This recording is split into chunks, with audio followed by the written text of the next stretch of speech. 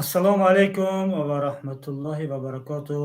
Дӯстон, бародарон, падарон ва модарони азиз ва хоҳарон,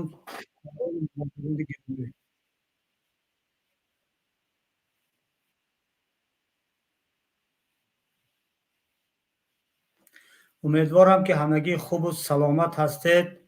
Имрӯз мо тасмим гирифтем, яъне паймони миллии тоҳистии якҷоягӣ бо رسانه‌های اطلاع تیوی و پیام تیوی تصمیم گرفتیم که یک ماراتن مردمی رو براه مانیم.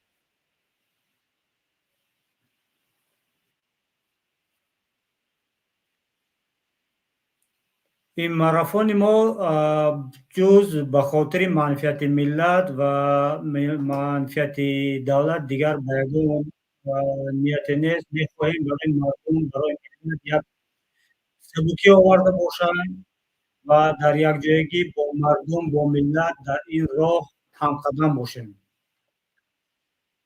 درخواست اساسی و عموما مقصد اساسی این ماراتن یعنی طلب کردن حق حلال مردم، یعنی برق مردم است.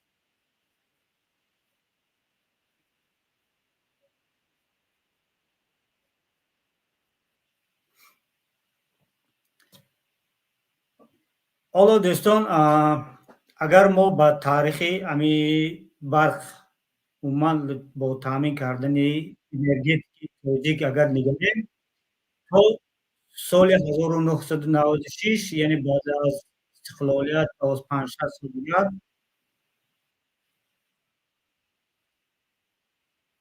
یعنی در تاجیکستان برق گویا که یک دائمی بود، چون که در سیستم یگانه آسیای مرکزی پیوست بود. بعد از سال 1996 تاجیکستان از سیستم یگانه انرژتیک آسیای مرکزی جدا شد و مشکلات برقی از همون سر شد. من حالا می‌بینید که نزدیک به 28 سال، حالا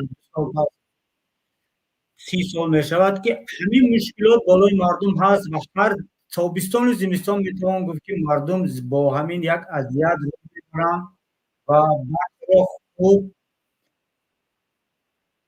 با برق خوب یعنی تامین نیستند. اگر ما درباره برق گپ زنیم در عصر 21 این یک چیزی هست که از نگاه اقتصادی گرفته یک چیز فوندامنتال است تا یک کشور ترقی کند. برای یک نفر، برای یک انسان یک چیز مهم زندگانی است که حیاتش را ثابت کند، زندگیش را پیش برد. خلاص برق بی برق زندگی نمی‌شود.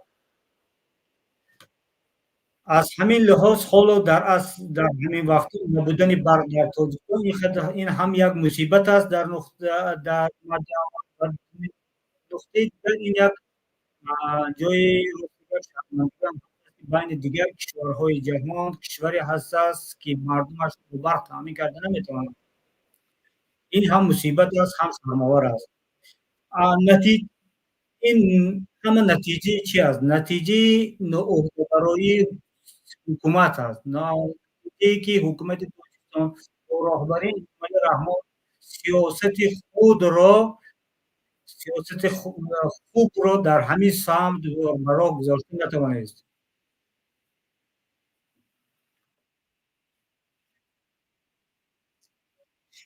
حالا من به استودیو برادر عزیز ما شوکت جان را نیز دعوت میکنم و آنها نیز اینجا هستند،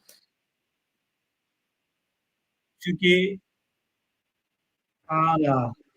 بهترین. سلام علیکم برادر شوکت، مرحمت. حالا سخن به شما تا ما این مدل تکنیک را رفت کنیم. سلام. و علیکم السلام و رحمت الله و برکاته. برادر عزیز گرامی سلیم جان، تشکر زیاد که روا دانستید در این افتخار بردن ماراتن شریک شما باشیم. تشکر زیاد. پیش از همه من افتخار میکنم که در این ماراتن از اولین ها شده شرکت میکنم و برای چی افتخار میکنم؟ برای آن که وقتی که یک مرد نمیتواند از درد ملتش دور باشد، از رنج ملتش دور باشد، این برایش افتخار است. یعنی یک مرد نمیتواند بی‌پروا از رنج کلفتی خلق و ملت و وطنش باشد. امروز در کشور من مصیبت است. امروز در وطن من مصیبت است. مصیبت آن است که تاجیکستان به تاریکستان تبدیل یافته است. مشکل آن است که کودکان ما میمیرند، از خنکی لرزیده میمیرند. مشکل آن است که عین حال پدران با خواطری آن که مبادا یگان کودکشان از خنکی نمیرد تمام کورپه و بالشت داشته خود را بالای فرزند خود میپرتایند و شب را در تار سری فرزندان خود روز میکنند و این از این مصیبت دیده سختتر مصیبت دیگر در روی زمین نیست. ما در عصر 21 زندگی داریم، در عصر 21 زندگی داریم. در همین عصر 21 به مصیبت دچار شده ایم که برایمان باید ننگ باشد، برای حکومتداران باید ننگ باشد، برای آنهایی که فرمان میدهند 2 ساله ذخیره کنین، باز کماند تیم تشکیل میکنند برای آمادگی به زمستان و سروزیر کشور قاهر رسولزاده را با آن مسئول میگذارند و این تیم به زمستان از اول بهار تابستان تیرماه آمادگی میبیند که زمستان را بدون این گونه صدمه ها، بدون این گونه مراموری ها، بدون این گونه خنوب زدن ها زمستان سپری شود. اما یک برف بهاری، آن هم برف زمستان نه، یک برف بهاری که یعنی آمد بهار با یک برف بهاری پیشواز گرفته شد، همه را برملا کرد، همه سرها را آشکار کرد که اینها نه تیمی برای آمادگی به زمستان داشتند، نه برای زمستان گذرانی آمادگی دیدند. وقتی که در تیر ماه شما برقها را خاموش میکردید، وقتی مردم سوال میداد میگفت که چرا برق را خاموش میکنید، شما میگفتید که برای زمستان گذرانی آمادگی دیده ایستاده ایم. یعنی ما کوشش میکنیم ترانسفورماتورها و ناقلهای برقی به زمستان تاباور باشند. پس شما در آن روزها چی کار کردید؟ پس شما در آن روزها به چی کار مشغول بودید که امروز همه لندهوری شما، بیکار خوجگی شما، از عهده نابرایی شما، کار ناشایمی شما برملا شد و امروز ما میبینیم شما هیچ کار نکرده اید. یک شب برف چندین نفر را کشت، چندین صدمه ها به میان آمد، چندین بیناها آشیانه ها سوخته رفت، بازارها مرکزهای سودا سوخته رفت، مردم در پشتارش متا از سوختار گریزان بود. شما برآمدید 5-6 نفر یا 12 نفر کارمندان را قطار کردید، رستم امامعلی برآمد تگی برف، 1-2-3 سلفی کردن گذشته رفتن. همون سلفی را در کابینتتان میکردید اما به مردم برق میدادید. از یک کارشناس پرسیدم که آیا برقی که در تاجیکستان استحصال می شود برای تاجیکستان میرسد یا نه؟ گفت به تاجیکستان اگر شبانه روزی برق داده شود، در تاجیکستان برقی که استحصال می شود به شبانه روزی میرسد و کمتر هم زیاد میکند. یعنی حتی در ذخیره میماند. شما برق را 2 برابر از مردم به افغانستان به طالبان ارزان میفروشید، به دیگر کشورها 2 برابر مردم ارزان میفروشید. پس چرا به مردم هم قیمت میفروشید هم برق را نمیدهید؟ این یک طرف مسئله. طرف دیگر یک از اساسی ترین تامین کنندگان نیروی برق این نیروگاه برقی آبی نورک است. یعنی بزرگترین نیروگاه است. عین حال بزرگتر از راغون است. حالا راغون سبقت نکرده است نیروگاه نورک را. طبق معلومات 40% استحصال نیروی برق نورک به زواد الومینی تالکو داده می شود. 40%. حالا همین 40% به مردم برگردانیده شود از نیروگاه تالکو، از کارخانه بزرگی الومینی تالکو، مردم به تمام به برق تامین می شوند، حتی زیاد می کند. اما اگر گفتیم که این کارخانه استحصالی است، بگذار برای کشور درآمد بیارد، این کارخانه یگانه کارخانه بزرگ است که این حال استحصال میکند. کسی شنید، کسی دانست که یگان معلومات دارد که حتی وکیلان پارلمان جمهوری یگان معلومات دارند که در این مدت 30 سال استقلالیت یگان تین زواد الومینی تالکو الومینی زواد به ملت فایده آورده است، به بودجه تاجیکستان فایده آورده است. با وجود آن که 40 درصدی نیروی برقی نیروگاه برق آبی نارک را زواد الومینی تالکو استفاده میکند، از همه قرضدارترین از نیروی برق زواد الومینی است. برای چی شما یک نفر بیچاره نفقه خور یا پیرانسال یا پیرزن یا یک نفر معیوب وقتی که پول برق را داده نمیتواند میروید برق او را خاموش میکنید، سیم او را قطع میکنید، میبرید؟ چرا؟ زواد الومینی سالهاست شما بخشیدیدش، چقدر قرضهایش را اختصار کرده، چقدر قرضهایش را از حساب بودجه از حساب مردم اختصار کرده بخشیدید، پول نمیدهد، پول برق را نمیدهد، از انداز قرض داره است، اندازی دولت را نمیدهد. چرا برق او را قطع نمیکنید؟ آیا در جهان دیدید شنیدید که در دنیا یک کارخانه 30 سال به ملت یک تین فایده نبیارد باز هم او فعال باشد؟ در حالتی از انداز قرض داری، در حالتی از برق قرض داری. برای چی؟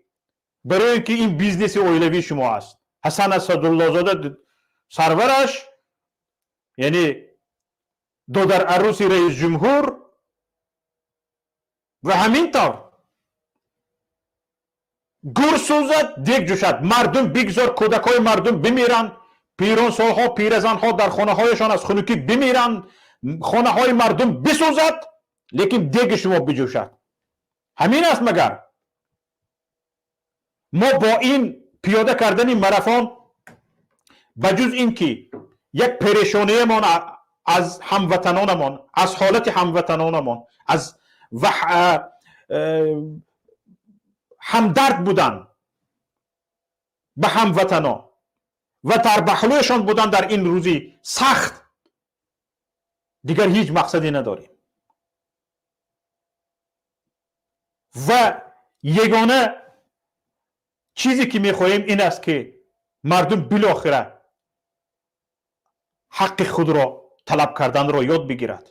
حالا میگویند برق به خارج فروخته شده ایستاده است. برق به خارج فروخته شده ایستاده است گفتن این جامعه رسمی پوشانیدن به دزدی های مقامات است.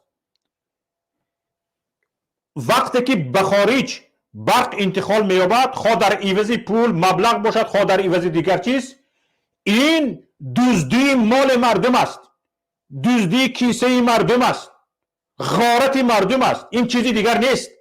دولت حکومت حق ندارد به یگان کشور یک کیلووات برق انتقال بدهد در حالتی که مردم خودش به برق زار است. حق ندارد. یگان دولت حق ندارد به یگان کشور انتقال برق کند در حالی که مردم خودش به برق زار است. چیزی دیگر، یگان دولت حق ندارد به یگان سپانسور، اینوستورهای خارجی، سرمایه گذاران خارجی حق بدهد که در کشور ما یگان زواد، یگان فابریکه بفروشد، استحصال آن پیش از آن که هم کشوران ما از آن بهره ببرند به دیگر جا برده فروشد. اگر از فروش آن به کشور ما فایده نیست، هموطنان ما از آن فایده نمیگیرند، هموطنان ما از آن بهره نمیگیرند، آن کارخانه، آن کارگاه، آن استحصالات برای ما لازم نیست. هر جای بروند و بیابان جزیره های عرب بروند، به بیابان های قزاقستان بروند، در همینجا کارخانهشان را درست کنند، نه در تاجیکستان. به تاجیکستان کارخانه های لازم است که در تاجیکستان به مردم کشور فایده میرسد، منفعت میرسد. اگر از نیروگاه‌های برق آبی که روسیه ساخته است، ایران ساخته است، هر کشور دیگر ساخته است، اما به تاجیکستان منفعت نیست، مردم در تاجیکستان در تاریکستان است، بربارد همون قوش و قلنگش را از تاجیکستان، هم روسیه هم ایران. اگر تاجیکستان زورش نمیرسد به کشورهایی که به همان اینوستورهای خارجی که بگوید در تاجیکستان چیزی را استحصال میکنی که پیش از همه من استفاده میکنم، از اون من خریداری میکنم، اگر همین گپ رو گفتن نتونی، تو چه خیلی کشوری مستقل هستی؟ مستقلیت کشور به دست شما است حفظش، چه خیلی مستقلیت کشور رو حفظ میکنی؟ شاید به نظر این گپ ها ساده نماید، لیکن اصلا باید همین خیل باشد. حالا اگر برادر عزیز سلیم جان آماده باشید، همینجا باشید، بفرمایید دوستم، باز انشالله نصیب باشد سخن میکنیم در دوام.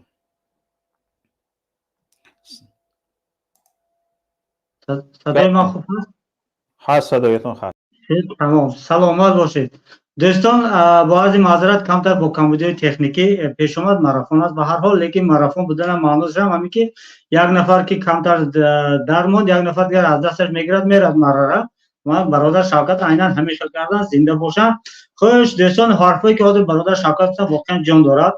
این خیلی گریم اگر تاجیکستان واقعا در جهان از منبع ذخیره انرژتیکی در جای هشتم میایستد. اگر گیریم همین تاجیکستان کوچکی ما در همین جهان بعد از 7 کشور دیگر در جای هشتم هست که میتواند همین ذخیره های انرژتیکی خودش رو مثال صرف کرده، مثال خیلی پیشروی کند. متاسفانه از همین تمام ذخیره‌اش حالی ممکن شاید همین تا 5% استفاده برده شده باشد، اما به هر حال همین 5% که حال استفاده برده شده است سالانه تا 22 میلیارد کیلووات برق میتهد. لیکن همین برق حالا خیلی که برادر شوکت گفتن به مردم تاجیکستان میرسد، به مردم، یعنی که برای زندگیش، برای کارخانه‌های صنعتی میرسد. اما متاسفانه حکومت همچنان یک سیاست را راه اندازی کرده است که گویا فکر میکنه که این حکومت نه حامی ملت و دولت بلکه دشمن همین ملت و دولت است.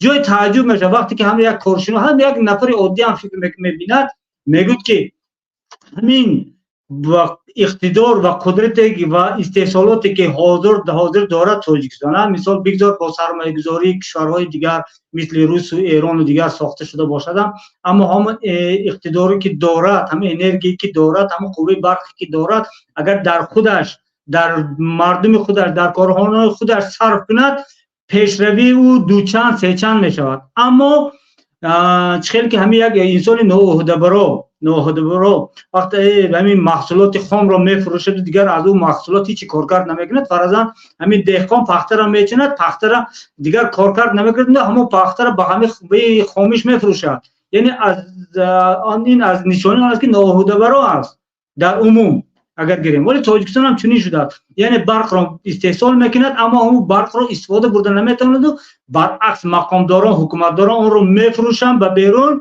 و با همین مبلغ را با همون حساب‌های بانکی خود که در خارج هستند در آنجا قرار میدن و با همین مردم ما آن احوال داریم که حاضر داریم. خیلی حاضر همینجا برادر گفتن این حرفای ما، این معرفانی ما مخصوص برای همین است که ما گوییم که ما در غم ملتیم که این برنامه را تشکیل میکنیم، ما در غم ملتیم که این حرفا را میگیم. ما برای چی برآمدیم حالا سر منبر و این برنامه ها تا حرف زنیم و مثال وقت صرف کنیم؟ چون که دل ما میسوزد به همین ملت، به همین مردم، به همین خیش تبار خود، به همین محل خود، به همین ناحیه خود، به شهر خود، به کشور خود دل ما میسوزد، برای مردم ما دل ما میسوزد و به همین خاطر ما چند نفر آمدیم به میدان تا گیم که ای حکومت دار در غم این مردم باش، حکومت که حالا در دستت هست در غم این مردم باش. حال زاری مردم رو دیده استادیم، حال زاری مردم رو دیده استادیم که در یک شب از یک عائله 7 نفرش 6 نفرش وفات کردن. 6 نفر این شوخی نیست. انسان با امید دنیا می آید، پدر و مادرش به وای میرسانند، فرزنددار میکنند، مثال اولیدار میگن فرزنددار میشود، لیکن در یک شب از عالم میرود تمام یک کل اویله.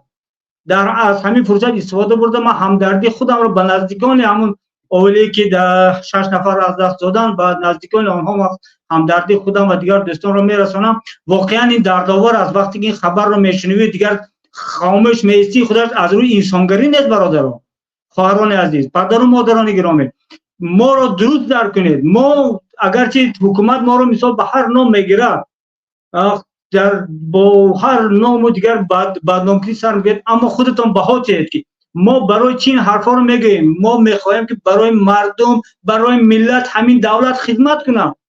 همون 4 کیلووات برقی که دارد برای همین مردم تیاد اول خانه کودکا همین گرم باشد، کودک در سرما اذیت نکشد، کمپیران پیر موسفیدان پیر اذیت نکشند. ما خودم شخصا در بینای بیتونی دو آشیانه یعنی آشیانه زندگی کرده با وی رسیدم. من میدانم که زمستانی همین بیناهای آشیانه بلند آشیانه چه خیلی است. روز در دهها در آنجا مردم دیگر از بابا کلانشون کسب آموختن، مثال هم آمادگی را میگیرن، هیزم میگیرن، تپنگ میگیرن، انگیش میگیرن. خانه هاشون با همین جهازانده شده است که برای همین زمستان گذرانی با اما پیچکه بخاری و مثال صندلی و این خیلی باشد. اما انسان هایی که در بلندآشیان ها زندگی میکنند در این حالت چی باید کنند؟ چی باید کنند؟ وقتی که خودت برق داری و برقت را بیگانه میفروشی و خودت به برق میشین، این با کدام ترازو راست میگیرد؟ ما اگر در یک پله ترازو منفعت دولت گیریم یعنی بودجه گیریم و در یک پله ترازو منفعت ملت رو گیریم، انسان رو گیریم، ما کدام منفعت رو باید در اولویت قرار دیم؟ البته که انسان را دولت برای همین ضرور است که همین شهروندش رو تامین کنه. همین شهروندش رو باید که مردم ملت دولت با یک حیات شایسته تامین کرده تواند. حکومت برای همین ضرور است. حکومتی که تمام داروهای کشور را میفروشد و به جیبش میزند و در غم مردم نیست، او حکومت دشمن این ملت است. شما فکر میکنید که در خانه رحمان و برق نبود یا در خانه رحمان و مثال یا دیگر وزیران همین شب و روزهایی که در دوشنبه برق نبود در خانه و هم برق نبود مگر بود؟ او در شکمستر در غم شکم گرسنه نیست، او شکمش تیر است، جوگش گرم است، دیگر در غم ملت نیست. حال معذرت میخوام یک چند دقیقه یک حکایه را میگویم من به شما. میگوین از بجای خوانده بودم، از کدام بزرگان خوانده بودم، روز یک پادشاه از شکار میآید، شبانه میآید، وقتی باران میشد، وقتی زمستان همین خنکی میشد، میآید که دربانش ایستاده است، پاسبان نزد در ایستاده است، باران بارده ایستاده است، جامعه سرباز است، دربان تر از خنک است. پادشاه میپرسد دربان حال احوال چه است؟ میگه جنابم کمتر خنک است لیکن وظیفه‌ام را اجرا کرده ایستادم. میگه حاضر صبر کن. میگه من وقتی که قصر در آمدم برای تو خوراک گرم لباس گرم روان میکنم. با همین درون قصر میدره و درون قصر دیگر فضای قصر است، دیگر رقص و سرود و ترانه و خلاص دسترخوان و پر از ناز و نعمت و دیگر و با همین او دربان از خاطرش فراموش میشود. تاجیکستان هم عیناً همین است برادران. رحمان وقتی که به منطقه ها میرد با مردم با میخورد با فعالان گیره، من در درون ناخونه با مردم با فعالان میخورد، آنها دردشان را میگویند. امام رحمان چی میگه؟ تا ما این حالا حل میکنیم، وزیر خیز، این وزیر خیز، بای وزیر خیز، این رئیس ناحیه خیز، مسئله را حل کنه. تمام میرد در قصر خودش، در همون قصر ملت از دیگر است. با همین الله اکبر دیگر همه فراموش شد. دوستان عذر که کمتر من مثال از موضوع بیرون رفتم، اما این حرفا رو باید میگفتم چون که با تاجیکستان رو باید که ما خوب شناسیم. البته که نفری که در داخل هست البته با این درد با این رنج مردم البته شناس هست، همه ما شناس هستیم. عیناً برای همین ما این ماراتون رو تشکیل کردیم و حالا از فرصت استفاده برده من دیگر دوستانی که دیگر حزب و حرکت ها هستن، فعالان سیاسی هستن، فعالان شهروندی هستن، خود در گروه ها هستن، خود در مستقل هستن، دعوت میکنم به این ماراتون در کانال های خود، در سامانه های خود همین موضوع رو پیگیری کنیم. همه در یک جایگی در همبستگی، تا برای ملت خدمت کرده باشیم. ما برای خود چیز نمیخوایم. شخصا من برای خودم چیز نمیخوام. هر حرفی که میزنم میخوام همین ملت، همین کشورم آباد باشه. همین میخوام همین یک توجیک در یک جا ظلم و اذیت نبینه، علاوه خصوص در خانه خودش، در وطن خودش. حالا تصور کنید در بیمارخانه حالت چه هستن؟ در بیمارخانه ها که مثال برق نیست و گاز نیست و بیمارو چیکار کنند؟ در خانه های بلندآشانه گفتیم. حالا دیگر مشکلی در همینه. حالا شهر دوشنبه را نشان دادن، چراغک ها کار نمیکند که هم ماشینا مثال در راه ها گردن. تمام مشکلات اقتصادی تاجیکستان را اگر ما دیده برایم در حال حاضر، برای که اقتصادیات تاجیکستان پیش نرفته در زیرش همین برق است. اگر ما برق نداشته باشیم، تاجیکستان برق نداشته باشه، من خاموشم، همه ما خاموش میستیم، میگیم که ها برق نیست. اما میبخشید تاجیکستان برق استحصال میکنه. دیگر سال 96 نه، برق استحصال میکنه تاجیکستان. با سهم همین مردم برق استحصال میکنه. حالا در اینجا با افراد نگوید که عیناً حکومت مثال همین استحصال برق رو براه مانده.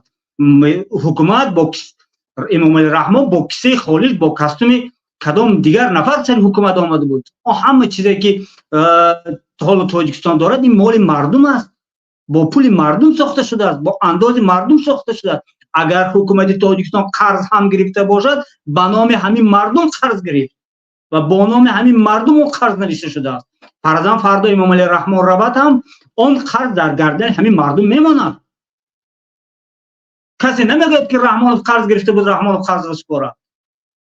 یا آدم قرضیانده، کشور قرضیانده نمیگه که من به رحمان قرض داده بودم دیگر از مثال از سلیم من کار ندارم. او میگه مردم این 10 میلیونه تمام قرض مرا پرداخت کنید، تاجیکستان پرداخت کنند.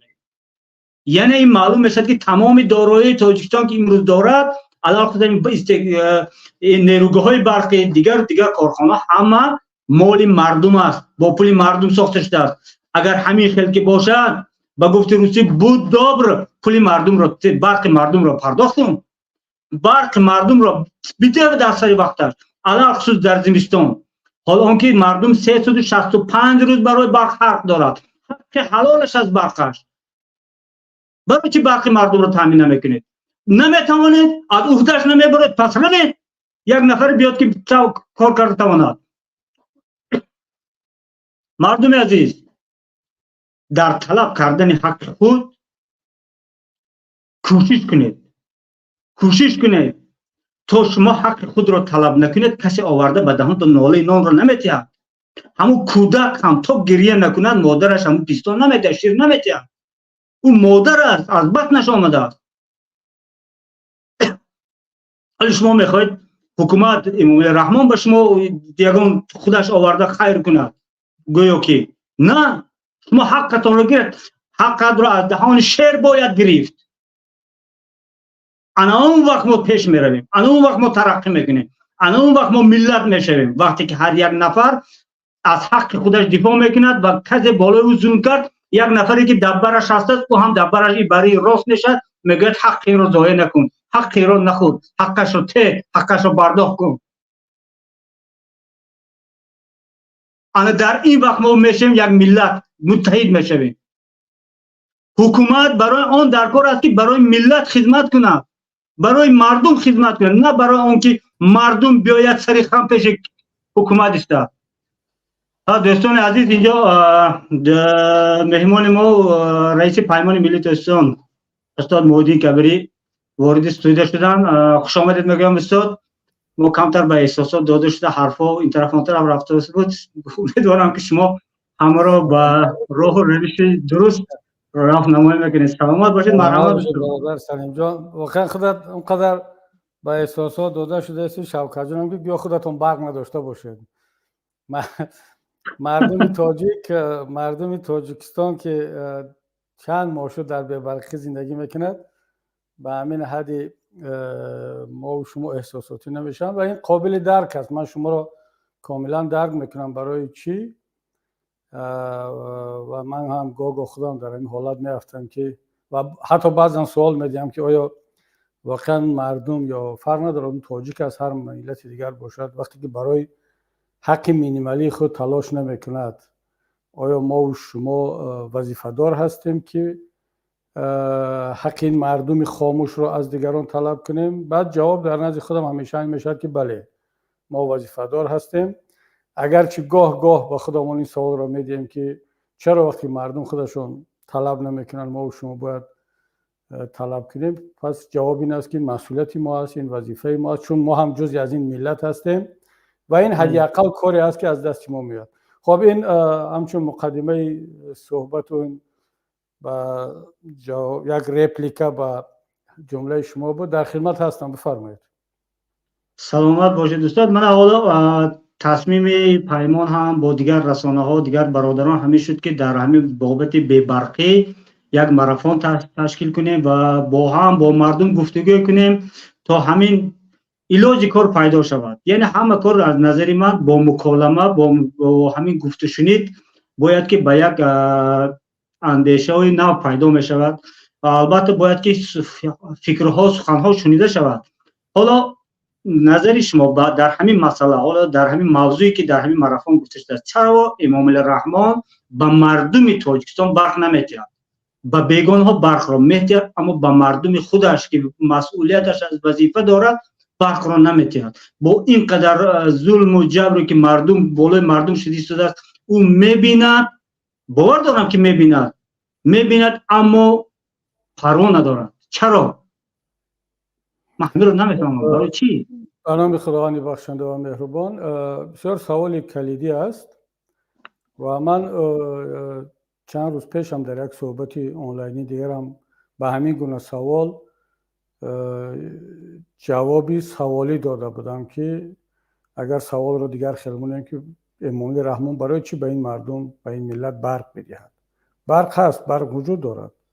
خداتان هم در آغاز صحبت گفتید یا شوکت جان گفت و در همه سرچشمه‌های آشکار هست، سرچشمه‌های رسمی هست که تاجیکستان سالانه بین 21 تا 22 میلیارد کیلووات ساعت برق استحصال میکند و نیازهای مردم تاجیکستان اگر همه کارخانه‌ها 24 ساعت کار کند که در تاجیکستان اکثر کارخانه‌ها از کار ماندن، اونایی که نیروی برق نیاز دارن، مردم هم 24 ساعت اگر با برق تامین باشد، در بعضی سال‌ها 15 میلیارد کیلووات ساعت، در بعضی سال‌ها 16، ولی حد اکثر نیاز مردم تاجیک 19 میلیارد کیلووات ساعت است. تکرار میکنم که این در صورتی که همه کارخانه‌ها کار کنند و اونایی که نیروی برق استعمال میکنند و مردم هم داشته باشند. با وجود این هم بین 2 تا 3 میلیارد کیلووات ساعت برق اضافی تولید میشود و امام الرحمن میتواند هم مردم را 100% 24 ساعت در 365 روز با برق تامین کند، باز هم 3 میلیارد کیلووات ساعت به خارج بفروشد، حالا به افغانستان میفروشد، به هر کسی که دلش میخواد. اما سوال این است که چرا نمیفروشد، چرا نمیدهد، بلکه آن را میفروشد، بیشتر میفروشد از آنی که به مردم خودش بدهد، به نیازهای مردم جواب بگیرد. و جوابم خیلی ساده و آشکار است، برای که خود را در پیش مردم تاجیک قرضدار نمیداند، خود را مسئول نمیداند و مردم هم هیچ وقت از او طلب نکردن، جدی طلب نکردن، همیشه قرصک زدن، کفکوبی کردن، شکایت کردن و بازم گفتن که بله حالا شاید خودش رحمان نمیداند که مردم برق ندارد. همین وزیرها و مسئولین و همون مسئولین برق تاجیک گناهکار هستند. یعنی مردم رو تا اون درجه یا مردم واقعا ساده شدن یا نه مردم همه چیز رو میبینند و خود رو به سادگی و نادانی میزنند. من فکر میکنم که دیومش است. امروز در تاجیکستان تقریبا هیچ کسی نیست که نداند که امام الرحمن از همه چی خبر دارد. امام الرحمن مسئول همه کارها است، همه چیز رو میداند، تحت کنترل دارد. امام الرحمن چقدر مبلغ را چه از حساب برق، چه از حساب راه، چه از حساب انداز، چه از حساب تالک و آلومینی میدزدد، به معنای واقعی کلمه میدزدد. من را یعنی بعضی با کلمه‌ای در جیبش میزند یا سوء استفاده میکند، غیر مقصد استفاده میبرد. اینا حرفای یک سینونیم های دیگری هم کلمه دزدی هستند. ما به زبان مردم ساده تر بگیم میدزدد. حالا ما و شما آیا داریم یگان نفری را که در تاجیکستان باور کند که امام علی رحمان نمی‌دزدد؟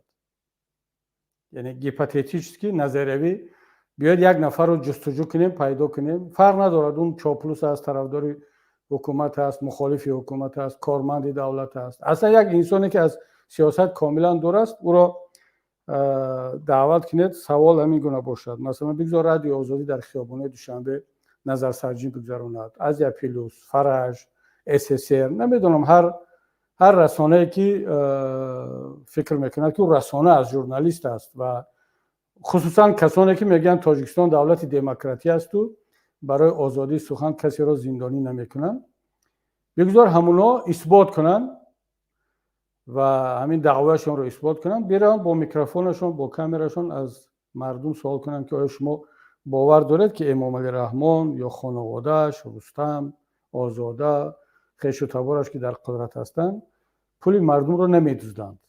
این بایگریشون از کجا است، از کدام حساب هست؟ جواب رو بعد ببینیم چی است. یعنی ملت میداند و حتی اگر اهمیت داده باشد، دوستان گرامی به یک نکته خوب توجه کنید. تا امروز یگان طرفدار حکومت، یگان چاپلوس از بالاترین، از داناترین، از آگاهترین شروع کرده تا همون چاپلوسانی که در بلاگرهایی که در رسانه‌ها و شبکه‌ها کامنت می‌نویسند، تا به حال یگان نفر این دعوای اپوزیسیا مخالفین را رد نکرده است، انکار نکرده است که امام رحمان نمی‌دزدد.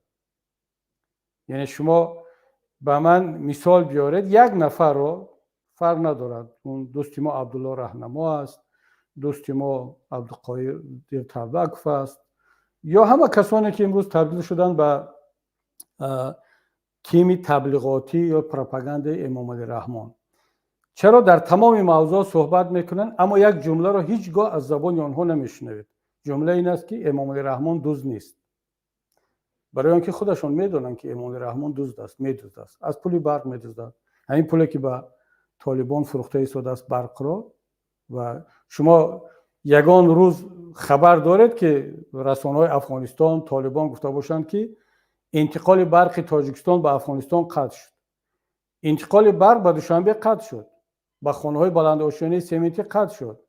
رحمان میداند که طفل‌ها مرده ایستادن از سرما، از استفاده انگیشت، از کانتاکت یا همون زمیکن برق‌ها که در وقتی که یک بار شدت برق تغییر می‌یابد این گونه اوری‌ها، حالت‌ها در خانه‌ها رخ می‌دهد، باعث مرگ و تلفات شده ایستاده است. این را قطع می‌کند اما برق را به طالبان قطع نمی‌کند. اگر یک ساعت قطع شود، رسانه‌ها را میگفتند که تاجیکستان انتقال برق را قطع کرد و پولی که از انتقال برق به افغانستان یا به کشورهای دیگر می‌رود در کجاست؟ به من یک کویتنس را نشان بدهید که پولی که افغانستان پرداخت می‌کند این وارد بودجه تاجیکستان شد. یک کویتنس نشان بدید، یک بالانس رو بیارن نشان بدید. نه، این پول مستقیما به صورت حساب‌های مخصوصی شخصی به خارج می‌رود، یعنی دزدیده می‌شود و این را عبدالله رهنما دوست ما می‌داند، عبدالقادر طلبکوف می‌داند، سیاف می‌داند، خورشید عطاالله می‌داند. من حالا چند نفر از رسانه‌هایی را که خود را مستقل می‌گویند و گویا وجود آنها نشانه از آزادی و دموکراسی و آزادی سخن در تاجیکستان هست. البته زندانی شدن دلیر امام علی و ذوقی بیک و چندین نفر از همکاران آنها نشان داد که تا کجا در اونجا آزادی و استقلالیت وجود دارد. اما به هر صورت پس مادامی که این هست، آنها دزدی را انکار نمیکنند و میخواهند موضوع را همیشه به سمت دیگر برند، بگن که بله او دزد است ولی ما از او دفاع میکنیم. چرا؟ چون این رسالت ما است، وظیفه ما فرق ندارد در سر حاکمیت یک دزد است، یک غارتگر است، ظالم است. امروز رحمان است، پگاه گیتلر میآید. برای مثال، حالا اگر گیتلر پیروز میشد در جنگ دوم جهانی، شوروی رو از آن جمله تاجیکستان را هم میگرفت، مطمئن باشد که همین گونه افرادی که الان تیم تبلیغاتی رحمان هستند در زمان گیتلر باز از گیتلر ستایش میکردن، مدح و ثنا میخوندن. مگر ما بعد هجوم مغول همین گونه مداحان رو در اطراف حاکمیت مغول نداشتیم یا در زمان امیرعلی خان یا دیگران؟ این گونه افراد حتی اگر شما سلیم جان، شوکت، هر کدوم دل خو از شما هم بیاد سر حاکمیت، مطمئن باشید که همین افراد باز تبدیل میشن به مداحان شما. ما این رو در تجربه دیدیم. همین آدمان، همین گروه یک وقت دیگران رو مداح میکردن و حالا تبدیل شدن به مداحان دیگران. پس این رسالتشون هست و اینا هم میدونن که همون پولی که بر راه میدهند خودشون میدهند، دزدیده میشود، پولی برق دزدیده میشود، پولی انداز دزدیده میشود. اینا هم خب شخصا شاید که از اینها کمتر پرهیز میکنن، از اینا شاید زیاد پاره نگیرن، اگرچه خودشون میدونن که از یار و دوست و خویش و تباشون پاره میگیرن. در تاجیکستان این چی هست، اما بازم میاین این حرفا رو میزنن. پس ببینید وظیفه ما و شما اینجا چی هست؟ دیگر دعوای اون نیست، زیاد تبلیغ کردن نیست، زیاد گفتن در کار نیست که رحمان دزد است، رحمان ظالم است. این رو البته ملت میدوند و همین برق به برقی نشون داد که برق دزدیده میشود.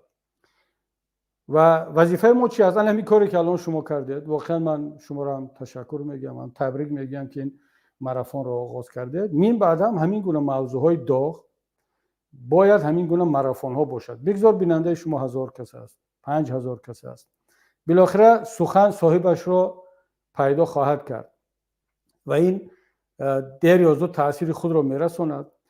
و ما در این گونه حالات ها نشان بدهیم که دو کار انجام میدهیم.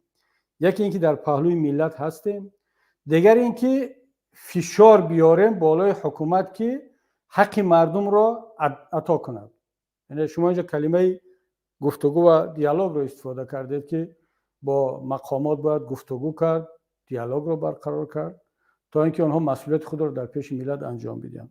ببینید با یک حکومت منطقی، حتی دیکتاتوری ولی منطقی، میشود گفتگو کرد، میشود دیالوگ رو راه اندازی کرد، او را متقاعد کرد با حرف، با دلیل، با منطق. اما با حکومت امام علی رحمان، شخصا با خود امام علی رحمان، با حکومتش من کار ندارم، چون در حکومت امام علی رحمان امروز تکنوکرات هم هستند، آدمای پراگماتیک هم هستند، آدمانی هستند که اصلا با سیاست سر و کار ندارن، انسانای بدی هم نیستن، اما چون اونها مجبورن سیاست‌های تعیین شده را از طرف امام علی رحمان انجام بدهند، دیگر اونها کسانی نیستن که با اونها گفتگو میتوان کرد و جز صرف وقت، انرژی دیگر چیزی نیست.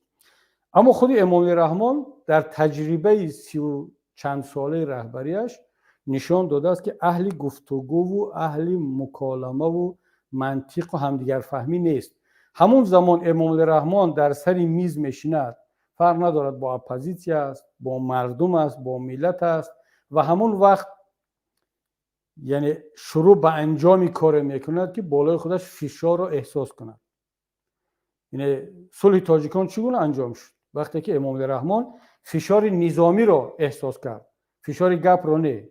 وقتی که جبهه مبارزه از طرف مقاومت ملی، مقاومت اسلامی، مجاهدین در تپه‌های اطراف دوشنبه آمدن علاقه، از اون طرف از شغنا به منطقه کلاب وارد شد و امام علی رحمان در محاصره نظامی قرار گرفت. از این طرف یلتسین گفت که تو اگر گفتگو نکنی دیگر پول و سلاح نمیدهم. خواجگان خارجیش با او شرط داشتن، گفتن تا کی ما تلفات بینیم، چون مجاهدین در زستو 12 در ناحیه همدانی هجوم کردن که در یادم نیست چند نفر از سربازان روس کشته شد که در بدنه حاکمیت روسیه اون وقتا یک ترس رو وارد کرد که دیگر پریماکوف مجبور شد به کابل پرواز کند. یعنی این همه از نتیجه فشار نظامی به بالای امام علی رحمان بود و او مجبور شد دیگر گفتگو کند و صلح کند و عقب نشینی کند که امروز باز این رو از خود یک قهرمان میتراشد که البته این قهرمانی مجبوری هست، از ناعلاجی و ناچاری بود. حالا که دیگر مردم سلاح ندارد، اپوزیسیون سلاح ندارد، ما سلاح رو باور کرده سپردیم. خب یگانه وسیله فشار ما بالای امام علی رحمان برای مردم، به نام مردم، از نام مردم چی هست؟ خب اون وقت اگر سلاح بود، الان در همین موضوع برق چی است؟ انا همین گونه ماراتون ها، انا همین گونه صحبت کردن. ببینید امام علی رحمان وقتی که درک کند که موضوع برق برای اپوزیسیون تبدیل شده است به یک موضوع فشار آوردن و او نمیخواهد که به اصطلاح اپوزیسیا از این نقطه ضعفش استفاده کند و این موضوع را داغ کند. مجبور است، میخواهد نمیخواهد، شبانه روزی تلاش خود را خواهد کرد که مشکل برق را برای مردم حل کند. حالا فرق ندارد برای ما و شما مردم به قدر این صحبت ها و تلاش ها و زحمت های اپوزیسیا بخصوص پیمان ملی تاجیکستان میرسد یا نمیرسد، این مسئله دیگر است. ما واقعا ما هم انسان هستیم، ما هم خرسند میشویم وقتی که ملت از زحمت و تلاش های شبانه روزی برادران و فرزندان خودش در بیرون قدردانی میکند به شکلی چقدر که در صحبت اون روزا هم گفتم که نوالنی کشته شد ولی مردم روس از او قدردانی کردند. قدردانی چی بود؟ و همون جنازهش به سر قبرش میان گل میگذارند و این نوبت چند هزاری چند روز است دوام میکند. این دو چیز را نشان میده، یکی اینکه ملت روس قدرشناس است، فرزندان خود را که به خاطر او کشته شدند فراموش نمیکند. دیوم این پیام به یک حاکمی اتوریتری است مثل پوتین که نه تو فکر نکن که با این فشارها محبت مردم ملت را در اختیار خود داری، نه، محبت را همون کسی دارد که تو را کشتی، یعنی نوالنی. و این بسیار پیام قوی است. حالا که در تاجیکستان مردم به این حد واقعا ترسو شدن، میترسند دیگر که حتی از عادی ترین حق خود که برق در عصر 21 این داشتن برق دائمی، اینترنت دائمی ارزان پرسرعت، این یک حق مینیمالی است مثل نفس کشیدن. یعنی انسان، هر انسان در افریقا، در آسیا، در امریکا، در اروپا برخوردار از چند حق طبیعی هست، یعنی نفس کشیدن، زنده ماندن، جای کار داشتن، معاش خوب داشتن. این در دکلراسیون سازمان ملل هست. این بافته کدام سیاستمدار نه کبیری است نه رحمان و نه کسی دیگر. این دکلراسیون حقوق بشر هست که تاجیکستان هم امضا کرده است. امروز ها در سازمان ملل در جنرال اسامبله عمومی سازمان ملل بحث رفته ایستاده است که داشتن اینترنت دائمی ارزان پرسرعت و برق دائمی و آب صاف آشامیدنی دائمی این جزئی حق فطری بشر است، مثل نفس کشیدن، مثل مثلا زنده ماندن.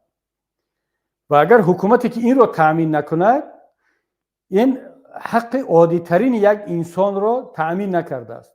ما در یک کشوری که حکومتش عادی ترین حق انسان را، انسان بودن را تأمین نمیکند، ما چگونه میتونیم از این ملت و از این حکومت آزادی بیان، آزادی سخن، آزادی انتخابات، نمیدونم آزادی اقتصاد طلب کنیم، مبارزه با کروپسیا، بگیم که تو از قدرت برو استعفا بده، وقتی که این حکومت حق زنده ماندن نمیتید، کسی را بخواد میکشد، کسی را بخواد زندانی میکند، حق کار کردن در وطن نمیتید که این عادی ترین و ساده ترین حق است، و برق را نمیدید. این وظیفه اولین درجه یک حکومت است و این حق عادی ترین، مینیمالی و ساده ترین یک انسان است. ما و شما دوستان عزیز در این گونه ماراتون ها باید با همون گفتگویی که گفتید، دیالوگ گفتید، با ملت باید برقرار کنیم، نه با رحمان. بالای رحمان باید فشار آورد. امروز فشار سخن، فشار کار رسانه‌ای، فشار دیپلماتی. اگر فردا موفق شدیم و ملت توانست، فشار میدانی هم باید آورد، چون که بدون این با دیکتاتورها تجربه نشان داد که نمیشود. اما گفتگو رو با ملت، با مردم انا میگونه باید راه اندازی کرد، صحبت کرد، تا اینکه ملت رو ما دیگر متقاعد کردیم، ملت فهمید، حتی طرفداران رحمان هم فهمیدن که رحمان دزد است. در این باره باید گفت، اما دیگر زیاد نه. ما باید به تاجیکستانیان، به هموطنانمان شهروند و انسان بودن را باید بفهمونیم. یعنی انسان در عصر 21 چی؟ شهروند بودن چی هست؟ گرجدنین بودن چی هست؟ و این هر یک تاجیکستانی باید درک کند که او در عصر 21 زندگی کرده ایستاده است، مثل افریقایی و آسیایی و مثل اروپایی و ژاپنی و هندو حق دارد. و این را اگر ما با ملت فهموندیم، او درک کرد، دیگر باور کنید او دیگر نیاز به آن ندارد که ما بیایم مردم را بگن که شما از رحمان استعفا طلب کن. او خودش میکند، چون او احساس میکند که رحمان با او همچون یک انسان مناسبت نکرده ایستاده است، همچون شهروند مناسبت نکرده ایستاده است، او را تحقیر کرده ایستاده است، شخصیت او را، انسانیت او را، وجود او را تحقیر کرده ایستاده است. اما شهروند تاجیکستان امروز این تحقیر را احساس نمیکند. این را یک کسی دیگر احساس میکند. حتی مردم غزه در مقابل اسرائیل این را احساس میکند. افریقایی ها احساس میکنند. همه دنیا احساس کرده است. ملت تاجیک احساس نمیکند. چرا؟ برای اینکه زامبی شده است. ملت رو زامبی کردن. ملت رو اونقدر ترساندن که گفتن خلاصه سیاست حکومت همین شده است که همین که ما تو رو نمیکشیم، زندانی نمیکنیم، در تاجیکستان آزاد نفس کشیده ایستاده، یعنی آزاد نفس کشیده ایستاده، همین برای خودت بس است. ناشکری نکن. اگر ناشکری کردی، حق خود رو طلب کردی، گفتی منم انسان هستم، میخوام برق دائمی داشته باشم، آبی دائمی داشته باشم، جای کار دائمی در وطن داشته باشم، نمیدونم اینترنت ارزان و پرسرعت و دائمی داشته باشم، پس تو فتنه انداز هستی، پس تو اغواگر هستی، خائن هستی، تو فروخته شده اپوزیسیون پیمان ملی و کبیره و دیگر هستی، پس جای تو زندان هست. مردم رو اونقدر ترساندن که به همین قناعت کرده است. دیگر این گونه مردم هیچ وقت درباره آب و برق و معاش و زندگی صاحب کرامت فکر نمیکنند. بنابراین خیلی کار خوب کردید که این گونه ماراتون ها رو راه اندازی میکنید و این باید ادامه پیدا کند. مردم منبر داشته باشند که بیان در این گونه منبرها حرف دل خود را بزنند.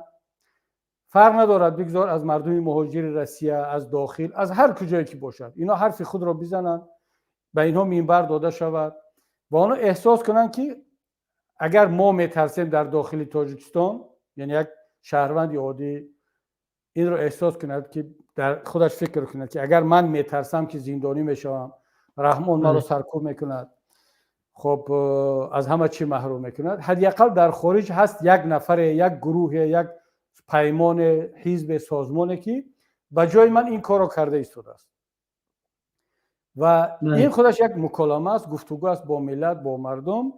من حتی حالا برق هست، مشکلی برق پیش اومده است، خیلی فردا بگذار این گونه ماراتون ها، این گونه منبرها به شکل دائمی داده شود، موضوع معین مشخص انتخاب شود، چون تاجیکستان یک کشوری است مالامال از مشکلات، مالامال از مسائل.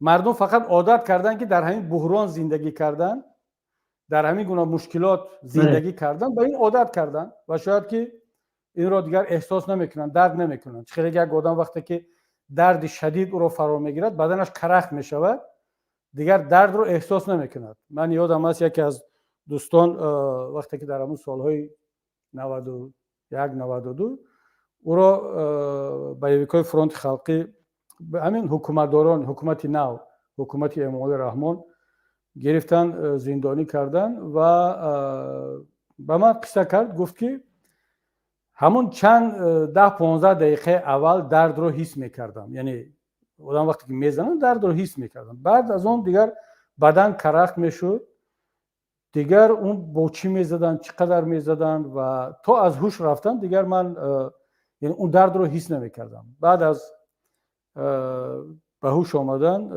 گفت که من معذرت میخوام این رو بگویم. گفت یکی از همون همکامera آدمی کلانسالتری با تجربه گفت که بچه‌م خودت رو اینقدر معیوب نکن، همون پیشابت رو بگیر و بعد که به هوش آمدی هر روز همون پیشابت رو در یک ظرف بگیر بنوش، جای عیب نیست، جای بد است، این نافرام است، اما برای زنده ماندنت این لازم است. و گفت من همین کار رو میکردم و زنده موندم. ملت تاجیک واقعا به همون حال رسانده شده است، دیگر درد را احساس نمیکنند. به جای ملت ما و شما این درد را احساس میکنیم. برای چی؟ برای که ما ملت خودمون را با جهان مقایسه میکنیم و این امکانات مقایسه را داریم. مردم خودش رو با دیگران مقایسه کردن نمیتونه، چون تحت تاثیر تبلیغات و پروپاگاندا مانده است. شما اخبار تاجیکستان را یک بار نگاه کنید، تلویزیون تاجیکستان چی نشون میده؟ اخبار از اون شروع میکند، اول رحمانوف چیکار کرد و لنته کجا را برد، چی گپ شد، بعد در کجای دنیا جنگ است و آبخیزی شد و ترمه فرو آمد و 2 نفر 3 نفر مرد. مثلا همین خبر کشته شدن یک خانواده تاجیک رو نمیدهند، اما در بنگلادش و در نمیدونم شریلانکا و در موزامبیک یک حادثه مثلا کفر آمد، ترمف آمد، این رو نشان میدهد. چرا؟ برای اینکه مردم در ذهنش جا شود آیسته از طریق این پروپاگاندا که در تمام دنیا پرابلم هست. تمام دنیا در اوکراین جنگ، در سوریه جنگ، در فلان جا ترمفرویی، در فلان جا میتینگ. فقط ما تنها نبودیم. این تاجیکستان ما هم تنها نیست. ما هم مثل دیگرها حتی در تاجیکستان ما شاید بهتر است. چرا؟ چون که تلویزیون درباره تاجیکستان فقط رقص و بازی، سخنرانی رحمان، گل و گلدسته، آبشاران نمایش میدهد. اما پرابلم یک خانواده، یک انسان عادی، پرابلم شخصی و باقی میماند. او غمش را با فرزندش و با همون جگرگوشه‌اش خودش در تنهایی پسی سر میکند، تحمل میکند. ملت رقص کرده ایستاده است، ملت سرود خوانده ایستاده است. وقتی که این گونه حجم پروپاگاندا و تبلیغات و زنبیرانی بالای یک ملت میاد، طبیعی است که دیگر واقعیت رو حس کرده نمیتونه. در یک ریال نست دیگر با گفت اینا میگن پارالل ریال نست، در اونجا زندگی میکنن. اما ما و شما که واقعیت دیگر زندگی میکنن، بله در واقعا در یک واقعیت پاراللی زندگی میکند. مثل که یک آدمی بیپالیر نست، شیزوفرنی، دو تا واقعیت دارد. ملت تاجیک رو به حد شیزوفرنی عمومی ملی رساندن که در یک واقعیت دیگر زندگی دارد، در اون واقعیتی که رحمانوف در تلویزیون برای آنها ساخته است. ولی ما و شما این امکانیت رو داریم که زندگی ملت رو با دیگر جا مقایسه کنیم و وظیفه ما و شما هم این است که شبانه روزی در این باره صحبت کرد، بدون تحقیر، بدون نفرت پراکنی، فقط روشنگرایی کردن تا اینکه ملت دیر یا زود بیدار بشود. حتما واقعا استاد حاضر همه حرفایی که شما گفتید ما مثال ملت خود را، کشور خود را با دیگر کشورها، با دیگر ملت‌ها مقایسه میکنیم، 100% جان دارد. اینو ببینید که حالا در ذهن در خاطرم یک حادثه آمد. یک سالهایی که نو مهاجرت کردم، من فرانسه آمده بودم، دکتر میرفتیم، گاهی خیلی فرزندا بیمار میشن، دکتر میرفتم همونجا چی دارد، اون ادمنستراتور یعنی همون نفری که مثال حجت را قبول میکند و بعد پیش دکتر روان میکند، دیگر شناس شده بودیم. خیلی شکر خدا از فرزندا 5 تا هستن، همگی در اوله 7 نفریم. خیلی هیچ نماشه یک هفته بار میرفتیم اساس مویز زمستان، فصل زمستان. بعد پرسید که گفت که تو ماشین داری یا نداری، یعنی هم نقلیات. من گفتم نه. گفت چخیل، گفت بازار رو چخیل میکنی، خرید رو چخیل میکنی. من گفتم چخیل با همون عربچه‌ای که دو چرخ دارد بالای همون امیت درنی همون جا میکنم میبرم خانه. یعنی همون نبودن نقلیات من و همون خرید رو با همون عربچه آوردن من برای او یک دهشت بود، یک مشکلی بود. حالا مردم تاجیکستان آنقدر مشکلی بارشان بار شده است که دیگر با مشکلی گفتی شما که اعتبار نمیتیم، مثل یک زام بشدیم. ببینید این عیب مردم نیست در عموم. البته من نمیخوام اینجا مردم رو از حد زیاد سفید کنم، چون که ملتی که میخواهد بیدار شود او دیر یا زود برای بیدار شدن تلاش میکند. یک جمله زیباست میگن که شما انسانی خواب را میتوانید بیدار کنید، اما انسانی که خودش رو به خواب انداخته است بیدار کردن نمیتوانید، چون او بیدار است اما خودش رو به خواب انداخته است. و ملت تاجیک هم ملتی بیسواد نیست، ولی ملتی ساده است، ملتی بسیار هم ترسو شده است، اما مردم تاجیک سواد خواندن و شنیدن اینا رو دارند و خود را به خواب انداخته است و وانمود میکند که چیزی را نمیبیند، نمیشنود و باید یک نفر دیگر به جای او صحبت کند. بگذار همین خیلی باشد، بگذار حالا ما به جای مردم، به جای ملت صحبت کنیم. اما ببینید دیر یا زود ما و شما، بخصوص کسانی که در اروپا هستیم، باید این تجربه رو، آن چیزی رو که خودمون میبینیم، احساس میکنیم، اون رو در تجربه دیدیم و اون برای ما خوش میآید. برای مثال وقتی که در آلمان، در فرانسه، در هلند، در هر یک کشور دیگری اروپایی، وقتی که ما و شما وارد یک اداره حکومتی میشویم، وارد مدرسه میشویم، وارد نمیدونم مکتب و دکتر و جماعت و اینها میشویم، مناسبت دولت رو، مناسبت حکومت رو با خودمون میبینیم. چون ببینید همونه که در پس میز از اون طرف نشسته است با من صحبت میکند، اون دولت هست دیگر. من نمیرم هر روز با پرزیدنت با کانسلر آلمان صحبت کنم. شما با ماکرون هر روز صحبت نمیکنید که بعد او رو دولت شو کنید. نه، شما با همون رئیسی همون مونسیپالیتی خودتون، با نمیدونم همون اداره که هست، با مکتبی که میرید مکتب دولتی صحبت میکنید، با مدیر دولت. یه روز من با مثلا رهبر صنف و با دیرکتور گیمنازیومی که دخترم میخونه صحبت داشتم. من دولت همون رو میبینم. وقتی که این رو در خودتون احساس میکنید، من مطمئنم، باور دارم که در شما همین فکر پیدا میشود که کاش همین خوبی ها، همین مناسبت نیک و با مسئولیت دولت با مردم در تاجیکستان ما هم باشد. من تجربه زندگی و خواندن در روسیه رو دارم، چه در زمان شوروی چه در زمان پس شوروی. در ترکیه دارم، در ایران دارم تجربه زندگی، در خیلی از کشورها دارم، حالا در اروپا دارم. در غرب منم پیشتر خیلی زیاد سفر میکردم، میآمدم میرفتم. بعضی از دوستان و بعضی از نادوستان حتی مرا توریست رقم 1 نام گذاشته بودن به خاطر سفرهای زیادم. واقعا زیاد سفر میکردم.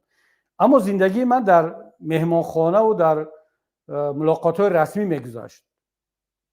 من همچون یک شهروند هیچ وقت مثلا با وزیر ملاقات میکردم، با دپوتات، با دانشگاه‌ها.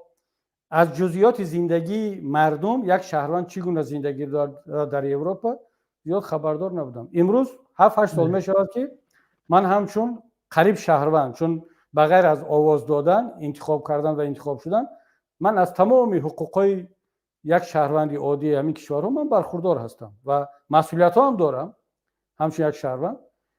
و وقتی که میروم وضعیت فرق میکند. دیگر شما خواهید نخواهید مکتب میروید، بیمارستان میروید، جماعت میروید، با تمام اداره ها سر و کار میگیره.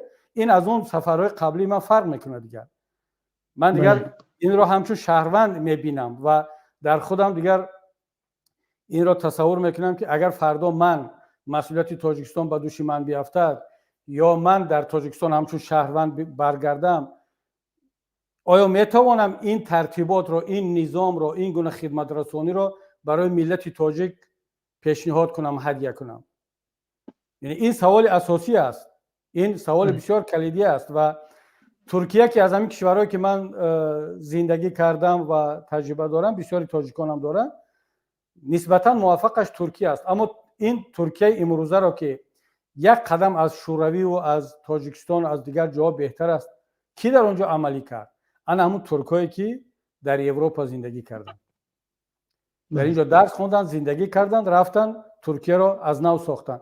وظیفه ما و شما فقط اینه سلیم جان که ما با مردم تاجیکستان صحبت کنیم، زندگی کنیم، اونها را بفهمونیم که چی پرابلم دارن، بلکه ما در اینجا این تجربه رو بیشتر کسب کنیم، بیاموزیم و فردا وقتی که برگشتیم دقیقاً انا همین گونه مناسبت رو با مردم کرده باشیم تا اینکه مردم تاجیک بعد درک کند که نه آنچه که رحمان برای ما همچون نمونه دولتداری نشان داد، این یک دروغ بوده است، این ظلم بوده است، این یک ناعدالتی و دزدی و کروپسیا بوده است.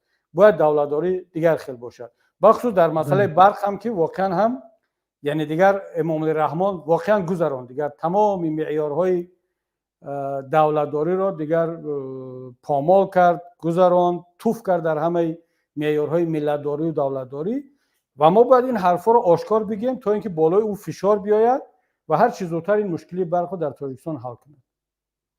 استاد اگر اجازت دید حاضر یک سوال از جانب خودم و شما ارائه کنم و بعدا اگر با اجازت شما از تماشابینان هم نفر وارد شود. حالا سوال من چنین است، شما گفتید که مردم در عموم به یک مثل یک زومبی تبدیل به یک زومبی مبدل گشته است. از نقطه نظر شما همین ابتدای همین به زومبی تبدیل دادن از کجا آغاز شد؟ کدام عمل، همین کدام زمان همین گردش در مسیر همین ملت روبرو شده؟ چون در زمان شوروی در پس وقتی همین پرسترویک گورباچوف می‌دیدیم که در منطقه خصوص آسیای مرکزی همین تاجیکان بودن که اول بعد برای زبان خودشان مقام دادن، میدان برآمدن و دیگر یعنی یک از ملت‌های بیدار بودیم.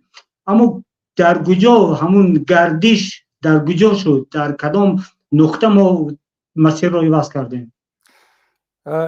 بسیار سوال خوب است، سوال مهم است. برای من جواب دادن آسان نیست، چون که من اون نقطه را یعنی از لحاظ زمانش نمیدونم، اما از لحاظ سیاسی و فلسفی همون نقطه آغاز زامبی کردن ملت تاجیک، از ملت به قوم و قبیله تبدیل دادن ملت تاجیک همون وقت آغاز شد که امام علی رحمان در فکر آن افتاد، یعنی تصمیم گرفت که تا آخر در سر قدرت بماند و این قدرت رو میراثی کند برای خانواده‌اش. من نمیدونم این در سال 95 در سری او آمد یا از روز اولی که وقتی که اسلام کریموف و کوچکوف با او سلاح دادن گفتن که برو حکومت مراسای ملی را کودتا کن، تبادلات کن، غیر کنستیتوسیونی نابود کن تا آخر حیاتت بیمان. من فکر نکنم این را باید از داستیوف پرسید. این را خب دیگه سنگک مرد،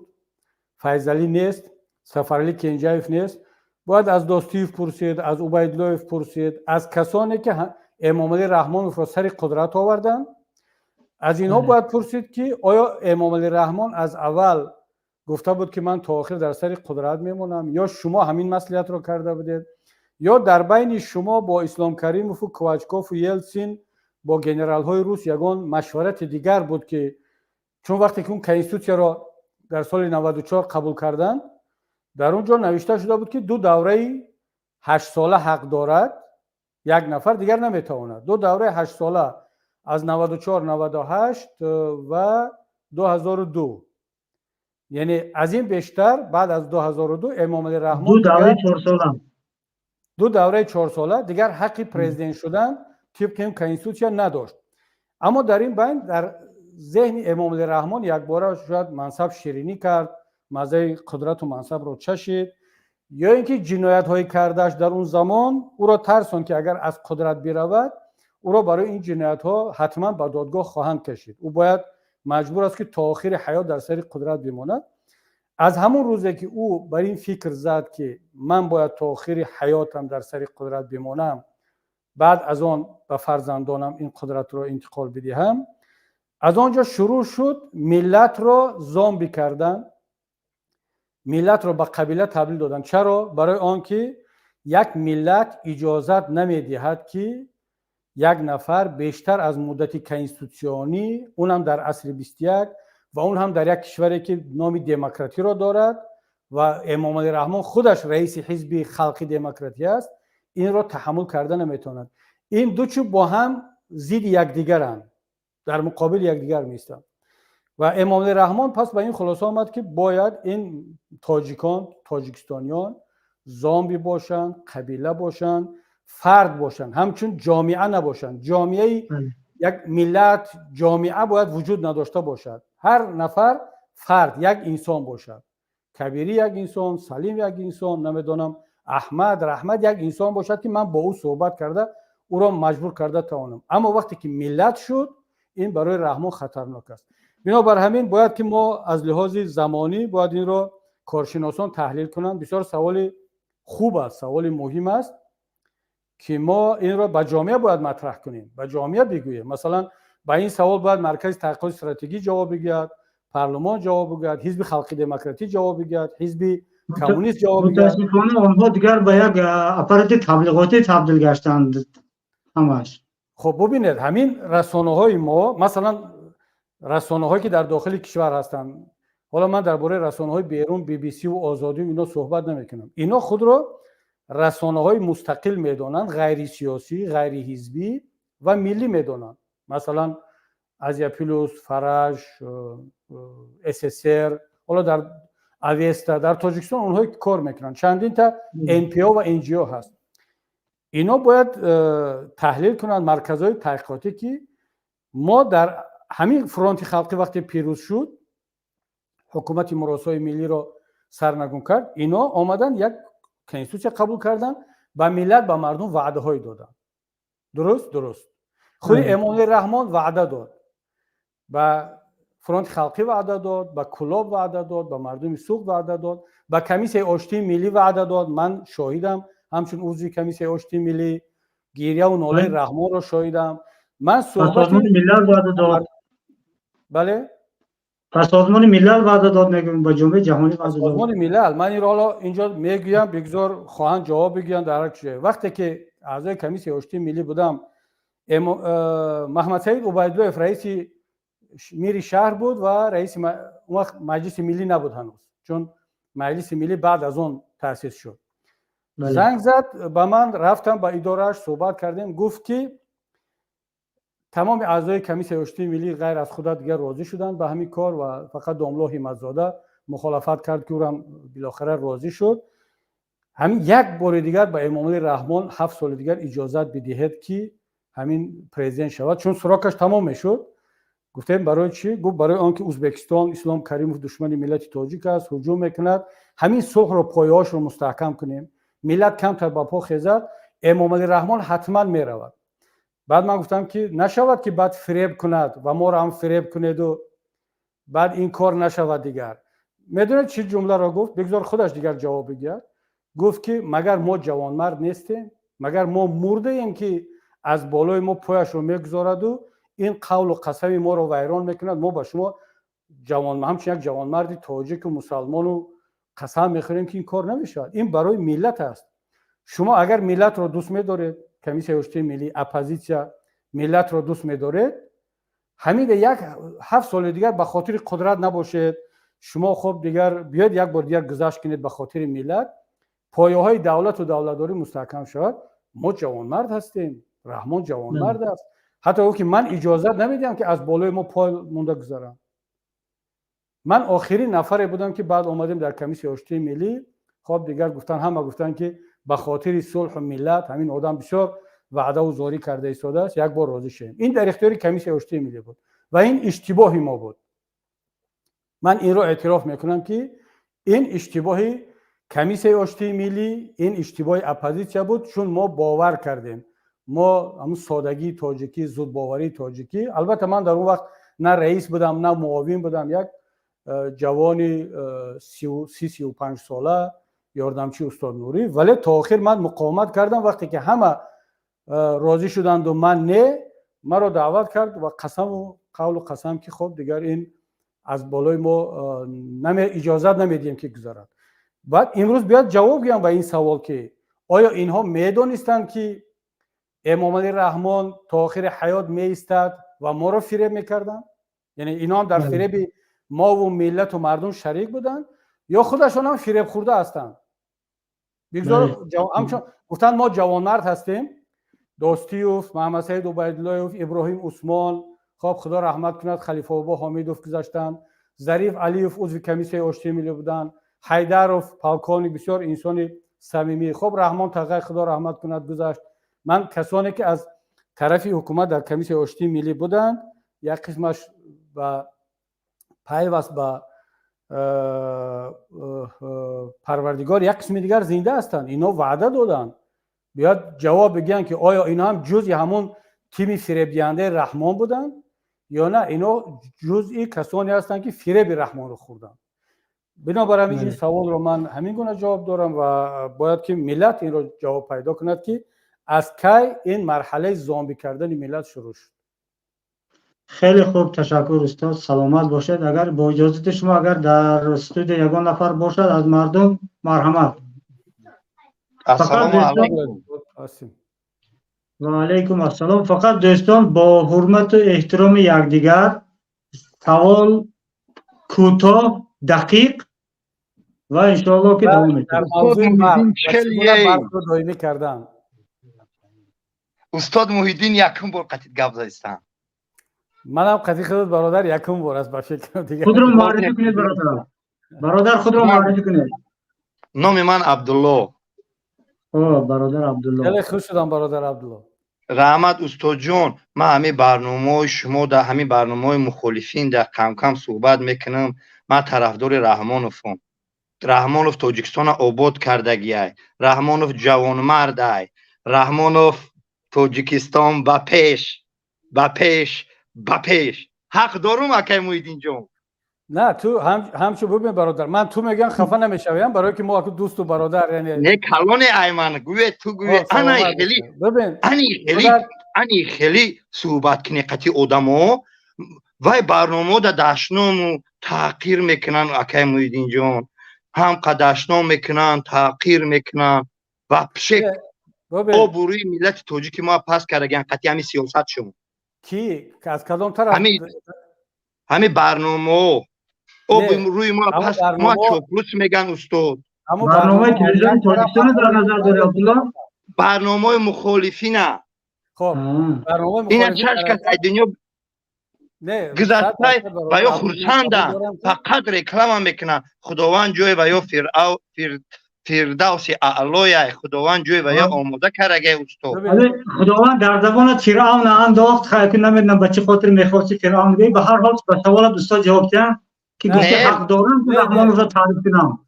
برادر سوال دادی حالا نوبت به استاد. نه سلیم جان ما همین برادر عبدالله صحبت رو کم کنم ما یک صحبت زنده قدیم برادر کنیم.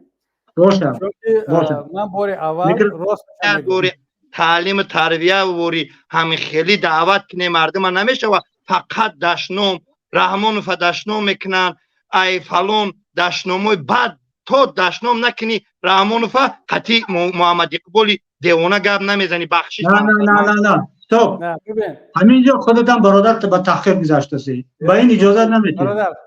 برادر عبدالله من خواهش میکنم همینجا همین کلمه های دیوانه و همین چیزای چون از این محمد اقبال برادر عبدالله محمد اقبال از این برنامه میبراید با رنگ خدا همین خیلی گپ میزند از بعد نگاه که محمد اقبال بیاد بعد خیلی با گپ میزند. یعنی شما یک کاری کردید که برادر عبدالله همین امام علی رحمان خودت حق داری دوست بداری تعریف کنی. باور کو برادر عبدالله امام علی رحمان حرفای مرا قبول ندارد نمیشنود حرفای من در او تاثیر ندارد. من دپوتات بودم با امام علی رحمان چند بار گپ زدم در شورای جمعیتی در پارلمان در جاهای گوناگون صحبت کردم. امام علی رحمان گپی من بر این آدم گپی دیپلماتی آرام نمیفهمد متاسفانه نمیفهمد. امام علی رحمان متاسفانه گپی انا همین محمد اقبال و چند نفر دیگر هم میفهمد. و بعد مسئله آن که تحقیر و این گپای بد هست متاسفانه در هر دو طرف هست. من هر دو طرف رو قبول ندارم اما یک گروه از آدمان به این نتیجه رسیدن که گپای کبیری دیگر با رحمان تاثیر ندارد. ما بگذار مثل خودش رفتار کنیم. خودش زندان میکند میکشد میدزدد غارت میکند و باز ما چرا با او با لفظی خوب گپ زنیم. بگذار مثل خودش جواب کنه. کاش که همه طرفدارای رحمان و همه طرفداران اپوزیسیون مثل خود یک برادر بسیار با آداب و خوش زبان و انا همین خیلی با معامله خوب رفتار میکردم. من خیلی طرفدار میکردم که بعد همین خیلی رنگ صنعت سخن و زبان تاجیکی و رنگ خودتون گپ زدن میتونن هوایو صاف او باش جمع شده بخشش میپرسن منظر این صدای این برادر خاموش میشود یا میکروفون خودش ممکن مشکل دارد. میکروفون من بله یک جای خوب داشتیم برادر یک جای خوب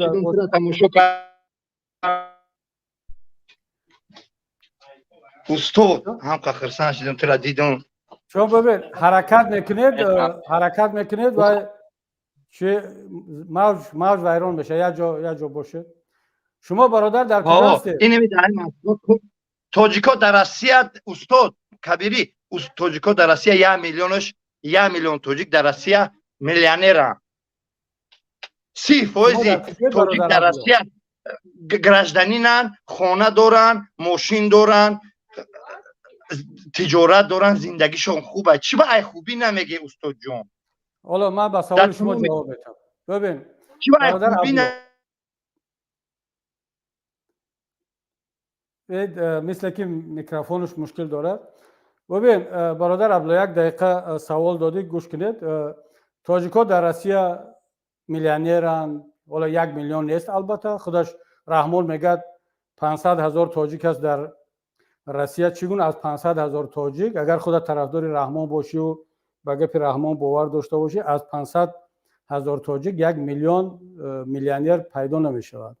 از 500,000 تاجیک شاید اگر 5 میلیونر 10 میلیونر باشد شاید. اما من شک ندارم که بیشتر از 1 میلیون 1.5 میلیون تاجیک در روسیه کار و زندگی میکنند.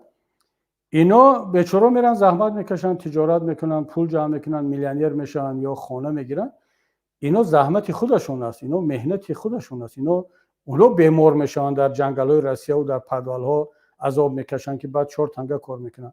چرا من این رو زحمت و تلاش و نتیجه سیاست‌های رحمان این رو گپ زنم، اعتراف کنم؟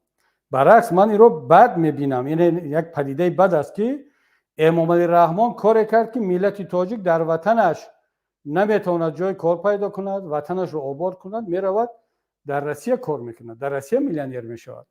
من این طرفی مسئله رو میبینم. خب طرف خوبی های کار رحمان رو ما هم میبینیم، اما برای این گروه تبلیغاتی خود رحمان وجود دارد. تلویزیون هست، خاور هست، اون گروه های تبلیغاتی هست، از اونگر شروع کرده تا دیگران. اینا باید بگم وظیفه کلمه اپوزیسیا برادر عبدالله یا یک چیز پوزیسیا و اپوزیسیا. پوزیسیا یعنی طرفدار رو باید مثبت بگید، اپوزیسیا در تمام دنیا، او فرق نداره تاجیکستان است، امریکا است، روسیه است، اروپا است، هندوستان هست، اپوزیسیا برعکس اون هست.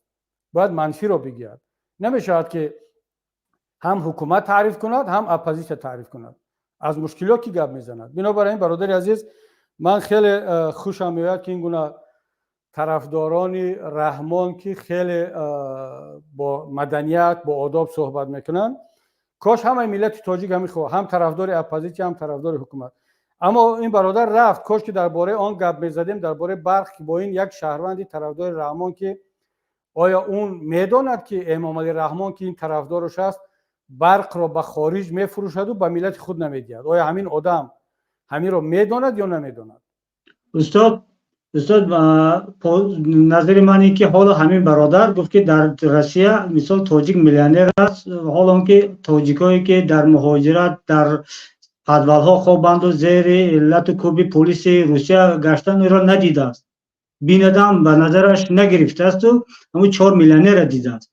حالا و فکر من که در باره برق هم عیناً همین خیلی پاسخ میدهد، چنین اندیشه دارد. حالا یک نفر دیگر وارد شد، مرحمت خود را معرفی کنید و سوال را کوتاه دید که انی خود دقیق باشد. مرحمت. سلام علیکم. و علیکم السلام. کمتر بلندتر گپ زنید. من صلاح الدین. بفرمایید صلاح الدین. همه چی باید کرد که همه پرزیدنت همو وظیفه‌اش گرفتن نکنه؟ استاد سوال ترجمه شد؟ فهمو شد برای شما؟ بله سوال فهمیدم، اگرچه کمی صداش پس بود. ببینید برادر عزیز، در تمام دنیا پرزیدنت ها را از طریق انتخابات میگیرن. مثلا در امریکا همین سال انتخابات است، ممکن که ترامپ باز از نو پیروز شود. ترامپ اپوزیسیا است، پرزیدنت بود، اپوزیسیا یعنی بایدن پیروز شد، باز حاضر ممکن که ترامپ که در اپوزیسیا است این پیروز شود، پرزیدنت عمل کننده شکست میخورد میرود. سارکوزی پرزیدنت بود، شکست خورد در فرانسه، شما سلیم جان رفت، ماکرون اومد برای مثال، یا یک کسی دیگر. اما در کشورهای دیکتاتوری مثل تاجیکستان با راه انتخابات برادر عزیز نمیشد پرزیدنت های دیکتاتوری رو عوض کرد.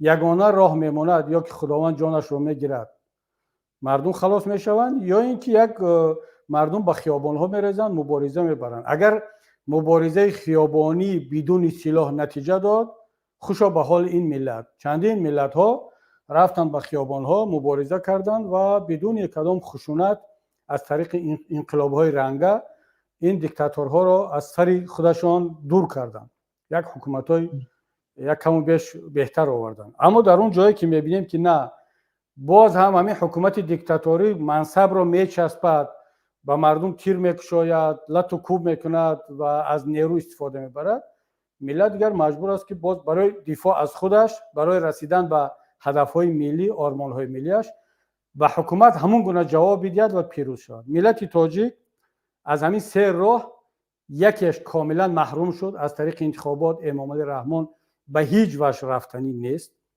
2 راه دیگر مونده است، یکیش قیام مردمی بدون نیرو، بدون خشونت، که معلوم شد که مردم تاجیک به این هنوز تیار نیست. چقدر ملتی که برای برق خودش صدا بلند نمی کند، پدرش رو میبرن زندانی میکنن، صدا بلند نمیکند، نمیدونم یک جنایت های دیگر میکند، صدا بلند نمیکند. از همین گونه ملت میشود انتظار داشت که بیاد در خیابان بدون سلاح در چارچوب کنستیتوسیا تظاهرات کند و قدرت را از یک دیکتاتور بگیرد. امکان ندارد. پس میماند همون راهی که اکثر جوانان تاجیک، جوانان با غیرت تاجیک مجبور میشوند دست به سلاح بزنند، اما به جای آن که در وطن خود مبارزه متمدن و به معنای منظور از متمدن اینه که یک مبارزه مسلحانه میتواند متمدن باشد، به شرطی که در اون تروریسم و اکستریمیسم و افراطگرایی نباشد، مثل که بسیاری از ملت ها این کارو کرده ایستادن و میکنن.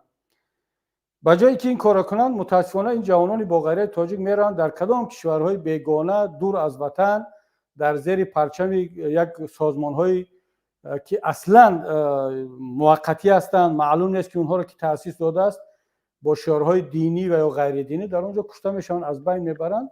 با جای آن که بیاین همون مبارزه جانانه رو در وطن خودشان زیر پرچم ملی و دینی برای آزادی کشور و ملت خود انجام میدن.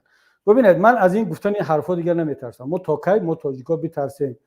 افغان برای آزادی و کرامت و شرافتش حق داشته است که دست به مبارزه مسلحانه بزند. طالب همین کارو کرد. امروز اپوزیسیون طالب همین کارو کرده ایستاده است. باز در دوشنبه نشستن. همین امام علی رحمان اونها رو کمک کرده ایستاده است. یعنی خود امام علی رحمان نشون داده ایستاده است که مبارزه یک اپوزیسیون مسلحانه میتونه قانونی باشد. نمونهش جبهه مقاومت افغانستان در دوشنبه نشستن. و چرا ما اوکراین میتونسته است، نمیدونم کرد میتوانسته است، همه دنیا تواند، فقط تاجیک برق طلب کند افراطگرا، آزادی سخن طلب کند اکستریمیست، نمیدونم درباره انتخابات گپ زند تروریست، درباره مسجد و ریش و حجاب زنش گپ زند اون اکستریمیست و تروریست. یعنی ملت تاجیک رو میبخشد از زامبی هم پایانتر کردن. نه، ما هم مثل افغان هستیم، ما هم مثل کرد هستیم، ما هم مثل اوکراین و مثل امریکایی و هندو حق داریم و باید از اون مکانیزمایی که سازمان ملل معین کرده است، از آن جمله مبارزه مصالحانه حق مشروع یک ملت است. و خود رحمان هم اتفاقا این دو تا اول رو از ملت گرفت. انتخابات و میتینگ و راهپیمایی مصالحت آمیز رو از مردم گرفت است، اجازت نمیدهد. پس به مردم گفته است که مردم یگانه راهی که شما میتوانید با من گفتگو کنید، مرا از قدرت دور کنید، همین راه سوم است که من همین راه رو به شما نشان داده ایستادم. مرحمت، ملت اگر آماده است دیگر توکل به خدا. استاد حاضر یعنی از سخنهای شما من همین رو درک کردم که یعنی پیمان ملی تاجیکستان در حالی که مثال همین حرف و همین راهی که حال رفته ایستاده است، راه دیپلماتی، راه دیگر گفته شنیدها، راه فشارهای رسانه‌ای و حقوق بشری دیگر اگر تاثیر نکرد و روز امکانیت پیدا شد که با یراق حقوق خودش را حمایت کند، یعنی پیمان ملی به این کار آماده است. چونی ما این رو استثنا نمیکنیم و هیچ وقت استثنا نکرده بودیم. من باز تکرار میکنم که وقتی که دیگر راهها طبق آیین‌نامه سازمان ملل، طبق منطق امروزه دیگر نتیجه ندهد و امام علی رحمان جنایت‌های خود را بالای ملت دوام دادن بگیرد، خب آخران جنایتش همین برق است. خب ما چیکار کنیم؟ یعنی ملت تاجیک از کرد و افغان و از دیگر از اوکراین چی فرق دارد؟ با این همه تاریخی که ما داشتیم، با سمک عیار و کاوه آهنگر و با مقنع و ابو مسلم خراسانی و اینا زیدی کی مبارزه بردن با مسلح؟ واسه زیدی کی مبارزه برد؟ یعنی اینا زیدی هم حکومت‌های ظالم و حکومت‌های فاسد و حکومت‌های غیر مردمی مبارزه بردن و مسلحانه مبارزه بردن. خب چرا برای اونها قهرمان، برای اونها جایز، برای تاجیک عصر 21 که تمام جنایت‌ها بالایش تحمیل شده ایستاده است، تطبیق شده ایستاده است، تمام محرومیت‌ها، حتی برقی که در داخل وطن استحصال می شود برای ملت توف کرده به خارج می فروشند و به مردم نمیدن. خب این ملت چیکار کنه؟ درست ما فهمیدم. اینجا برادر صلاح الدین اگر سوال نداشته باشید نفر دیگر رو وارد کنید تا برادران. السلام علیکم. و علیکم السلام. من باوری بهار حرامی ها همش میرود انشاءالله. خود را معرفی کنید برادر و سوال را عمیق و دقیق دهید. کوتاه.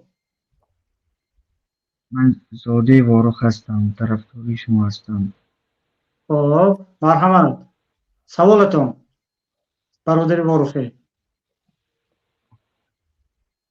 همین تمام بهار انشاءالله این همش میرود اینها. حالا در واروخ برق است؟ نیست. مردم در چی فکر هستند؟ همین برقش نیست. مردم چی نظر فکر دارند؟ در فکر برق است یا نه؟ البته. چیکار باید کند از نظر شما که تا صاحب برق شود مردم؟ حق خود را طلب کنید. سلامت باشید. واقعا سلام مرا برادر عزیز و مردم شریف واروخ برسانید. من از این مردم خیلی خاطرهای نیکی زیاد دارم. چند باری که رفته بودم واروخ، آخران باری رفتم همونقدر حالت فشار حکومت داران بود که ما در هم دام کلتوری واروخ وقتی که ملاقات با مردم رو میگذراندیم، یعنی بالای مردم فشار بود، ولی مردم جسور و آگاه واروخ اگرچه خیلی فشار آورده بودن باز آمدن تالا رو پر کردن. همون وقت هم برق نبود، اتفاقا زمستان بود، وقتی انتخابات پارلمانی بود. همون وقت هم در واروخ برق نبود، به فکرم دیوژاک آوردن مدت در دام کلتور و جای دیگر. ولی این مردم اسفره در مجموع مردم بسیار هم مهمان نواز، خاطرهای خوبی از واروخ و چارکو و اون سوخ از دیههای اطراف اسفره دارم. واقعا سلام مرا برسونید و دیر نیست اون روز. من شک ندارم در اون که دیگر اون چیزی که این برادر گفت، البته بهار اینا از قدرت میروند یا تیرم‌های آینده این رو فقط خداوند خودش میداند. شاید که یک چند بهار دیگر میگذارد، شاید همین بهار باشد، اما این وابسته به آن است که ما و شما چگونه تلاش میکنیم و وابسته به آن است که آیا ما واقعا سزاوار یک حکومت بهتر هستیم یا نیستیم. همین سوال رو به خودمون بدیم. شاید ما در حق این ملت تاجیک واقعا ظلم میکنیم. همین ملت امروزه تاجیک حکومت بهتر از رحمان رو شاید حیف کنن و شاید همین چون که یک قبیله، یک مردم زامبی واقعا نیاز به دیکتاتور دارد و مناسب برای اون است که یک دیکتاتور باشد. اما من باور ندارم که ملت تاجیک اون قسمی که واقعا آگاه است و بیدار است و خود را ملت میداند سزاوار رحمان و پیشوا و یک دیکتاتور باشد. اما شاید برای خیلی ها همین بودن رحمان مناسب است، خوب است و ما وقتی که اونها را میخوایم از غلامی آزاد کردنی شویم، از زامبی آزاد کردنی شویم، چون او انتخاب کرده است که تا آخر حیاتش همین گونه چاپلوس و تملقکار و زامبی و با تفکر قبیلوی و توده‌ای باقی بماند، او را آزاد کردن و جزء ملت گرداندن شاید برای او ظلم باشد. ما حق او را شاید پامال میکنیم. من از ما گپ زدن نمیتونم، اما مخاطب من کسانی است که خود را انسانی آزاد، خود را جزء ملت تاجیک میدانند که این ملت تاجیک هیچ ربطی به رحمان و هیچ ربطی به پیشوا ندارند. از روزی که رحمان خود را پیشوا اعلان کرد، او پیشوا یک قبیله هست، واشت پلیمنی.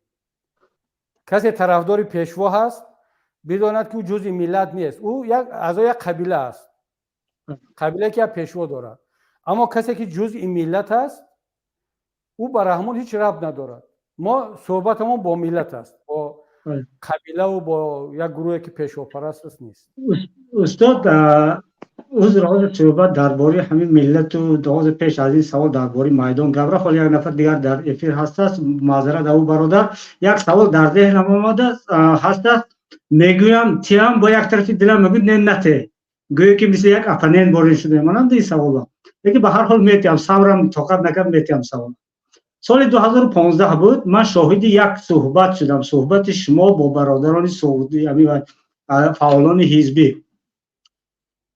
بعد از انتخابات سال 2015 در همون قرارگاه حزب یکی از فعالان، یکی از برادران، ولی نامش رو نمیگیرم اینجا، به شما گفت که استاد ما از ظلم جان به لب آمد، مردم آماده است، اتوبوس و تاکسی و ماشینا آماده‌اند که دوشنبه بیایند میدان. یک دهم اجازت شما در کار است استاد. عیناً همین خیلی گفت. من شاهد این صحبت بودم. چنین سوال داد و شما گفتید که بین برادر حاضر اگر تو ما به میدان برایم این حکومت از هیچ چیز بر نمیگردد، باز ترکشایی میکشد، با کی میمورد؟ باز تاجیک میمورد. یعنی به خاطر همین ملت، به خاطری که خون همین ملت ریخته نشود، ما این انتخاباتی که گذشت، حادثه که در انتخابات گذشت، آن رو تحمل میکنیم. مثال اگه من نطق عینا نقل شده نیست، همین معنا که شما پاسخ دادید که برادر یعنی ما اگر حاضر میدان برایم با همین تاجیک میگورد، با همین حکومت با همین تاجیک میکشد، با خون تاجیک میمورد، به خاطر همین ملت ما باید که دیگر حاضر همین کار را نکنیم. سوال من چنین است: آیا من از بعد از گذشتن 7 سال 8 سال زیاد شد، من 9 سال شده است، سال بسیار بعد 15 بود 9 سال، بعد از گذشتن 9 سال آیا شما درباره همون لحظه فکر کرده بودید باید به همین پاسخ خودتون پشیمان شده باشید که باید میدان میبرآمدیم، یا حال هم در همون نظرتون هست که نبرآمدن به میدان خوبتر بود همون سال 2015 بعد از انتخابات؟ من فکر میکنم که سال 2015 نبرآمدن خوبتر بود. من هنوزم با همون فکرم هستم، چون یک چیز رو برادر سلیم جان ریال پولیتیک میگن. ما میتونیم بعد 8 سال حادثه های 2015 2010 رو از نگاه امروز تحلیل کنیم، به یک نتیجه دیگر برسیم. اما در همون شب و روز، در همون حالت، من فکر میکنم این تصمیم درست‌ترین تصمیم بود. برای چی؟ برای که این تصمیم دست جمعی بود. یعنی این فقط نظری شخصی محیدین کبیری نبود، رهبریت حزب نهضت اسلامی تاجیکستان در مجموع این نظر رو داشت و من فکر میکنم نظری درست بود. چرا؟ برای آنکه واقعا هم برادران خیلی آماده بودند، در نه تنها در سوق، در دوشنبه، در جاهای دیگر، و جنگ شهروندی یا از نو شروع میشد که در همون شب و روز منطقه طالبان در حکومت نبودن. اون وقت طالب در کوه بود و تمام ناتو، امریکا، روسیه همه علیه طالب در افغانستان می جنگیدن و تاجیکستان یک منطقه گذرگاهی ترانزیت زونه‌ای نیروهای کلیت ضد طالبان بود، کلیت شمال، کلیت شمال، و همه بالای ما هجوم میکردن و برای آنکه در تاجیکستان جنگ نشود و اجازت میدادن به رحمان که قتل عام کند. و این تحلیلی همون شب و روز بود و من فکر میکنم درست است. اما اگر از من پرسیده شود که آیا در سال 2010 من اشتباه کردم که به مردم اجازت ندادم که به میدان برسن، من با این قاطعیتی که در سال 2015 میگم که اشتباه نکردم، این قاطعیت رو در سال 2010 نخواهم داشت. برای چی؟ برای اینکه در اون وقت امام رحمان به این حد قدرت نداشت، به این حد خودکامه نبود. وضعیت هم در منطقه و در داخل کشور هنوز یک مقدار نسبتاً آزادی‌ها وجود داشت، رسانه‌ها بودند، جامعه شهروندی هنوز هم نفس میکشید.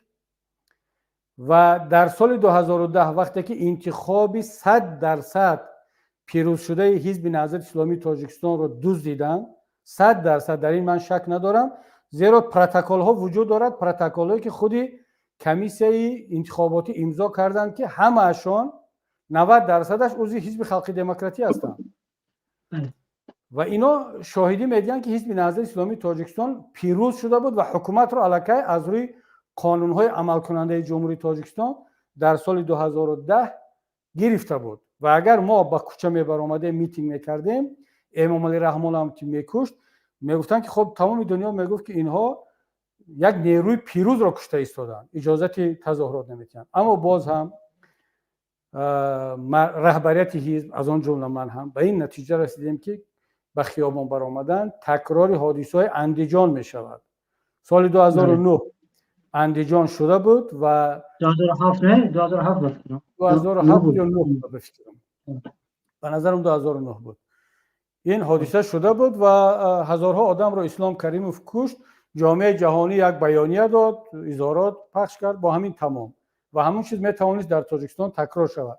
چرا؟ برای آنکه وقتی که تجربه نشان داد در تاجیکستان، در ازبکستان اگر نیرویی که میخواهد با راه مصالحت آمیز به میدان برآید حق خود را طلب کند، باید در پشتش یک گروه نظامی برای احتیاط داشته باشد. بدون این مطمئن باشد که قتل عام میشود مردم. ما وقتی که سلاح را سپاریدیم به صلح باور کردیم، اون وقت میتوان گفت که فاتحه راهپیمایی و میتینگ و با راه مصالحت آمیز طلب کردن حق خود را خوانده بودیم دیگر. این را باید اعتراف کنیم. اینا برای دیگر سال 2015 من فکر میکنم تصمیم درست بود. من از یک قتل عام خیلی کلان میتونم گفت که پیشگیری کردم. سلامت باشید برادر محمد تقای، زنده باشی برادر. سلام علیکم.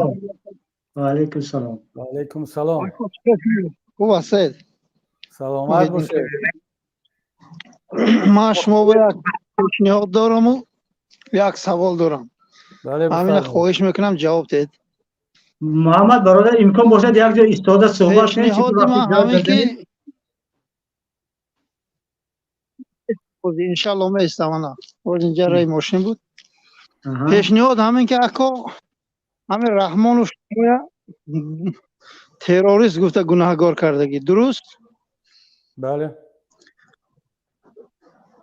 همین شما میبینید یک چومچکا آزار ندادگید. همین لوبای آدم بیند همین فکر میکنه که محیدین کبیری حتی یک چومچکا آزار نداده است. پیشنهاد همین که اکا اکنون بر قصد همین رحمان و همین تهمت به گردن شما زدن، شما آشکار باید برای همین جنایتکارای یک باره کردن انشاءالله آشکار کنید. همه شما پشتیبانی میکنید. این 100% برای همین جنایتکارا یک توده باشه با همین چخل قید کرد یراق و اسلحه یک باره کردن. اینا به خون آمدگی به خون میروند. همین شما اگر آشکار انشاءالله گوید شما همه قبول میکنه، همه میداند که رحمانوف جنایتکار است، یک توده باش که این مردم در طول 32 سال فقط میکشن، نه روزی خوش میتن، همه در بدر کردن. مقدرای گردش به جمع کرد، از اونجا رقص و بازی دارد و در پیش ماه شریف رمضان. و همین خاطر پیشنهاد هم بود که اکا جان شما همین آشکار باید گوید. هزارها جوان تیارن که سرزمین تاجیکستان از این خائنا خلاص کنن. این یک. دوم اینکه بعد همین 9 نفر از دود انگشت جان به جبار سپاریدن. همین رحمانوف چی به اونای همدردی نکرد؟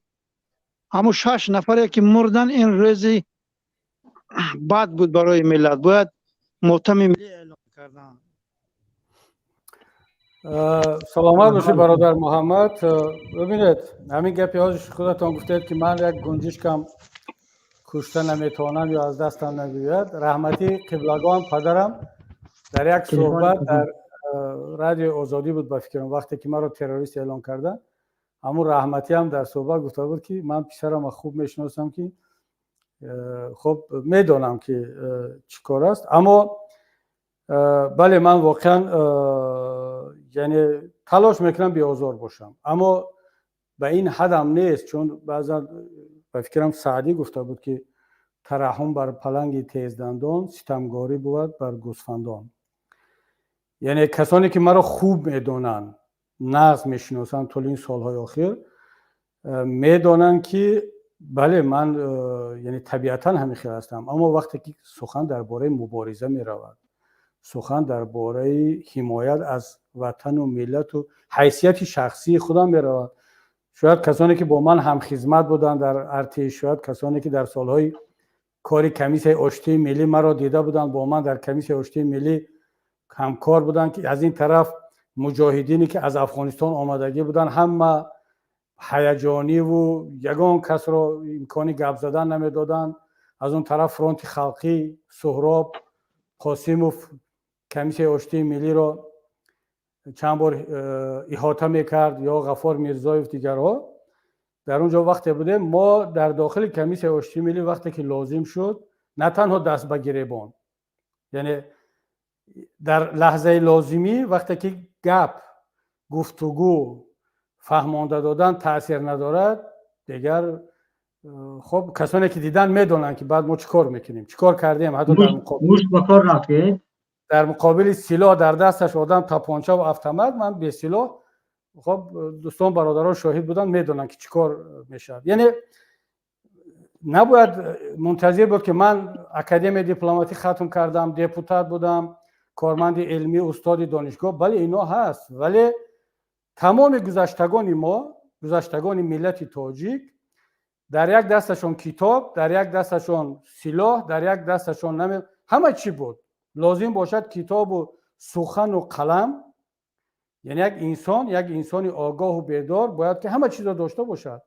سلامتی خوب، ورزش، برخوردار از هنرهای جنگی، آماده باشد. یک روز استاد دانشگاه است، فردا میتواند مجاهد باشد، فردا قلم رو با سلاح عوض میکند. چرا نه؟ یا بعد لازم شد با سلاح رو میموند قلم رو میگیرد. یعنی یک انسانی آگاه و بیدار باید همین باشد. برای محمد، برادر محمد مطمئن باش که من میدونم که هزارها جوان آمادن پیام میفرستند، اما باز هم ما تلاش آخری خود را کرده ایستاده ایم که به همین رحمان، من دیگه با رحمان گپ ندارم چون این دیگر هم سین سال عقلم به یه جای میرسه، دیگر آدم نمیتواند درک کند واقعیت را. من تلاش کرده ایستادم به خانواده رحمان، با اونهایی که با شکستن این قالب همشون شکسته میشوند. یعنی اینا میخوان یا 100% یا هیچ چیز. اگر همین رو میخوان بدونن که در آخر هیچ چیز میموند از اونها. حالا 100% دارن. یعنی این مردم چه خیلی مردمی هست که یک وقت مجبور شدن 73 رو قبول کردن، یعنی مجبور شدن. یعنی اینا 50 یک دیگران زندگی کنن، دیگران در این وطن باشن، دیگران حق گپ زدن و حق زندگی و آزادی داشته باشن، اینا نمیفهمن. یا 100% رو داشته باشن که حالا دارن 100%، یا همه چی رو از دست بدن. خیلی خوب، اگر منطقشان همین است پس حالا 100% رو دارن، فردا 0% خواهند داشت، همه چیز رو از دست بدن. یک روزمو خروزم چیز که یک گپ هست که همین خوب دیگه. نه اینا یک شعار دیگر دارن که از زبان یکش صدا داد که زنده نامرد باش و زنده باش. یک تاش آشکار همین گفت، یعنی نامرد باش و در سر حاکمیت باش. ولی این به این شکل دولتداری نمیشود. یعنی شما نامردی قد یک روز دو روز دولتداری میکنید، بعد تاریخ با شما جوابش رو خواهد گفت. بنابراین برادر محمد مطمئن باش که مرا همچون برادرت همین گونه خواهی یافت و باز نمیخوام زیاد گپ بزنم. کسانی که دیدن میدونن من چی گفته ایستادم. خب سوال دیگه‌اش، پیشنهاد دیگه‌اش چی بود دیگر یادم رفت دیگر. درباره حالا خیلی دیگر مهم نیست، شاید که ادامه همین صحبت بود. بله. در این باره رفت دیگر. خب اگر یگان نفر دیگر صحبت کردنی باشد بفرمایند، بعد ما را دیگران هم صحبت کنند. من حالا این ماراتون شما شاید طولانی دوام کند، اگر باز بعداً لازم شد من وارد میشم، چون باید در این شب روز در خدمت مردم بود، با مردم صحبت کرد، ولی حالا با دیگران هم فرصت داده شود. استاد شما را پیدا کرده افیر آوردن کار مشکل است، باز ما فرصت باید استفاده بریم دیگه. خلاص مسئله برق است، با ملت است. من این ماراتون رو من جانبداری کردم دیگر، یعنی باید در این شب روز باید با مردم بود. من این تصمیم خودم رو گرفتم. بله زنده باشید. حالا یک نفر دیگر در افیر است. مرحمت. سلام علیکم. صدام هست سلیم جان؟ و علیکم السلام شورا جان برادر مرحبا. شورا هم صدات هست، هم عکس کپکت دیده ایستادم، هم کپکت دیده. ما عکس دیدم مایده بود، گفتم شورا باشد. نه سلامت باشین، سلامت باشین. بله شورت هستم. ما همچون یک فعال سیاسی میخوام چند نکته را در اینجا ذکر کنیم. از اولا سلام به همه تماشابینان، به خود شما و به مهمان شما استاد محیدین کبیری و نفرایی که الان ما تماشا میکنن. واقعا راه اندازی کردن یک چنین برنامه خیلی مفید است. در این شب و روز و موضوعش هم دیگر معین است. موضوع هم دیگر گفته شد که چرا رحمان برق رو به مردمش نمیدید. میخواستم بابت همین موضوع بیشتر صحبت شود و من کم کم نگاه میکردم که برنامه دارد کمتر از موضوع بیرون میشود. بنابر همین ما خیلی باید یعنی منظورم این که تلاش کنیم که از همین موضوع که برق است بیرون نبرویم. و در ادامه من پیش از اون که برنامه وارد شدم با همین تلفن بعضی رسانه ها و بعضی همین گزارش که در اینترنت هست میخواستم پیدا کنم که همین واقعا از کدام وقت رسما لیمیتی برق جاری شد در کشور، از کدام سال انیکترش، و یا اینکه غیر رسمیش که دیگه به همه معلوم است. این من برای این میخوام بگم که شاید که از همین تاریخ اگر ما صحبت کنیم بسیاری چه میگم بسیاری معماها میشد که روشن شد و مردم هم بفهمند که گپ در سری چی است. بنابراین من کمتر اگر طولانی هم شود حضور میپرسم، ولی باید حرف گفته شود و ناگفته ها هم باید ذکر شوند. من تقریبا سالهای 1996 یعنی 1996 بود، صنف 8 یا 9 میخوندم. الان دارم 41 سال عمر دارم. اون زمان صنف 9 میخوندم. من به فکرم 1996 بود که بسیاری در این بحث و چی وارد میشن که بعد سازشنامه صلح این لیمیت وارد شد و بعضا سالاشون هم میگن، ولی دقیق کسی گفتن نمیتوند. و اون چیزایی که من پیدا کردم بسیار رسانه‌های خارجی هستند، یعنی تاجیکستانی نیستن. مثلا با دیگر رسانه ها رو میبینی بعضی همون رقم ها رو میبیارن، ولی چیزی که از سرگذشت خودم گذشتگی اون زمان سال 1996 در محله زرافشان پایان 102 میکرورایون زندگی میکردیم و همون زمان همین کمبودی برق وجود داشت. باور میکنید سالها مثلا هفته بود که مکمل برق نبود. درست است که اون زمان شاید برق تاجیک و خودی حکومت هم هیچ چیز اعلان نمیکردن، ولی سبباش دیگر مشخص بود. یعنی گفته می شود که از زمانی که امام علی رحمان همچون پرزیدنت و با کماندهش آمد تا به این روز حکمرانی میکنه، تقریبا 28 سال می شود که مردم همین کمبود و مشکلی برق دارن. اینا میتوانیم با تمام چی گپ زنیم که یعنی یک حکومت ناعهده‌برا از همین یک چی میگن یک ریسورسی خدادادی تاجیکستان که آب است، که بهترین بایگری ملت است، که نتوانستن از این استفاده برن و مردمشو با برق تامین کنن. حالی همون پیشتر برای چی از سال 96 گفتم، برای که همون زمان ها ماه رمضان بود، تمام مردمی همین که در بلندوشیان ها زندگی میکردن، همین سویت که ختم شد، یعنی برق ختم شد، همون نساس هایی که در تخخانه های بلندی آشیانه است که 9 اتاژا بودن که یادتون باشد لیفت ها کار نمیکردن، آب نمیبارامد. یک مشکل اون زمان هم با همون فقط تجارتی همین چی بود، شم و لامپه و همین چیزا هیچ وقت از این هم نمیبراید.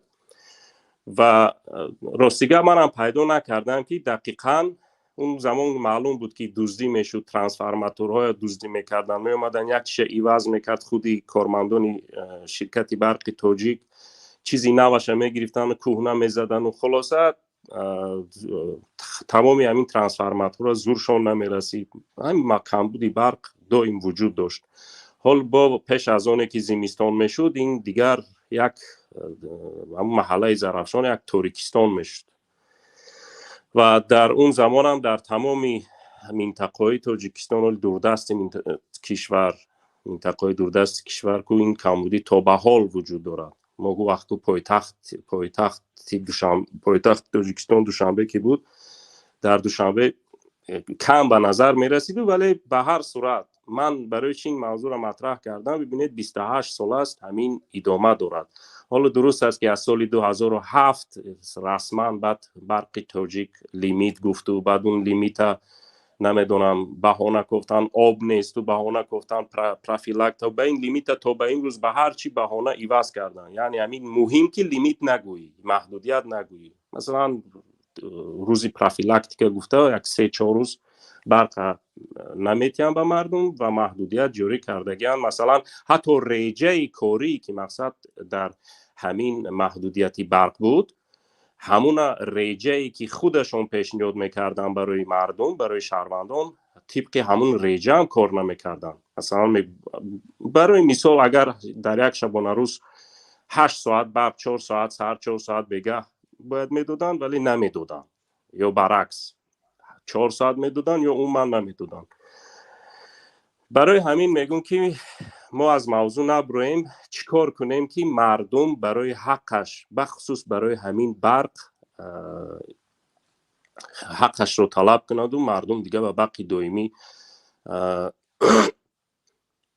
تامین باشد. من فکر میکنم که تا زمانی که مردم خودش نمیخیزد و خودی همین حکومت رحمان، بخصوص همین حکومت خانوادگی، اگر احساسی خطر نمیکند، احساس خطر اکنون به معنی که واقعا وقتی مردم بیدار شود تمام حکومت ها علاقه مجبور میشوند که به همون پرینسیپ مردم کار کنن و فعالیت کنن و هر چیزی که مردم خواست دیگه یک قدم به قدم اگر مردم طلب کنن، من فکر میکنم که انشالله مردم به همه چی تامین میشود. اگر یادتون باشد 2-3 سال پیش بود یا که ترش یادم نیست، همین مشکل اینترنت پیدا شده بود و خودی مردمی داخل کشور، اون که در خارج هستن، اونو که به هر سبب از همین خاطری نبودن جای کار، بخصوص نبودن برق، بخصوص همین نبودن سرعت اینترنت و همین چیزا کشور را ترک کردن و اکثری خود دیگر برای مردمی که سیاسی هم اونو معلوم هستن، ولی اکثری مردم مهاجر غیر سیاسی هم به خاطر همین شرایط خوب و شرایط بهتر کردن زندگیشون به خارج رو زدن میروند به خارج. برای همین من همین گفتنی هم که مردم تا زمان خودش نخیزد هیچ کاری از دست یگان کس نمی بیاد. ما اگر فکر میکنم درست است که اگر ماراتون هم کنیم که مردم اگر همین ماراتون به مثل یک برنامه عادی پندارن و یک توجه نکنن به این، بخصوص مردمی داخل کشور، فکر میکنم یگان 30 سال دیگر این حکومت با همون باقی مانده اولادش میموند و همین مشکل ادامه کردن میگیرد. من همینجا مثال آوردم، متاسفانه در رفت صحبت یادم رفت. همین اینترنت 3-4 سال پیش بود، یادتون باشد مشکل اینترنت پیدا شد، یعنی قیمت کردنی همون ارزشی 1 مگابایت 1 ترابایت اینترنت بود، 1 مگابایت اینترنت. و اگر یادتون باشد مردم امضا جمع کنی کردن، یک تلاش کردن و حکومت هم بخصوص حکومت احساس کرد که همین مردم توجه میروند و واقعا مردم جدی هستند و میروند. و یادتون باشد از بین یک ماه گذشت نگذشت که خود ولی رحمان فرمان داد که اینترنت پایین کرده شود، اینترنت فلان کرده شود. پس معلوم شد که میشد است. من مطمئنم که همین مردم اگر همین روز با تصمیم بگیرد و با همین از شبکه‌ها شروع کنن مسئله برق برداشتن و تا اگر در طور شاید به میدان بروند، نمیدونم راه پیمایی کنن با همون چیزی درکاری، من فکر میکنم که همین دیگر لیمیت اون برداشته بشود. حالا که من نظرم گفتم، تشکر زیاد. اگر گفتنی باشد بخصوص از استاد میپرسیم، اگر معلوماتی بیشتر داشته باشن برای مردم مطرح کنن. زنده باشین. سلامت باش برادر شورا. سلامت باشه برادر شورا. راستی من چون متخصص ساحه برق نیستم، من مسئله مشکل برق از لحاظ سیاسی میبینم، نه همچون یک انجینری انرژتیک که دقیق بدانم که مثلا لیمیت از کی سر شد، چگونه سر شد و پهلوی تکنیکی این مسئله چی است. این مسئولیت من هم نیست. من همچون یک سیاستمدار خودم را در جای رحمان تصور میکنم و رحمان را در جای خودم یا هر سیاستمدار دیگر در جای رحمان. این رو فکر میکنم که اگر من میبودم با مشکلی برق ملت و مردم چی کار میکردم؟ همین امکانیت انرژتیکی تاجیکستان رو چگونه استفاده میبردم؟ تاجیکستان در جهان جای هشتم رو اشغال میکند از روی ذخیره‌های انرژتیکی. یعنی این حرفی کم نیست. یک تاجیکستانی خرد همگی 10 میلیون اهالی دارد، هشتمین پتانسیل جهانی انرژتیک را دارد. باید تاجیکستان تمام همین 10 میلیون تاجیک از فروش نیروی برق، نه اینکه همه سراسر تاجیکستان باید که میتواند شبانه روزی کوچه‌های تاجیکستان برق روشن باشد، در دهار برق روشن باشد، باز به خارج به همسایه باید برق بفروشند. چه خیلی که کشورهای خلیج فارس با فروش نفت و گاز همشون قریب میلیونر شدن، یعنی معروفن دیگر بایگری کشورهای شیخ‌های عرب، همه اهالی اونا به سر اهالی مثلا کویت و قطر و اینها برابر نروژ و اینها سطح بالا را دارن، برای اینکه هم نروژ هم قطر هم کویت اینها صاحب نفت و گاز هستند. تاجیکستان میتونست از حساب فروش برق این حالت را داشته باشد، چون ما روسیه، برزیل، امریکا اینها از ما بالاترن از روی سرچشمه‌های انرژتیکی، ولی اهالی اینها از 150 و 200 میلیون و 300 میلیون زیاد است. تاجیکستان هشتمین جا را اشغال میکند، 10 میلیون اهالی. هر یک شهروند تاجیکستان از حساب فروش برق میتوانست که یک زندگی اصلا ما کمبیزاد نباید داشته باشیم. اما برای این باید حکومت مردمی ملی کم ترک با عقل داشتن در کار.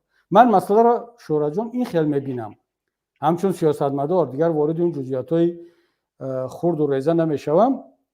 و چگونه اون سوال دوم شما که چیکار کنیم که مردم حق خود را طلب کند، یک مثال خوب زد شورا که مثلا همون اینترنت یک گروه خرد 3 نفره و اونم خانم ها، یک خانم جسور آمدن تشبث رو به دست گرفتن، این امضاها را جمع کردند، رحمان را مجبور کردند که عقب نشینی کند، خودش سفارش میدهد که نرخ اینترنت رو بالا نبرد. اما رحمان از همین خانم انتقام گرفت، از این خانم انتقام گرفت و ملت رو ترساند که بله اگر شما این کار را کردید من موقتا عقب نشینی میکنم، اما من یک آدمی کینه‌گیر هستم، یک آدمی قصاص‌گیر هستم. بعد میبینه چیکار میکنم. چیکار کرد؟ این خانم رو علیهش فتنه کردن، پرووکاسیون کردن، به یک مشکلی شخصی گرفتار کردن و او رو تماما از صحنه از جامعه دور کردن. و این پیام بود برای هر یک فعال تاجیکی، اگر کسی برای اینترنت، برق، برای جای کار، برای کمترین حق خود در تاجیکستان تلاش کردنی شود، فرق ندارد شما از یک کدام حزب هستید، شما طرفدار هستید، مخالف هستید، بدانید که من شما رو به این شکل جزا خواهم داد دیر یا زود. و همین است که مردم ببینید برق برای مردم از اینترنت مهمتر است. اینا قبول کنید. وقتی که برای اینترنت اعتراض کردن، امضا جمع کردن، 100% مطمئن باشد که برای برق هم خواهند کرد و باید میکردن. اما برای چی نکرده ایستادن امروز؟ برای اینکه اون رو دیدن که اون خانم رو حکومت چیکار کرد، چقدر بی‌آبرو کردنی شدن. و این رو دیگر تمام فعالان جامعه شهروندی در داخل تاجیکستان این رو میدونن. او آماده است که فرزندش از خنکی و سرما بمیرد، اما دیگر طلب نکند که به من برق بدهید. من فکر میکنم که اینجا دیگر وظیفه ما هست، شهرت، وظیفه تمام فرزندان همون ملت هستند که در خارج هستند. امام علی رحمان امکانیت فشار آوردن شخصا به ما ندارد، بله به پدر و مادر، به خویش و تبار. برادری مرا در داخل تاجیکستان است و هر هفته یک بار دعوت می شود، هر ماه اونقدر دعوت کردن که دیگر اونم رنگ همون کرخت شده است از زدن و از همون چیز، دیگر دعوت ها هم پروا ندارد. ولی ما وقتی میگیم که ما مبارز هستیم، به نمایندگی از ملت برآمد میکنیم، دیگر توکل اون برادرمون به خدا، توکل اون خویش و تبار به خدا دیگر، یعنی حالا اونا هم بسیار اونا آماده هستند، مبارزه رو همین گونه قبول کردن که خب بگذار ما رو میزنند، لط و کوب میکنن، تحقیر میکنن، اما شما مبارزه خود رو برید دیگر. درست که این را نمیگویم، هیچ وقت نگفتن، شاید گفتم نتوانن، شاید نخواهند، اما مسئولیت ما است که ما مبارزه خود رو بریم و این حرفا رو اصلا این ماراتون ببینید، این ماراتون به معنی نیست که ما باید 24 ساعت شبانه روزی گپ زنیم. نه، همین گونه برنامه‌های 7 ساعته 8 ساعته طولانی وقتی که همین گونه پرابلم پیدا میشود راه اندازی شود، بیان مردم متخصصان صحبت کنن و حرف خود را بگن. سلامت باشید. اکوی عزیز آمدید به افیر، خود را معرفی کنید مرحمت. سلام علیکم. و علیکم سلام. علیکم سلام. سلام علیکم. من اکرم مرزویف. من در افیر شما یک قرض شهروندی خود گفتم که من هم یک بار در رویم پیش وقتا من در افیروی شما می در آمدم ولی با عکس نمی در آمدم و امروز من یک قرض شهروندی خودم فهمیدم که ایست کردم که من باید هم در رویم یک صحبتی کنم. مسئله برق رفته ایستاده است، کمبودی برق در تاجیکستان. من همین فکر میکنم که در دوره جوانی های ما برای جوانان گفتنیم که تاجیکستان در دوره شوروی یک دولت نیمچه صنعتی بود تا دوشنبه. در دوشنبه خودش مثلا زوادایی که بودن من نامبر میکنم قدری که من میدونم، تکستیل کمبینات بود، تاجیک اگریگات بود، آرماتورنی زواد بود، خب کوژ زواد بود، میاسا کمبینات بود، خب خای آلومینی زواد بود، ترانسفورماتورنی زواد بود. همه همین زوادها با برق کار میکردن. با افتابازهایی بودن که همشون تجهیزات‌های الکتریکی داشتن.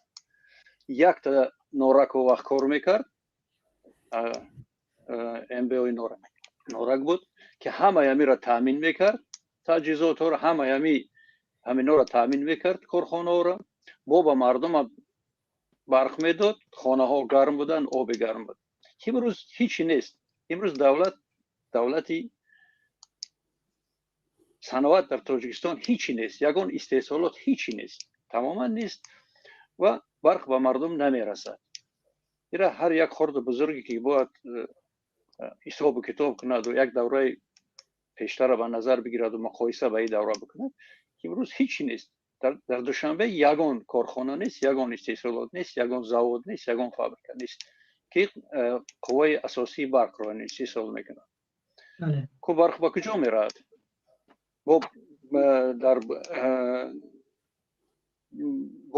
باز در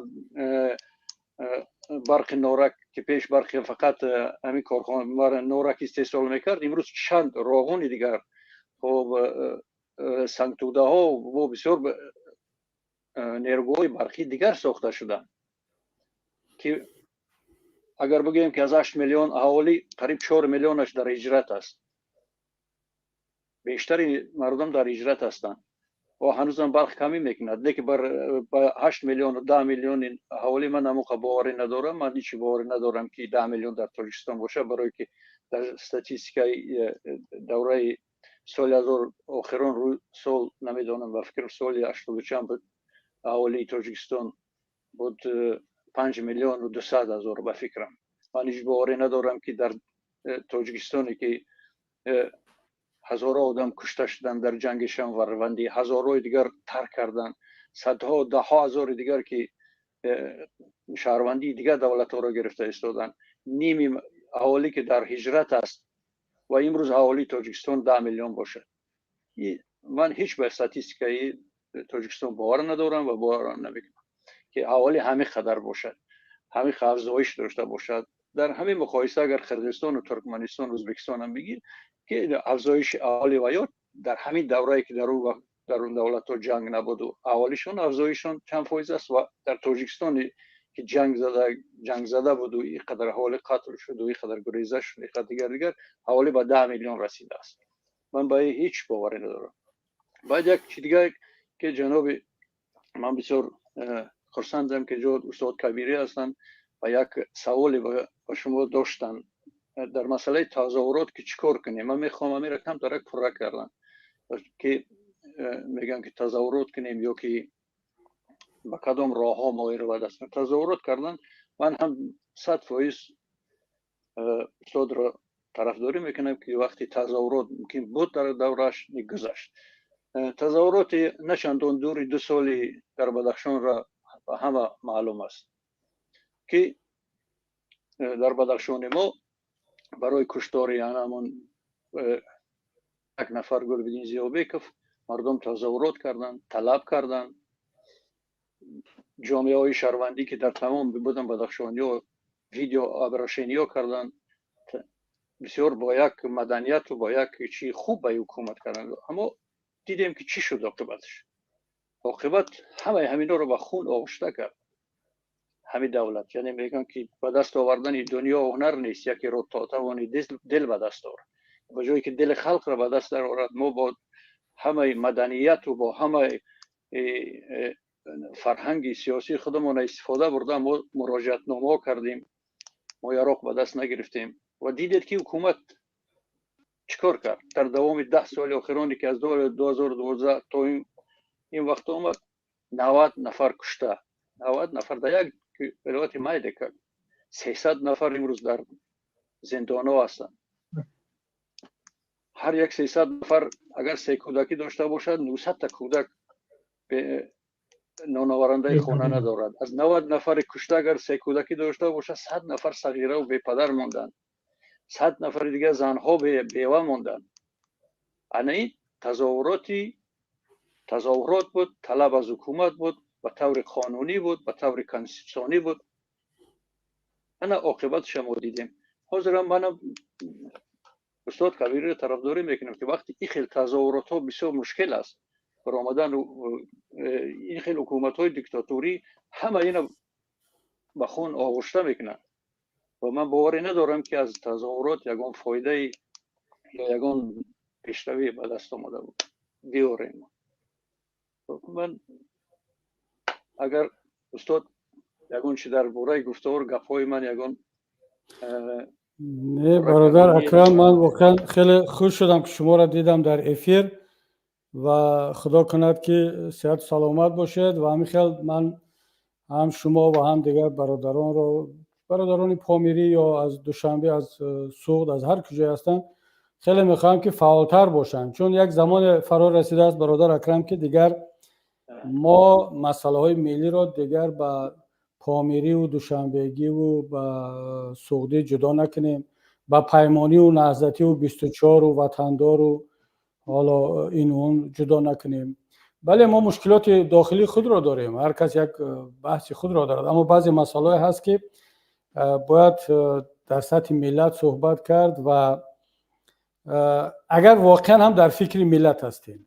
اما اگر نه بگیم که بگذار ملت 100 سال دیگر هم خیماند، بگذار حاکمیت همین حاکمیت باشد، فقط اینکه کبیری نباشد، کبیری شکست بخورد، کبیری ضعیف باشد یا گروه 24 ضعیف باشد یا مثلا من به شرط با که پامیری نباشد یا پامیری بگرد که بگذار هر چی باشد و فلانی نباشد، من این رو مبارزه ملی نمیدونم. خیلی خوش شدم که شما رو در اینجا دیدم. من ببینید متاسفانه رحمان فضا را برای همه گونه اعتراضی مصالحت آمیزی اعتراضی پخش کرد. دیگر تمام همین حادثه بدخشان آخرین نمونه بود و اون اعتراض اون خانم ها جامعه برای اینترنت پیشتر از این بود که اونا رو چگونه جزا دادن، مثل پامیری ها نکشتند ولی واقعا از صحنه اونا رو نابود کردند که هیچ کس جرئت نمیکند که این کارا کند. یک راه قانونی، راه مردمی، راه مصالحت آمیز، ولی ببینید حکومت چقدر جزای نامردانه داد. واقعا نامردانه بود نسبت یک مادر، خواهر، زن، نسبت یک انسان. ولی پامیری رو کشت، به معنای تام کلمه کشت. اما چی راه میتواند باشد؟ حالا مثلا یک نمودی اعتراضی دست جمعانه بدون سلاح، یعنی ما حالا نباید که سلاح را تنها و تنها راه مبارزه حساب کنیم. این هست، این جای خودش، من این را دیگر استثنا نمیکنم. اما باز هم بین تظاهرات و بین دست زدن به سلاح باز یک راههای دیگری وجود دارد. یکیش همین در شبکه‌ها خیلی خیلی فعال بودن، خیلی فعال بودن در شبکه‌ها، بدون تحقیر، بدون نفرت، بدون برانگیختن کدام کینه و عداوت قوم و قبیله و محل و اینها. این یک.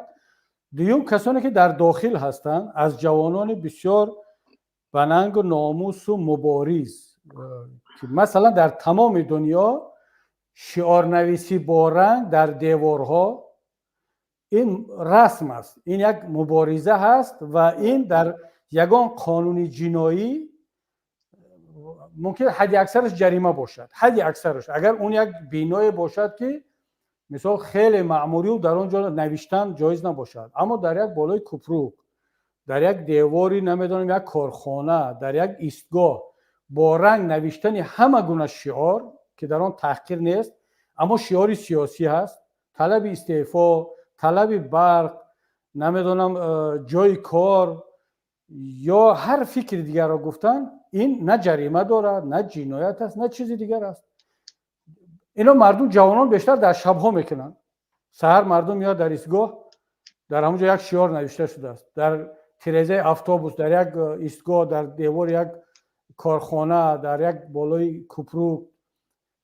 چرا این رو راه اندازی نمیکنن؟ چرا این جزء فرهنگ سیاسی تمام دنیا هست، یک فرهنگ سیاسی پیشرفته متمدن هست.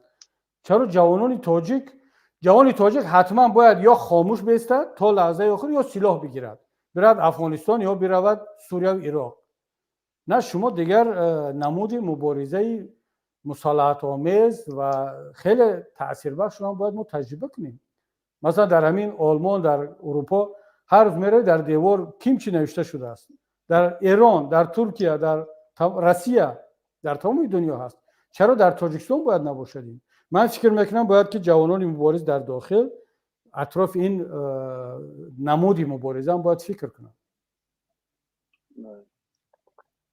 خب برادر سلیم جان، اگر اجازه باشد ما را من خارج شوم و بعد انشاءالله اگر لازم شد بنویسید، آگاه کنید، من در خدمت هستم. خب باشد. استاد یک سوالی که از تقاعد مانده بود، به همون سوال اگر امانت است، چون که از خاطر برآمده و گفت که برای چه رحمانوف برای همین مرد چند نفر در دود انگیش وفات کردن همدردی نگفت؟ چون که اگر این سوال نگوییم این امانت است، به هر حال بفکرم که باید یک پاسخی از شما شنیده شود در این باب. یادم آمد در وقتی که شما صحبت میکردید سوال محمد بعد از این هم آمد. من پیشتر به این سوال جواب گفتم که آخر اون نفرانی که در تاجیکستان کشته شدن یا میشوند در گذشته هم بودن، خدا کنه که در آینده نباشد، اینا خارجی نیستن. این بنگلادشی، سومالیگی، امریکایی، هندو نیست که امام رحمان تعزیه بیان کند. امام رحمان خودش را در نزد ملت تاجیک قرضدار نمیداند. اصلا ملت تاجیک کی است، چی است که باید همدردی بیان کند؟ چون وقتی که امام رحمان میاد همدردی بیان میکند، او فکر میکند که این یک نمود اعتراف کردن کمبودی و گناه خودش است. یعنی اصلا امام رحمان طرز رفتار میکند که هیچ کس کشته نشده است. وقتی هیچ کس نمرده است چرا باید همدردی بیان کند؟ یعنی از نگاه امام رحمان اونجا انسان نمرد. من معذرت میخوام، اون همون بچه‌های طفلکای معصوم مثل یک فرشته ملائکه برای ما، برای پدر، برای مادرشون عزیز است. بزرگترین نعمت رو از دست دادن. اما معذرت میخوام بار دیگر، برای امام علی رحمان یک پشه مرد، یک نمیدونم یک کسی اصلا نبود دیگر، تمام. حالا مثلا یک بنگلادشی میشد، پاکستانی میبود، یک کسی دیگه میبود. مثلا در افغانستان اگر خدای نکرده یگان نفر همین خیلی حادثه شود، امام علی رحمان هم تعزیه بیان میکند، هم حکومت رو گناهگار میکند، هم طلب میکند که حکومتی همه شمول شود در اون کشور. رسانه های تاجیکستان، اون تبلیغگران امام علی رحمان از قضیه های کشورهای دیگر و بخصوص از کشورهای اسلامی، اگر از طرف یک جنایت از طرف یک ریشدار یک مسلمان شود، تمام جامعه رو به داد میارند. حتی بعضی‌ها که در اروپا هم نشستند، میبینید که در صحیفه هاشون، در اکانت هاشون درباره اون جنایت ها چقدر میگن. اما وقتی که یک تاجیک، شهروندی تاجیکستان، طفل‌های بیگناه در نتیجه جنایت حاکمیت از بین میرود، تلف میشود، نه رحمان تعزیه بیان میکند، نه اینها چیزی مینویسند، همه خاموش است. و من فکر میکنم که این در این دیگه جای سوال و جای بحث نیست.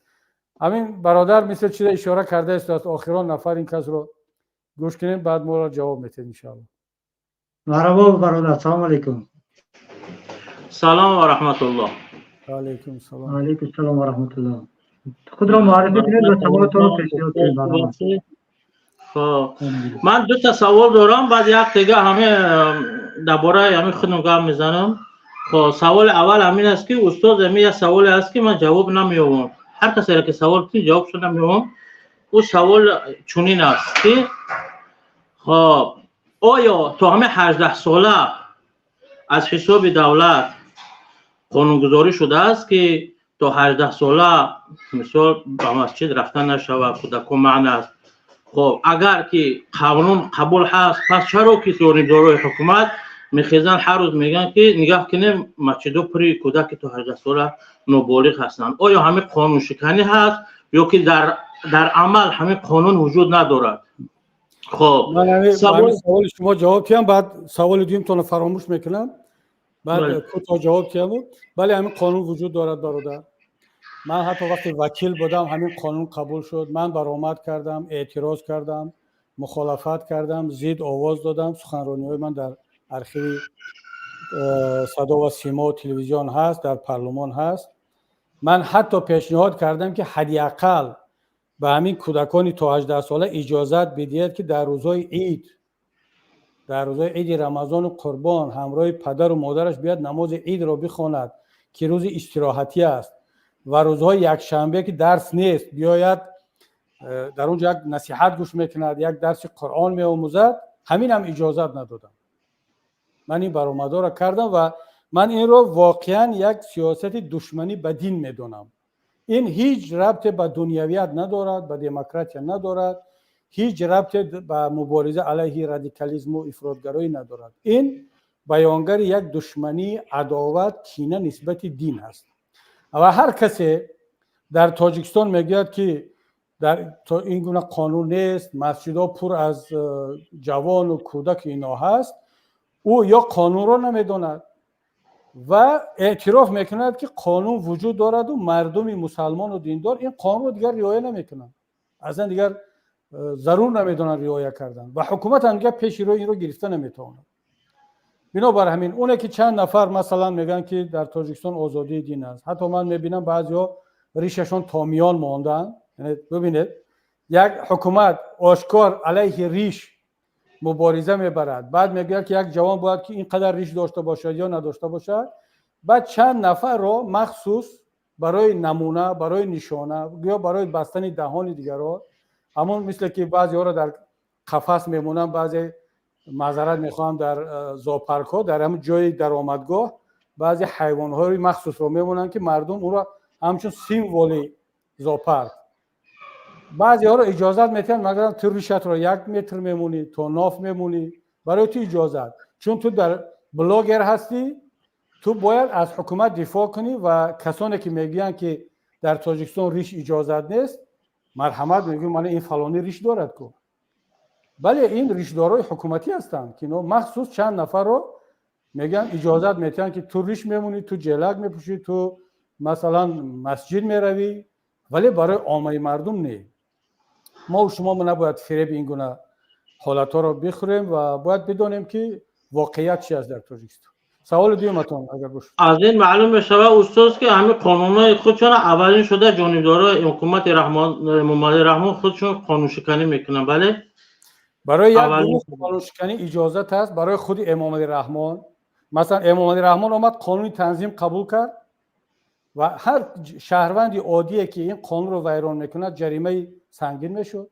بعد خودش اومد برای رستم امام علی، برای پسرش یک توی با دبدبه فکر کرد که نوارها پنهان میموند، کسی از داخل خودش این نوار رو به بیرون فرستاد و اون نوار در شبکه یوتیوب گذاشته شد، هنوزم هست.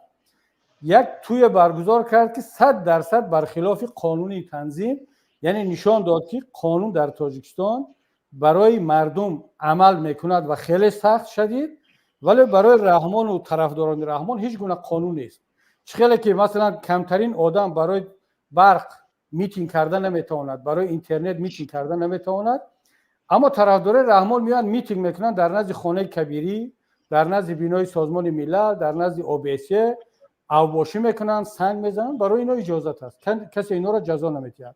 من را در کلاب بودم، رفته بودم سفر کردم، وقتی وکیل بودم مرا سنگباران کردند و زدند در کلاب، یگان کس اونها رو جزا نداد، بلکه طرفداران ما رو که از من حمایت میکردن پیش رای اون اوباشای حکومتی رو گرفتن، اینها رو بردن 10 شبانه روز باز زندانی کردن، جریمه بستن، برای اینکه گویا نسبت اون هجوم کننده ها بدرفتاری کرده باشن. اینا پیش ما رو گرفتن، اونها رو اجازه ندادن، تله دادن. یعنی رحمان طرز رفتار میکند که برای خودش و یک گروه طرفدارانش قانون وجود ندارد، اما بالای مردم سخت‌ترین قانون‌ها را تطبیق کرده ایستاده است. آفرین. موضوع برق دور رفته ایستاده. ما را شکایت کردن که خواهش میکنم درباره برق گپ زنیم. برادر سوال دویمتون امیدوارم که درباره برق باشد. بله بود عیناً همین سوال دویم نگاه کنید، با همین سوال به جواب است که همین امام چی طرفداران جناب رحمانوف آقای رحمانوف میبرن میگن که وقتی که گیس کی روست کردگیان مثل روسیه و دیگر دولت ها و یا حق دارن که مثل همو برای مبلغ خودشون چند فایز به دست آوردن و یا به دیگر دولت ها فروشن، بعد که همو مهلتشون تمام شد بعد وای میتونن که در داخل وطن همو گیس به نفع ملت ما کار کند. خب وقتی که ما تماشا میکنیم، وقتی که نماینده طالبان و نماینده حکومت تاجیکستان در ترکیه میروند، فقط در اونجا امضا میکنن، نه نماینده روسیه هست، نه نماینده قزاقستان، نه نماینده فقط ما اونجا 2 نفر میبینیم، طالبان و حکومت تاجیکستان را. این چه اساس داره که اینها همین سخنها را میگویند؟ مثال در اونجا یگان آدم سیوم نیست، روسیه نیست، یگان کسی نیست، فقط ما ببینیم که جنایت از طرف تاجیکستان، از حکومت تاجیکستان به عمل آمده شده است. همین را کمتر شرح میداده. خب ببین شرح این جواب این سوال این است که هیچ وقت به حرف این کسانی که میخوان جنایت‌های اقتصادی امام علی رحمان و حکومتش رو سفید کنند به اینا باور کردن در کار نیست، چون یگان اساس ندارد. این حرفای اونها روانه شده است به افرادی که معلومات ندارن، تحلیل ندارن، از قانون، از شرطنامه و سازشنامه ها آگاه نیستن. مرحمت امام علی رحمان و کماندش بیارد سازشنامه بین حکومت تاجیکستان و سرمایه‌گذاران روسی را در مسئله سنگ توده نشر کند. بله. مرحمت به مردم نشر کند، بگوید که سازشنامه چگونه است. سنگ توده سازشنامه با حکومت ایران را که سنگ توده و فکرم 2 بود، سنگ توده 1 یا 2 را، یکیش رو روسیه ساخت یکیش رو ایران، با این نشر کند که در اساس کدام سازشنامه کی چقدر حق دارد. تا جایی که من میدونم هم روسیه و هم ایران که این هر دو گیس رو سرمایه گذاری کردن و سهم دارن، 100% صاحب ملک نیستن، بلکه در یک اکثریت سهم رو روسیه دارد، در دیگرش ایران با فکرم 50%. اینا طبق همین سازشنامه ها پیش از همه همون برقی که سهم خودشان است باید در داخل تاجیکستان فروشند و اون اپراتور اساسی شرکت برق تاجیک است. بله حق دارد که مثلا روسیه مستقیما به تلکو فروشد، به اهالی تاجیکستان فروشد یا به یگان کسی دیگر، ولی در داخل تاجیکستان همه گونه خرید و فروش برق بیرون از تاجیکستان در صلاحیت حکومت جمهوری تاجیکستان است. یعنی این برای روپوش کردن جنایت ها این سفسطه است. نکته دوم، چرا طالب حکومت طالبان در افغانستان وقتی که اهالیش برق ندارد، کمبودی برق در داخل افغانستان هست، حکومت افغانستان از خارج کشور برق میخرد، از تاجیکستان برق میخرد برای تأمین اهالی با برق. برای چی حکومت تاجیکستان بگذار در شب و روزهایی که یگان صدمه می شود، بگذار کمبودی برق می شود، بگذار سطح آب پایان می رود، بگذار، ولی من به این باور ندارم، چون این سال طبق گزارش خود حکومت سطح آب انبار نارک از سالهای گذشته بالا بود، حتی از معیار بالا. یعنی ما یگان آمار رسمی، یگان گزارش رسمی شفاف از حکومت نداریم که مشکلی امروزه چی هست. آیا صدمه شد؟ آیا یگان سطح آب پایان رفت؟ ما یگان شفافیت نمیبینیم و یگانه چیزی که در ذهن همه کارشناسان میاد این که حکومت رحمان عهدهداری خودش را در پیش حکومت طالبان 100% اجرا کردن میخواهد. اما عهده‌داریش رو در پیش ملت تاجیک نه. ملت تاجیک مثلا ببینید از همه بزرگترین سهمدار شرکت برق تاجیک ملت تاجیک است، نه روسیه نه ایران نه کسی دیگر. بزرگترین سهام شرکت برق تاجیک ملت تاجیک است. همین من محیدین کبیری شهروند تاجیکستان که تروریست اعلام شدم در خارج زندگی میکنم با مبلغ 1 میلیون سامانی سهمیه راغون خریدم. این سهمیه در دست من است. حالا تمام مالکیت مرا حکومت مصادره کرد، گرفت خانه، ماشین، همه کارخانه و بازار رو، ولی این سهمیه های ایمنای هست در دست من است. من باور ندارم که حتی امام علی رحمان از من بیشتر سهمیه راغون خریده باشد. مرحمت اگر خریده باشد برای آنکه اثبات کند که من در حقش ظلم کردم، بیاید همون رو در رسانه بیاد که ایمنای نامش امام علی رحمان مثلا در فلان سال، البته اینا میتونن باز ساخته کاری کنن اما در یگان جا نخوندیم. من 1 میلیون سامانی که اون وقت یک سامانی $1 3 سامانی بود، 4 سامانی بود، یعنی در مبلغ $300,000 فقط خودم خریدم. حزب نهضت اسلامی تاجیکستان هم مرکز هم منطقه ها ناحیه های ما در مبلغ 1 میلیون سامانی دیگر ما سهمیه راغون خریدگیم. خب من حق دارم همچون شهروند همچون سهام از امام علی رحمان رئیس حکومت است. من از امام علی رحمان پیشوا و پرزیدنت کار ندارم. حاضر امام علی رحمان رئیس حکومت جمهوری تاجیکستان است طبق کنستیتوسیا و شرکت برق تاجیک در اطاعت به واسطه امام علی رحمان است. من همچون شهروند تاجیکستان همچون سهام انسانی که سهمیه دارد طلب میکنم که حق ما رو پرداخت کند. یکم درآمد ما رو پرداخت کند. از همون فروشی که به طالبان میفروشد به من پول بفرسته هر ماه و هر سال. این حق من است، حق حلال همه تاجیکستانی است. دیوم که اول من این سهام رو با برق تامین کند، پدری مرا، برادری مرا، خویش و تباری ما را، همشهریای مرا، هموطنان مرا با برق تامین کند، بعد فروشد. من این حق رو دارم. وقتی اون رسیدت که ملت تاجیک همچون ملت صحبت کند، سهمیه خریدیم همچون سهام صحبت کند، یعنی این وقت این در این صورت ما میتونیم مشکل برق رو حل کنیم. اگر این رو نکردیم امام علی رحمان چرا میبخشد به همین ملت زامبی برق فروشد؟ بهترش با طالب فروشد که مستقیم پول به صورت حساب شخصیش در منطقه افشار میرود و هیچ کس از او هیچ طلب نمیکنه. جواب من همین است برادر. سلامت باشید استاد، سلامت باشید برادر عزیز. اینجا با دیگر برادر هستن در استودیو که میخوام وارد شوم. خداوند نگهبانتون باشد برادر سلیم، به شما موفقیت. انشاءالله باز اگر لازم شد با من پیام فرستید، من این شب در مسئله برق در خدمتتون هستم. اگر نه، اگر من ممنون بودم دیگران صحبت کنند و یعنی بیشتر این مسائل رو مطرح کنم باز بهتر می‌بود. خدا نگهدار. خیلی خوب، خیلی موضوع‌ها رو واضح و آشکار صحبت کردیم. خیلی صحبت جالب بود. هزار رحمت. شما می‌نداریم استاد. خدا نگهبانتون باشد. سلام علیکم برادر عزیز. صدا نیست برادر، صدا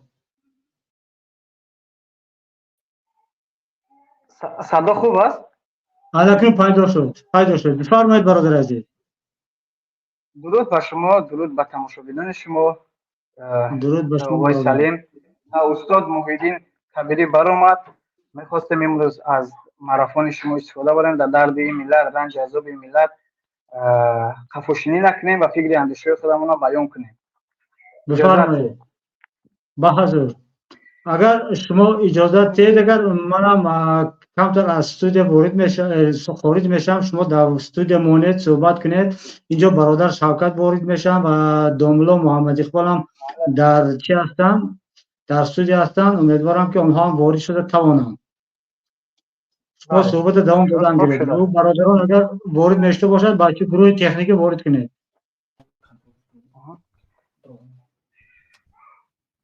داملا خوش آمدید. سلام علیکم. و علیکم السلام و رحمت الله.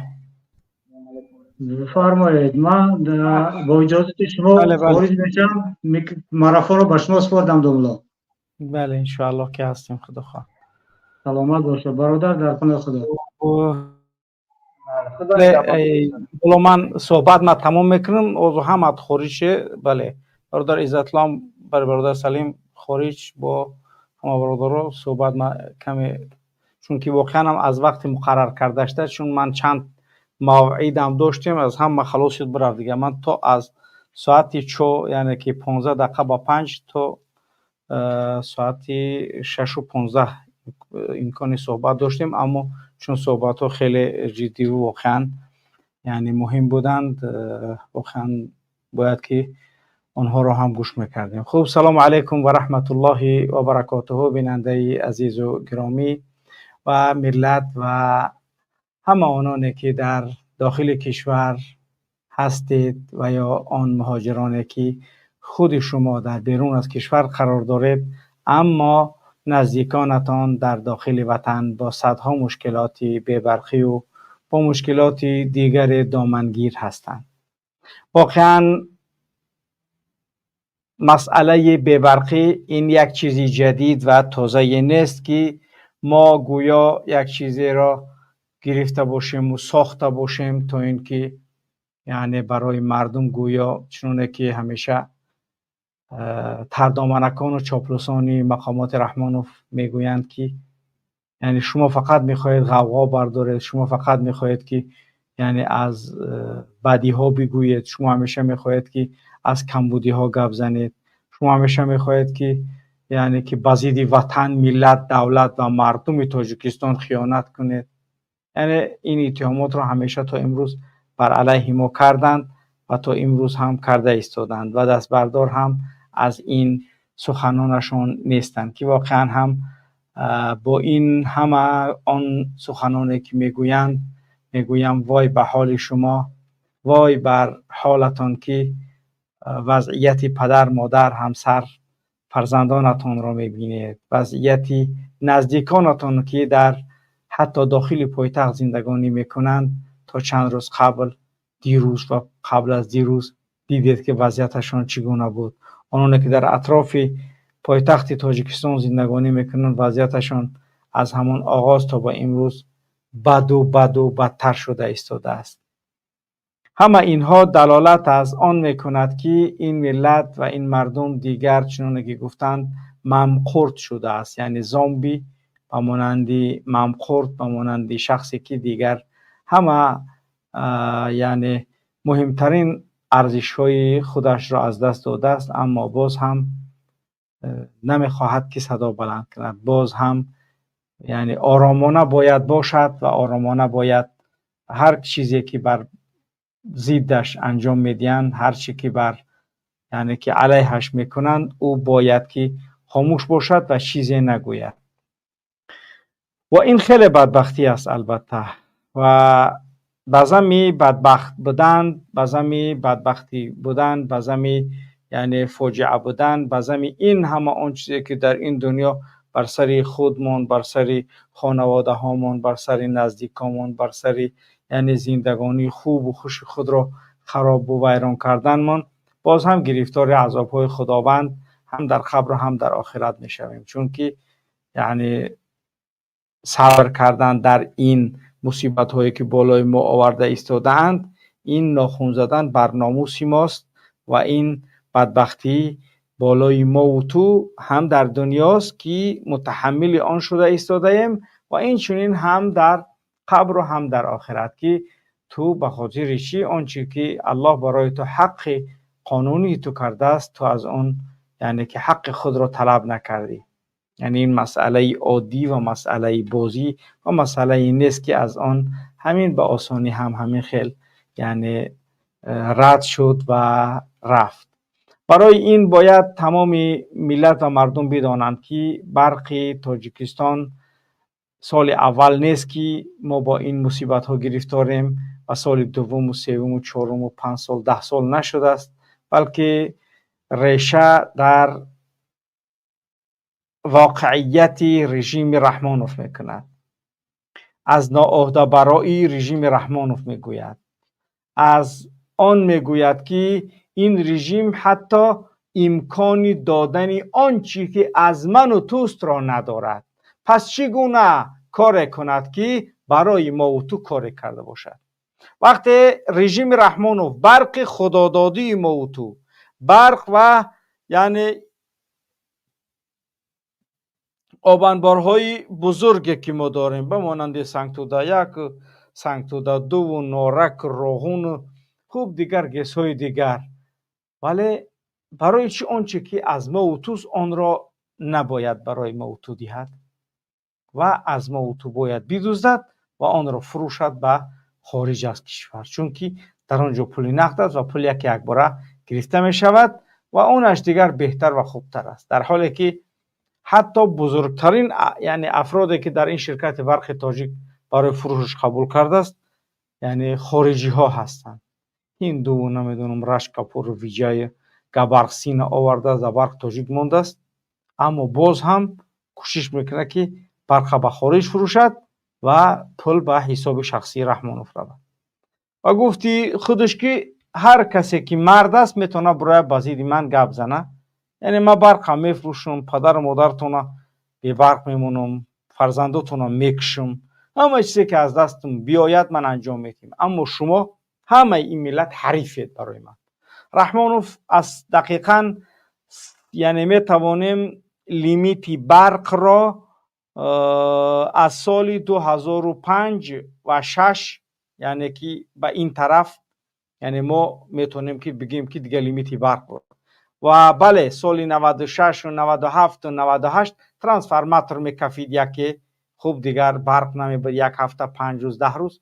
این مشکلی یعنی که یک منطقه بود، مشکلی عمومی تاجیکستان نبود. حتی من خودم یاد دارم سال 97 دوشنبه تمام جا برق بود، 98 هم پره برق بود، 99 هم برق بود، یعنی 2000 هم حتی یعنی که هیچ مشکل نبود، ولی برق ها خاموش می شدن و همین خیل وقتی که سیستم یگانه که میان ازبکستان و تاجیکستان بود همین از بین رفت. یکی از چون که ما خودمون شاهد زنده همون سالهای جنگیم، الله شاهد است، یک طرف خانه نبود، لامپچکا در طور سر همون خانه موندگی بود، سویت همون خانه گران بود، یعنی نیمی خانه نبود، تنکه زده بود، نیمی خانه نبود ولی برق بود. برای چی؟ به خاطر اینکه از بقایای دوران شوروی برای ما چیز باقی مانده بود و این دلالت کننده بر آن بود که یعنی یا وقتی که یک پسر یا یک فرزند از پدرش یک چیز یعنی به میراث میگیرد، اون خوب دیگر اگر حفظش کرد، اگر حفظش نکرد میتواند که از دست بتید بروش. ولی رحمانوف اون میراثی که از شوروی براش مانده بود حتی اونم از بی‌درایتیش از دست داد و کار نتوانست انجام دهد. سال 2005 سیستم یگانه را ازبکستان از بین برد و در یاد دارم که از ماه نوامبر دکامبر بود که اگر سال 1995 تا 2010 از 95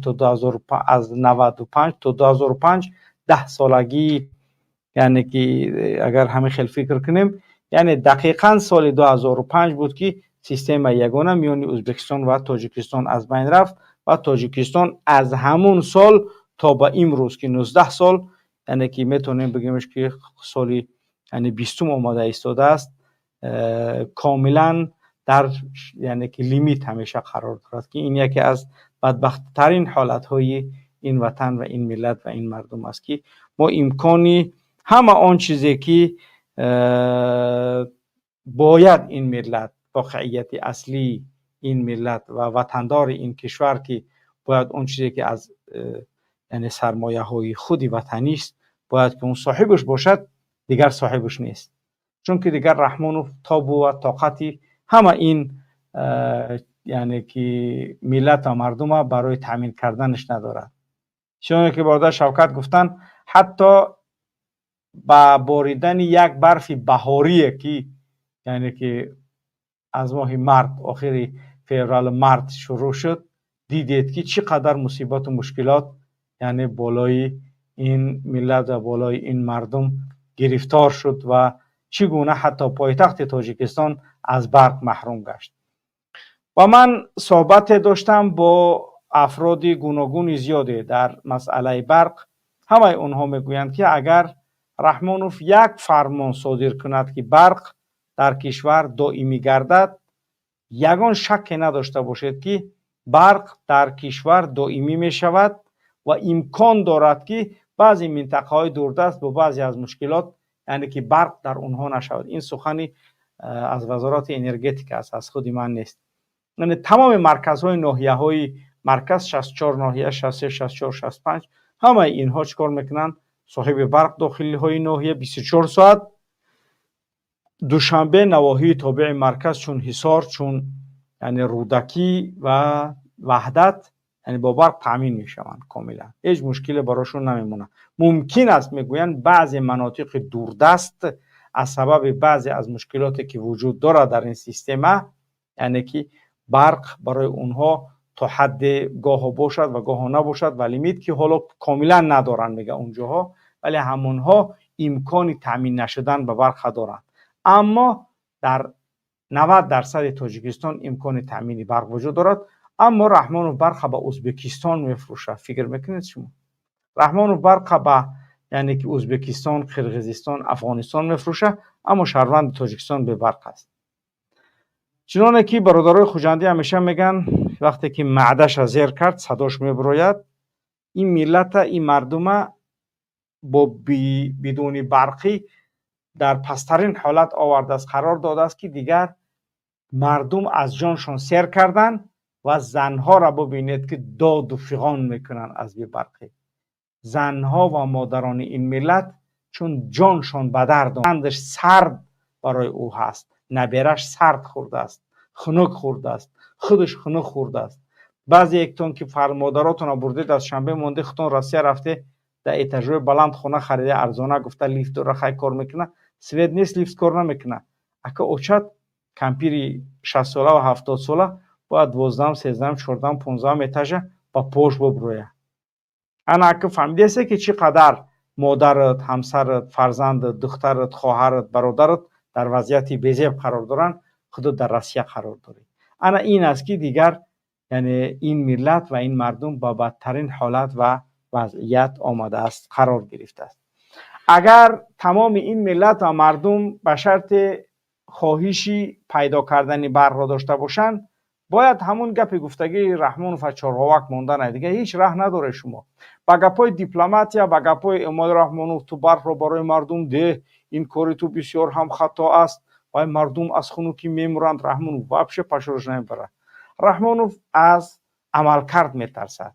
استادم خوب گفت که تو وقتی که در دست مردم سلاح بود اون طرف بودیم، رحمانوف یعنی بازونو میشیشت، همراه من مکالمه و صحبت میکرد. اما چون امروز در دست ما سلاح نیست، پس صحبت نمیکنه، حتی تماما اهمیت نمیتیه. به خاطر چی؟ به خاطر اینکه ما دیگر سلاح نداریم.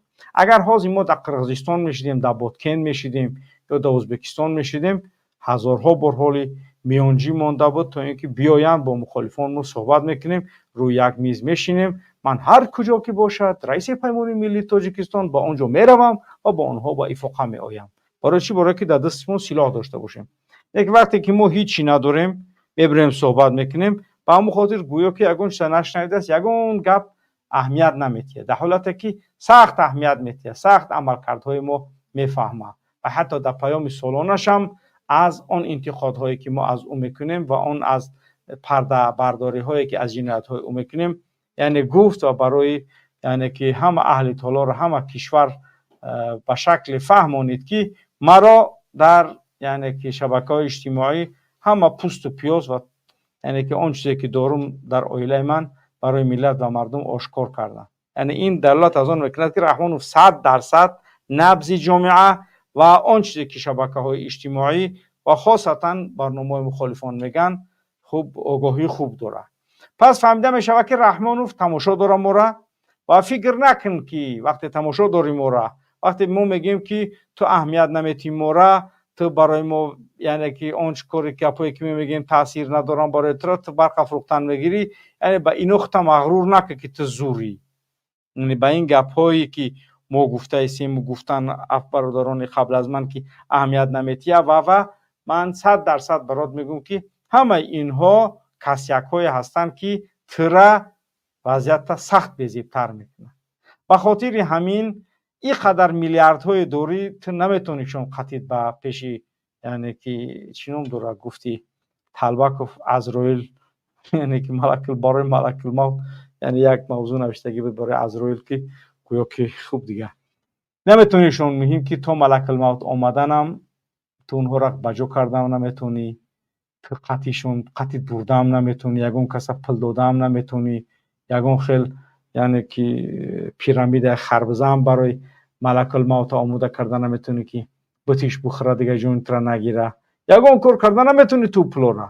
با همون خاطر اون چیزی که هست قبل از اون که تو برای ما میدونیم که تو ایمان نداری، تو مقدسات نداری، تو وجدان نداری، تو ناموس نداری، تو دیوسی اینو رو میدونیم ما رحمانو. نه که اقلا ما میدونیم که تو یگون خیل ایمان با میعاد یعنی ایمان با بازگشت به سوی خداوند نداری، تو با یعنی که این شو ایمان نداری. ما میدونیم وقتی که آدمی که ایمان ندارد پس با او صحبت کردن با شکل مؤدبانه غیر قابل قبول است. رحمان از یعنی که عزرائیل گفتگی طلبه ترساندن و از ملک الموت ترساندن و از عذاب قبر نعمت قبر گفتن، از پرسش روز قیامت و از یعنی که پل صراط از نامه اعمال به دست چپ و به دست راست دادن، یعنی که از اون بیرق قدری که در کنش میزنن، یعنی که طبق حدیث صحیح هر یک انسان شناخته می شود با اون قدری کردگیش. حاکمانی یعنی که این دنیایی از پشت سرشون در پشت کنشون یا بیرقی داده می شود و هر شخصی که زیاد دزدیدگی همون بیرق هر چقدر که زیاد باشه همون قدر یعنی که چی می شود بیرق قدر میگن، اونم بیرق قدر بالا می رود. و همون خاطر وقتی که با اینها ایمان ندارد رحمانوف، پس شما فکر دارید که ما با اون صحبت کنیم و اونا بگیم که این عملکردهای تو اینقدر یعنی که فرزندایی که تو کشته، اینقدر مادرانی که یعنی از آزار و اذیتی که فرزنداشون از غم یعنی که از دنیا گذشتن، غم بدن آنها رو افسرده کرده، بالاخره از دنیا با اون غم و اندوه رفتن و اینقدر مصیبت هایی که یعنی که تو بالای این مردم آورده. اگر ما فکر داشته باشیم و شما که امکان دارد که رحمانوف بفهمه، امکان دارد که رحمانوف یعنی که مثلا یگان مقدسات یگان جوهر در بساط اون مانده است و خنم نداره. رحمانوف یک شخصی است که اون کاملا از تمامی همه آن یعنی جوهر انسانیتی که خاص و خصوصیت یک انسان ندارد، یک انسانی با ایمان ندارد، امکان ندارد که رحمانوف بفهمد، امکان ندارد که رحمانوف پندپذیر باشد. رحمانوف یگانه چیزی که میترسد از قیام و خیزش مردمی. رحمانوف از یگانه چیزی میترسد از جمع شدن جوانان اطراف یکدیگر. رحمانوف برای همین است که در مسجد جمع نشوید و ننشینید، چون که از جمع آمد میترسد. قانون تنظیم و اشتراک افراد کم هم دقیقاً برای همین است که از جمع آمد مردم میترسد و نفرت دارد. رحمانوف همه آن جایی که چند تاجیک با هم جمع شود از اون سخت هراس و ترس دارد. وحشت هایی که رحمانوف دارد چنانه که از سلاح میترسد از جمع شوی مردم و از نستونیکا و افرادی که امکانی صحبت کردن و مردم با پا خیزاندن دارند از اونها با مانندی ملک الموت میترسد. با همون خاطر این ملت باید بداند، این ملت باید بفهمد، این ملت باید درک کند که چیزی که ما و شما را به پیش میبرد و خانه ما و شما را روشن میکند این اتحاد ماست. ما بار دیگر میگیم منظور از اتحاد نیست که یگان حزب یگان گروه دیگر بذاره ائتلاف کنه، این چیز لازم نداره. ما منظور از اتحاد کلمه است. منظور از اتحاد یک فکر بودن، یک رأی بودن در مقابل رحمان و ایستادگی کردن است و این اگر ما و شما با شرط انجام داده بتونیم پس یقین کنید و باور کنید که ما و شما پیروز میشیم. در غیر این حالت پیروزی ما در مقابل رحمانوف یعنی خیلی ضعیف است. ما باید منسجم باشیم، ما باید متحد باشیم، ما باید یک کلمه باشیم، ما باید در گفتارمان، در کردارمان، در عمل کردمون باید به شکل باشیم که به خاطر این وطن و این ملت کاری که باید انجام دهیم یعنی به یک جایگی ما انجام میدیم. رحمانوف از اتحاد کلمه، از یعنی آن چیزی که این ملت و مردم بر سر هر چیزی که جمع می آورد سخت میترسد ولی رحمانوف حاضر ما و شما را تماشا داره. اگر رحمانوف شما میگه که اون ناموس داره، او یعنی که در حق مریم گرسوخته ملت دعای بد نمیکنه دیگه، یعنی که این گپای من گفته هستم، اگر فکر کنه که هم مریم در قبر یعنی عذابش نمیتین، اگر ایمان داشته باشه به شرط رحمانوف با یعنی که عذاب قبر و نعمتش، اگر فکر داشته باشه که یعنی این قدر پرابلمی که بالای این ملت کرده است اینها همش به شکل تازه و یعنی که از بین میروند، پس باید اون این عملکردهای خشنش تغییر کنه. اگر چندی ما میدونیم که نمیتونه تغییر کرده، اون نمیتونه برای مردم پولی که با کیسش میآید با شوی عزیز ما را جمع کرده است، اون را نمیتونه او ای بهرش بگذره، او یعنی که همه او چیزایی را که برای بانک های خارجی انجام دادگی تو اینکه در صورت حسابش بگذره یعنی که برای آینده او امکان نداره که رحمانوف از اینها صرف نظر کنه و ملت و مردم قدرش بدونه. دروغه در وقت مردم به سویت شیشتگی جانشون برآمده است، لیفتی مردم کار نداره، زن این ملت، کودک این ملت، دختر این ملت با بدترین وضعیت در دوشنبه قرار داره. رفته از رستم مانده است و گویا نشانش داده است که از خیابان فلانی تا خیابان فلانی انا این خیل بنا ساخته می شود. با گویا که در اونجا نشانش داده است که آن اجاره تاریکی اجاره گفته باشه ارکیتکتوری پیش پدن علم ده همه کار دست میزنه تا اینکه به شکل خچه گویا بگه که دوشنبه دستوید نیست، گویا مردم نشون میده که ما دوشنبه رنته او بیناهایی که درست میکنی از خیابانی فلانی تا خیابانی فلانی، اونا برای این ملت مردم 95% منفعت نداره. او منفعت برای تو، برای اویله تو، برای دخترای تو، برای دوم، برای او برای این ملت او خیابانی که درستش میکنی و چند تا دامه که بینایی که راست میکنی اونها با منفعت این ملت نیست. منفعت این ملت هم امروزه آن چیزی که میتونی برای او کنی منفعت این ملت همون است. غیر از این دیگر این ملت و این مردم چیزی که برای منفعتش یعنی که امروزش نمیبینه، پس او غیر قابل ملموس است و اون امکان قپیدن اون نیست و احساس کردن اون نیست، پس فایده نداشته است. این ملت آب گرم میخواه، این ملت اتپلین میخواه، این ملت برق میخواه، این ملت آب میخواه. انا همه چیزای همین را درست کن. حالا از تو هیچ کس بیناهای بلند آشیانه طلب نکرده است. از تو هیچ کس اون چیزی که تو میخوای دروغ را برای مردم، یک پروژکتی هست که در 50 ساله امکان تطبیق شویش نیست، همون را برد از موند از میستون شکمش دام که اگه قبر صغیره وره رستم چخ فهمونده ساش کن، اما جرتر میکنم در تلویزیون موندنش. بعد از این که ما در پس از کشته شدن 6 عضو یک خانواده وقتی برنامه کردم، دقیقاً فردای اون روز رستم به دوشنبه برآمد و در طور سرش گویا برف بریده است و عکسگیری را بینی دیگه اگه گویا رئیساش جمع کرده است. او رئیسای جمع کردگی تو چی فایده داره در حالتی که این ملت و این مردم در بدترین وضعیت حالت قرار داشته باشند؟ پس به این باید جواب گفته شود و جواب میگفتگی شخص هم معلوم است که کی است. دیگر برای این باید این ملت و این مردم حق حلال خودشان را طلب کنند و طلب کردن حق حلال ما و شما تنها و تنها با ایستادگی و استقامت و استواری میتوانیم ما و شما حق حلال خود را طلب نماییم. در غیر این حالت این سال هم تمام میشه و با این ماه اکتبر لیمیت سر میشه و سال آیندهش هم به همین طرح یا پلان نو راه یافتگان که پلا با طالب میفشی نلیش میشه، پلا با ازبکستان خراسان میفشی نلیش میشه. چی در کره با اوتا و اوچایت و با زن خواهر ترپل دادن یگون فایده نداره. با همون خاطر اگر شما فکر داشته باشه در آسیا به همین وضعیت رو بگرده، پدر و مادر نزدیکاتون به همین وضعیت در تاجیکستان گشتن میگیرن. به همون خاطر باید این ملت بفهمه و تیاقش به روشنی زنه و طلبی که باید انجام تید به خاطر برق دائمی باید این ملت طلب برقش انجام تید، یا اینکه برق دائمی شوه یا رحمانوف استعفا کنه.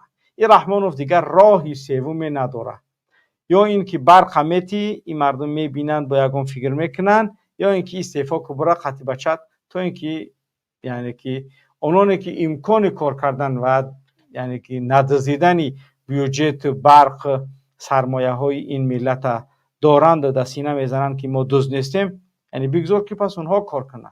در غیر این حالت غیر قابل قبول است همه آن چیزی که تو میگوی دروغ را خطا گویا با شکل ما نمود میکنی که تو خدمت داری، در حالی که تو خدمت نکرده و خدمت کردنی هم در آینده نزدیک و دور هم نیستی. با همون خاطر مسئله برق یکی از مشکلات اساسی است که هیچ شهروند تاجیکستان از بی برقیش نمیتوند که خاموش باشد. تمام ملت یعنی که گپش میزنه و شکایت اصلیش از بی برقیش یعنی میکنه. پس ما و شما باید به شکل از بی برقی خودمون خلاص کنیم و آن به اتحاد و یکجایگی و طلب نمودن دست جمعانه است. اگر همه مردم جمع شوند در یک منطقه میبینید شما که چخیل برقتون میتین. اگر دیدید که نمیتین بعد او وقت میفهمیم که چی گپ است. در حالی که من بار دیگر میگم از وزارت انرژی صحبت کردن، گفتن بیش از 90% اهالی تاجیکستان 100% ما با برق تامین کرده میتونیم، ولی 10% یا 5 یا 10%ش میمونه و اونها هم از همون زیر استانسیه ها مربوط است گفتن، نه اینکه از مرکز مربوط است. و همون خاطر ما نمیتونیم قسم 10% یا 5% بیشترش بخوریم. یعنی امکان داره که مونه بعضی منطقه به برق، ولی اون هم یعنی که حل شونده است و حل می شود. اما رحمانوف نمیخواد، رحمانوف میخواد برق و خارج فروشه تا اینکه مبلغ پول زیاده با کیسه خودش بر بگرده و بیایه. با همون خاطر باید آگاه باشید، باید بفهمید، باید نقطه سنج بودن خودمون ما دیگر یعنی که معین کنیم، نه اینکه ما فقط فکرمون طلب کردن باشد. ما هم طلب میکنیم و هم عملی باید انجام دهیم. عملی انجام دادن ما طلب واقعی نمودن. امام رحمان محترم ما نه مخالفوش هم بذاریم نه همش هم. برق ما رابطه تمام ما دیگه کار نداریم. این برق نیست اوبانبور ترکیده نورک یگان کار نکرده. آب از سطح بازی برای من روان کردن آب از سطح پیشینش خیلی بیشتر است، چون که در من نمیتونم نشانتون بودیم. یعنی که عکسی که دیروز گرفتش دیگه ساعت 4 یعنی که برای من روان کرده گیان، تو اینکه مردم همه امکانی یعنی که دیدن اونا دارن. ولی بار دیگر میگم همه آن چیزی که برای یعنی این مردم مهم هست باید بدونن که رحمانوف ما را فریب داره. رحمانوف امکان نداره که ما و شما را یعنی همین خیل برق نتید و یعنی که گویا که این برق یکان چیزی باشه که معما باشه. اصلا معما نیست. برق تنها و تنها چیزی که نمیتیمون برق رحمانوف است و ما اگر طلب قاطعانه داشته باشیم رحمانوف امکان نداره که ما شما را برق نمیتیم. البته این اقدامی که از طرف پیمان ملی تاجیکستان در مورد مارافونی که در مورد برق چرا اموال رحمانوف برق نمیدهه یعنی که صورت گرفت، یکی از بهترین اقدام ها بود. امیدواریم که یعنی که تا آن روزی که اموال رحمان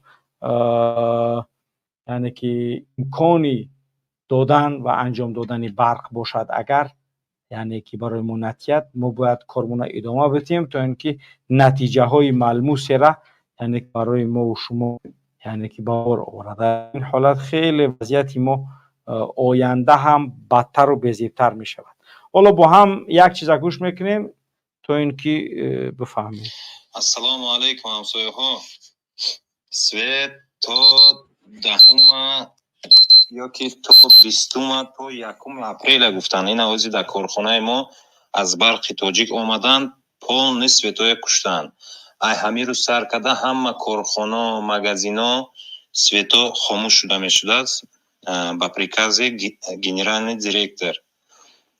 فقط خانه استقامتی در سوید میتونو ایتو هوای لیمیت کرده. لیمیت پیشینه با 1 ساعت می 1.5 ساعت با کمتر میتونن سویتا برای رش گیریتان تو دهمی ویا گفتن مارتا یا که 10 یا که 20 داش موج تو 1 اپریل گفتن.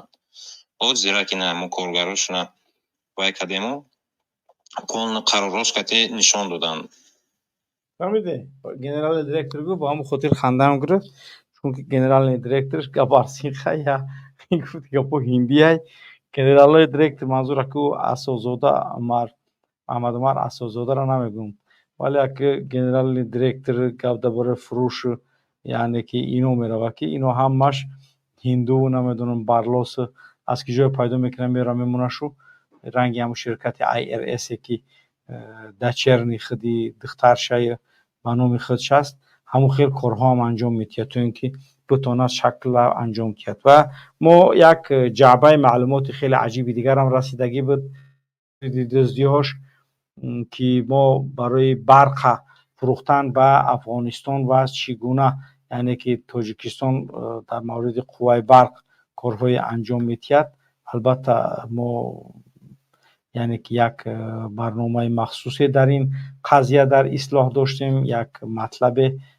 در این مورد ما داشتیم که امیدواریم یعنی که مردم و ملت باید یعنی که بداند که چی گپ است مثلا در مورد دزدی پنهان نمیماند یعنی که تاجیکستان مثلا دولت تاجیکستان بعضی از ارقام بعضی از استاتستیکایی که از طرف اویله یعنی که تلکو منیجمنت لیمیتد یعنی که در کجا ثبت نام شدگی است یعنی چی گپ خبر است چگونه کار با ترکیه چگونه کار با لندن چگونه بعضی کارها و فروشی یعنی که محصولات آلومینی با اون کشورها و مبلغ کاملا به کیسه اویله و اصلا به یعنی که بودجه کشور نمی رود یک چیزی که برق کشور بیشتر از 50-60% برق تاجیکستان تلک استفاده میبره در حالی که از اون فقط برای شکمی امام علی رحمانوف استفاده برده می شود و تمام یگان چیز این ملت از اون استفاده کرده نمیتونه و این خاطر باید این مردم خوب آگاه باشن و بفهمند که اگر ما و تو طلب نکنیم قاطعانه طلب نکنیم پس باور داشته باشید که هیچ یعنی که خیر خوب و بهبودی برای ما و شما نیست و انتظار خیر خوبی و بهبودی هم از رحمانوف هیچ وقت نداشته باشید. خب معلومات های بیشتر و بیشتر و دقیق تر در مورد بعضی از غارتگری های دیگری رحمانوف که در مورد شیشه سیاه بود و $600 می‌سپاریدن و حساب ها به کجا میرفت در دست ما 4 تا حساب رسیدگی است یعنی که چگونه از کدام حساب به کدام حساب مبلغ می‌سپارید در جای معین در یعنی که 33 بود است یک منطقه که در اونجا امانت بانک و اوریون بانک برای سپاریدن یعنی که پولی همین شیشه سیاه برای گویا روغون میرفت در حالتی که اون پول تمام برای روغون نمیرفت اون پول راست میرفت با صورت حساب‌های آفشوری یعنی اویله اینم به دست اصلاح رسیدگی که چگونه یعنی که دزدی ها و غارت ها انجام میدادن و همون خاطر شما انتظار خیر خوبی از این اویله نباشید و اگر انتظار خیر خوبی از این اویله داشته باشید پس آگاه باشید بدانید که واقعا هم دیلم به حالتون میسوزد که انتظار خیر خوبی از یک شیطان یعنی که کرده بوده هیچ وقت این توقع را هم نداشته باشید.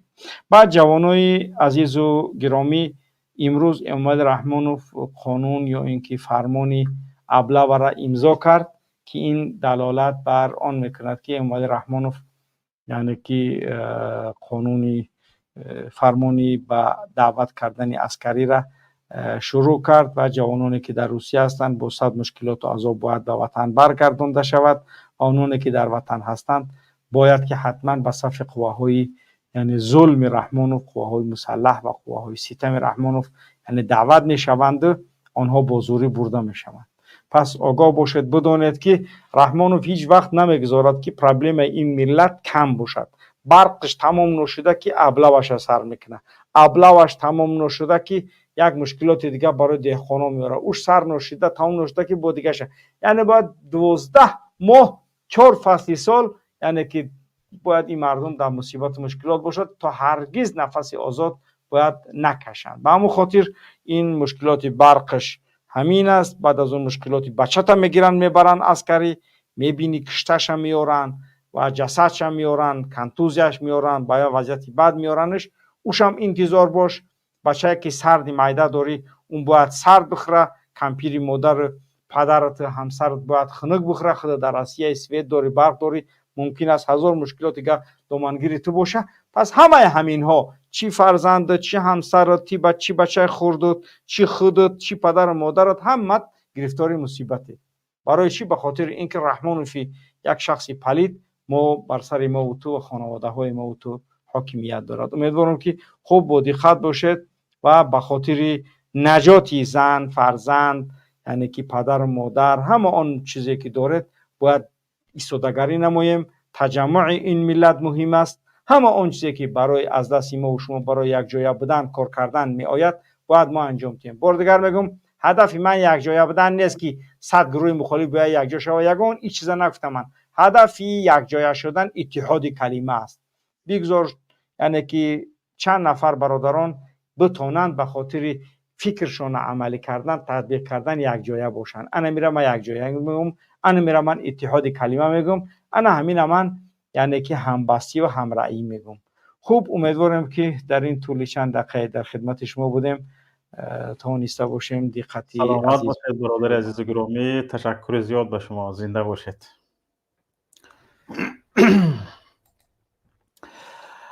دوستان گرامی، اینجا خیلی نفران زیاد در نوبت ایستادگی هستند و میخواهند صحبت کنند. ماموکا کراسовский, بفرمایید. Ассаламу алейкум, Шавкат. Валейкум Мы с ассалам вами ва рахматуллах. поговорили. Жаль, что я сегодня не успел, когда уважаемый Кабир выступал. Вот. Жаль. Потому К что сожалению, маленько да. тайм. А это самый... Что тема идет? Про чего сегодня?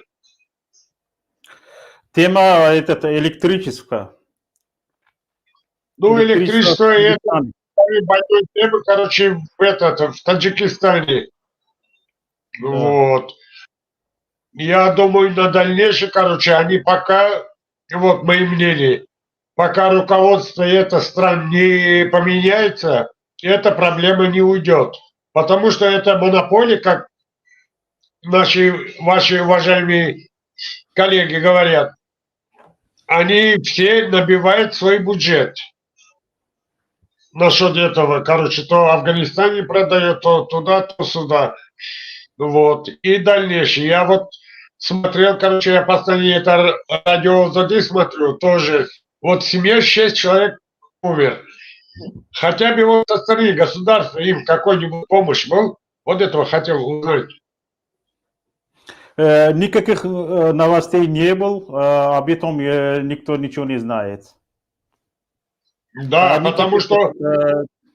Средства массовой информации об этом никаких новостей, никаких новостей не было в средствах массовой информации.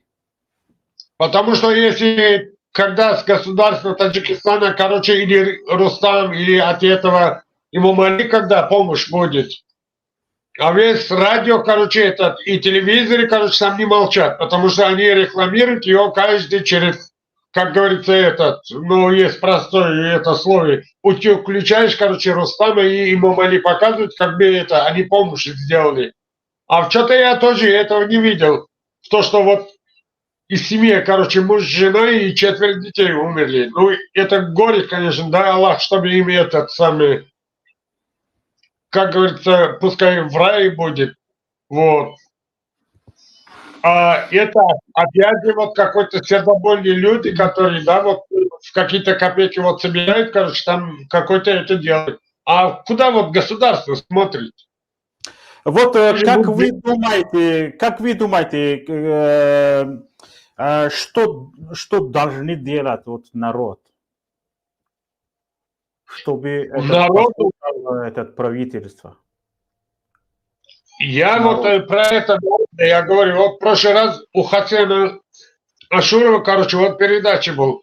Я говорю, это не так, говорю, то, что, говорит, ты России живешь или что, надо, говорю, лицом выступать и бороться, потому что вот, как говорится, за стеной вот стоять, короче, вот только сказать, от этого ничего лучшего не будет.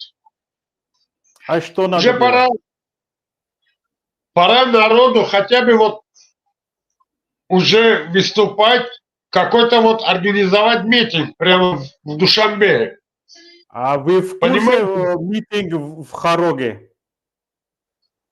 Нет, вот про это я не в курсе, потому что я дня 3-4, короче, у меня это был график плотный, короче. Я вот сегодня кое-как успел, короче, я даже вот домой приехал, посмотрел, короче, оказывается, Кабири выступал. Я хотел, короче, с ним побеседовать, потому что это человек интеллигентный, как дипломат. Я просто хотел, ну, мне и с вами, короче, вот беседу о политике вести, короче, это очень приятно, потому что вы, что Мухаммад Ихмол, вы люди грамотные, потому что, знаете, как говорится, я не для того, что это говорю, как бы я с вами выступаю сейчас, короче, и я вас хвалил. То, что есть, надо говорить людям. Вот. А про этого я, да, не слышал. Что там про митинги? Я думаю, что этот митинг тоже это не очень хорошая идея, потому что мы уже видели, что в результате, что был там, в результате митингов в Хароге. Уже у большинства народа уже другое мнение. Уже митинг, тазохурод, это такие уже не очень подходящая идея. Ну да, видите, короче, Имам-Али, он вокруг себя, короче, армию присоединил, как бы, да, вот он что-то, вот которые ненужные людей, короче, он убрал, а который ему кто подчиняется, короче, вот и этим он воспользуется. Ну, среди их, короче, вот даже я вот слышал это выступление, которые, да, вот среди вот этой армии есть люди, и то недовольны к этому режиму. Но они открыто, вот не может свои мнение выразить. Спасибо вам большое. Здесь много народ ждут, чтобы выступать. Спасибо большое вам. Азиз бифармоед. Ассаламу алейкум. بفرمایید. السلام علیکم. و علیکم السلام و رحمت الله. امام علی داف شو امام تاپاک. فقط بدون تحقیر. باور کنید همون امام علی رحمانوف ارزنده حقارت های تحقیر شما نیست. دلم زد آخه چی ده میشیند 10 میلیون تاجیکستان اهالیش سوی داده نمیتوند. چی وای پریزیدنت های چی خیلی پریزیدنت های دلم زد های با ما زواد نساز فابریکه نساز مثلا گریم پدر و مادرم هم مخاطب سوی چیه داخل بیناهای بلندوشنه حالی چند چی ها رو سویت دیوت ها رو در بیناهای بلندوشنه شنون دهند اونها روشن میشوند بعد در شب راست میگیرند انا این آبادی رو دیدی با ما بینو نساز بینو رو مردم خودش میسازه شرکت های اکه شوکت نباشی تو برقتی به مردم بله همین طور گفتنی هستید من شما را جدا نقض میشناسم اون چیزایی که میسازد اون برای تیک تاک خودش میسازد برای خلق نمیسازد بله من دوشنبه در سر عمر بیساتم 10 سال به یک بار میرم چی ده من برای خوشروگی داره آن چی دیگه مردم نیست برای من تیوته برای من زواد سوز من اشتاب مهاجر نباشم بله با میبره قسم میخورد با شیر مادرم قسم صدقای شیر مادر شد تو بله سلامت باشید برادر خلق ده просто ظلم کرو ظلم بله تشکر زیاد به شما سلامت باشید برادر صبوری بفرمایید السلام علیکم و رحمت الله و برکاته و علیکم السلام و رحمت الله برادر عزیز اولین درجه من تسلی و تعزیه خودم را برای اون خانوادن جوان بیان میکنم از این منبر. واقعا در دیگر کشورها اگر این قضیه ها رخ بدهد، اولین درجه رئیس همون منطقه، رئیس همون شهر اتستاف که میبره میرود. واقعا این گسایی که ما داریم، این نیروهای برقی که ما داریم، وقتی که ما تنقیصی برق میکشیم، این واقعا یک شرمندگی در این عصر 21 و شرمندگی دومینش این است که در مرکز شهر دوشنبه انگیش آتش زدن، خانه گرم کردن. این واقعا جالب است، انسانیت خنده میگیرد. یعنی من باور کنید وقتی که همون مرده 3 کودک رو نشون دادن، این طوری چند مدت است که من وقتی که کودک‌های فافتیده از تنگ تفنگ اسرائیل فافتیده فلسطینی رو میبینم میگذارونم میروم، وقت دیدن ندارم. اونی که دیدم حالت فلسطین به سر مردم ما آمده است، نه تیر توپ تفنگ، بلکه از دود انگشت فافتیده است، از نبودن برق فافتیده است. این خیلی مصیبت سخت است. پیش چشمانم میگوید، باور کنید دیگه خیلی خودم رو بد حس میکنم. خیلی این مصیبت سخت است. بله خیلی مصیبت سخت است. من گفتم، بیان کردم که اگر حکومت سالم، حاکمیت سالم می بود، اولین درجه خود همو رئیس شهر یا همو دوشنبه استعفا میداد، دبروال نمی رفت. یعنی مرکز شهر را تبدیل به یک دهاتی کردگی آوردن که وقتی در مرکز شهر زندگی کنی و انگیش آتش بزنی، این دلایل در این میکند که نه حاکمیت حکومت که اپراولت کرده میتونن این خانواده جناب رحمانوف، نه به نیازمندی مردم نمیتونن برسن. یعنی چی میخوام بگم، از همین شعر سرودخوانی خسته شدگیم، نمیخوام شعر سرود. من فکر میکنم ساعتش رسیده که عمل باید کرد. در هر رشته ای که باشد، در هر چیزی که باشد باید عمل کرد. شعر و سرود خوب است، اما دیگر جایش باید عوض کنه. باید مردم سرجم شود که خواهر، برادر یا که فرزندی که به دنیا رفت، وقتی بعضی بچهای ما سینه میزنن برای کودک های فلسطین دیگر جاها میگیرین، در داخل تاجیکستان یک 3 طفل نوزاد، نویحالای تاجیک، آینده تاجیکستان دارد خود جناب رحمانوف به نابودی برده شده است. این خیلی دهشت است. این خیلی دهشت است. من واقعا وقتی اینو من تماشا کردم آب چشمام جاری شد. خودم گرفته نتونستم. یعنی یک حالتی مثلا خیلی ایموت سایکنم، خیلی بگیم گفتم محلی که غجاوه قرتق ما گرفتگی بود که چیکار کنیم، چرا این سبب ها رخ میدهد، چرا طفلای نوزاد میمیرن، چرا تامین کردن برق در داخل جامعه نمیتوانن کنن. این خیلی جالب است. اگر یگان سوال داشته باشین در سوالتون جواب میتم. تشکر با شما برادر.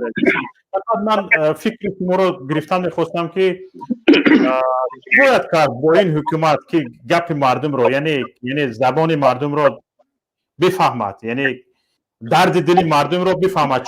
چیکار باید کرد؟ همه راه ها گذاشته شدن، یعنی با راه سیاسی نشد، با تظاهرات نشد، با این گفتن ها از خارج، با این برنامه های سیاسی نشد. نه باید از آن کار گیریم و این حکومت بیاید گپ ما رو گوش کنه. یا که این برنامه های سیاسی که خارج از کشور وقتی یک جوان مدرایت وارد می شود، وقتی تعدیدش میکنن، حتی سخنرانیش با مشکلات بعضی هاش به انجام می رسد. چی باید کرد؟ یگان ایده نو به سرتون می بیاید؟ چیزی نغز چی به سر من می بیاید؟ ما اگر بتوانیم مثلا داخل روسیه شده مردم که نمیتونن به ما کلیدار اون کلیدار نمیتن، چون که نیروی قدرتی ما همش در داخل روسیه هست. ما از اونجا میتونیم جمع کنیم مردم. رحمان واقعا موفق شدگی است در عملهاش که کاملا نیروی جوان خارج از کشورند، همش دنبال قوت لایموت است. پس در حکومت می ایستد تا زمانی که ما راه پیدا نکنیم به جوانهامون و با جوانهامون خوب تعلیم و تربیه سالم ندیم، این حکومت هیچگاه نمیداد. این حکومت همون نقشه را میگیرد که نیروی جوان بیرون از کشور باشد، چون که همیشه ایواز کنندن این گونه دیکتاتوری را فقط نیروی جوان میتوند. او پیرا کمپیر 50 ساله 60 ساله 70 ساله، این سن 70 ساله و 60 ساله را یک قندش میته چون شیرین میشود نمیخیزد دیگه. رایجوش زنده باشید. تشکر زیاد برادر عزیز. باقی در امان الله. امیدوار هستم بهار امام سبزت. السلام علیکم برادر عزیز. عزت الله. آواز میرود اکا شوکت؟ شما چیه؟ آوازتان بلبل بارین. بفرمایید برادر سلامتان عزیز. خوب؟ شکر به حد. امروز مارافون آیدی است برق. آیدی برق بله. مردم با گفتنی هم که باید تاجیکستان اگر گیرمگر از روی حساب کتابایی که من کرده برآمدم 18 تا نیروگاهی برقی ها هست، از آن 14 تاش آبی، 4 تاش تیتس تپل الکتریسیته استانسیا و تاجیکستان در حدود سابق دولت‌های شوروی هم 15 دولت گیریم دویم دولت حساب میشد که از جهت گیس بسیار دارد. بعد روسیه میشد، بعد پس از روسیه تاجیکستان میشد، اما برق ندارد.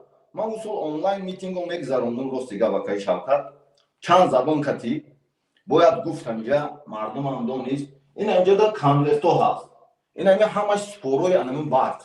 کسی که آلمان زندگی میکند مکتوبای زرد چی میدونه. وقتی که زبان خارجی کتی آنلاین میتینگ میکنه مردم در اصول برق میداد. وقتی که ما میکردیم نه که سویباش هست همون الکتریستانسی وای کو همش دودگی ایو تاجیکستان شاید 10% اوجا میگیرد من نمیدونم. اکنون او اومده اچود نمیتیم او همه وقت یکون پرابلم کتی پرابلم در دوچور میکنند هم سویبای خوجه اینو برای همون امامالی اوجا دایکو امامالی رحمان سیرت داده نمیتوند مردم ده یا پول میفروختگی هم یگانه مردم اگر خودش طلب کند میتید. تنها ماده برآمدن امریکا ای دیگه آدم گفتن که ماده ایزد گفتن نپریمر اگر تاجیکستان چند که استحصال برق میکند که شوکت انا هوای استحصال برق فروختن ده چند یا حساب کتاب کرده برآمدگی دیگه دولت های هم که تاجیکستان اهالیش چند که برق استعمال میکند همون امامالی ده میتیم به پول ماه میگون مردم ده بته و یا ساخته دادگی گیسه باشه نه سیاته که مردم ده همون برق میتیم و آدمایی که اکسیونرها بگوییم.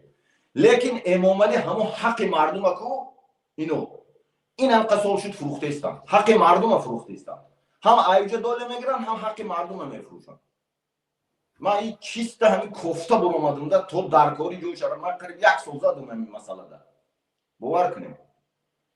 بسیار خوب. برای همون مردم ده من گفتنیم که مردم باید طلب کنند مردم باید ایکو اینم که پیکت کند گپ زن دیگه زبان که گپ زن زبانی خوجه اینو که گپ زن اکسیونرها هست. من شما ده میگم یدینی میروای الکتریس امو سیتی الکتر انرژی ایکو یدینی بازا دوران اینو اکای شوکت این دولت ها ده نه اروپا ده نه من میدونم وجوده انا اونجا ده کوراتور های کوراتوری تاجیکستان های فهمیدین اونجا بو کارگرا دارد بو انا همون گیسو هایکو اکسیونرها انا همونجا بابا یا میفروشد انا همونجا که اکسیا کتی میفروشن اینو فهمیدین انا همون آدما وقتی که دیگه زبان که گپ میزنه همون آدمای کارگرش اومده شما راهبر باشید دیگه میگوید که همونجا پرابلمش دوست تاجیکستان ما همه خیلی دعوا کردن مردم الکتریسیته نداد گفته اوایو از امامالی طلب میکنن که چطور تو الکتریسیته نداد تو مود پرابلم نکن بیزنس وک کلون های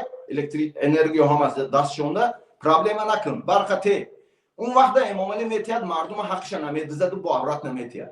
وقتی که مردم نمیگه مردم اینم خیلی برقش میکشه مردم مردم میگیرن این چیست رسله دنیا بردگی من باور کنید. زنده باشید. تشکر زیاد برادر برای عزیز. مردم باید مبارزه برد. سلامت با باشید. گفتنی دارید برادر؟ نه فقط زنده آزادی باشید. برای مردم. آزادی. تشکر زیاد برادر عزیز. سلامت باشید. سلام بفرمایید. علیکم و رحمت الله و برکاته. و علیکم السلام و رحمت الله. بفرمایید برادر عزیز. امیدوارم برادر عزیز سلام به شما و تمام بیننده ها و شنونده های برنامه شما. زنده باشید. تشکر به شما. برادر خیلی میخواستیم که با جناب مهدین یک سوال های داشتیم که مطرح میکردیم ولی متاسفانه خب دسترسیمون نشد. خوب است که با شما هم صحبت میکنیم. زنده باشید. افتخار میکنم با شما. بفرمایید برادر. برادر عزیز امروز بسیار یک موضوع مهم شما در برنامه گذاشتید، ماراتون، و این خود ماراتون بسیار با مورد است که مردم بیایند گرد هم شوند و یک صحبت‌های کنند، ولی همین که گذاشتن مثلا برق من فکر میکنم که از منطق یک ذره بیرون باشد. اگر همین روز آقای رحمانوف 24 ساعت تمام مردم تاجیکستان برق بتیه، باز پرابلم ها این برق خودش از 100 شاید 1% مشکلات مردم تاجیکستان باشه. بعد 99% حق مردم است. مثلا شما نگاه کنید همین در کیسه اتون 10 سومانی 15 سومانی مبلغ هست.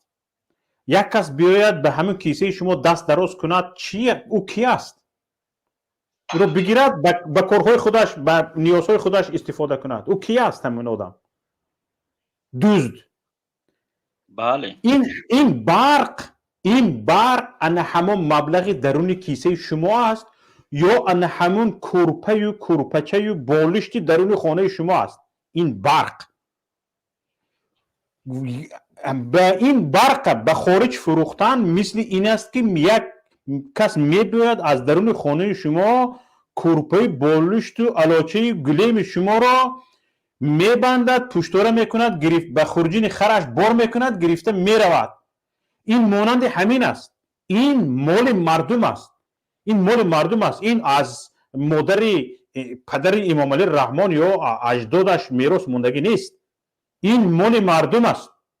مال مردم باید به خودش داده شود. به خودش داده شود مال مردم. تمام. در این باره بحث نیست.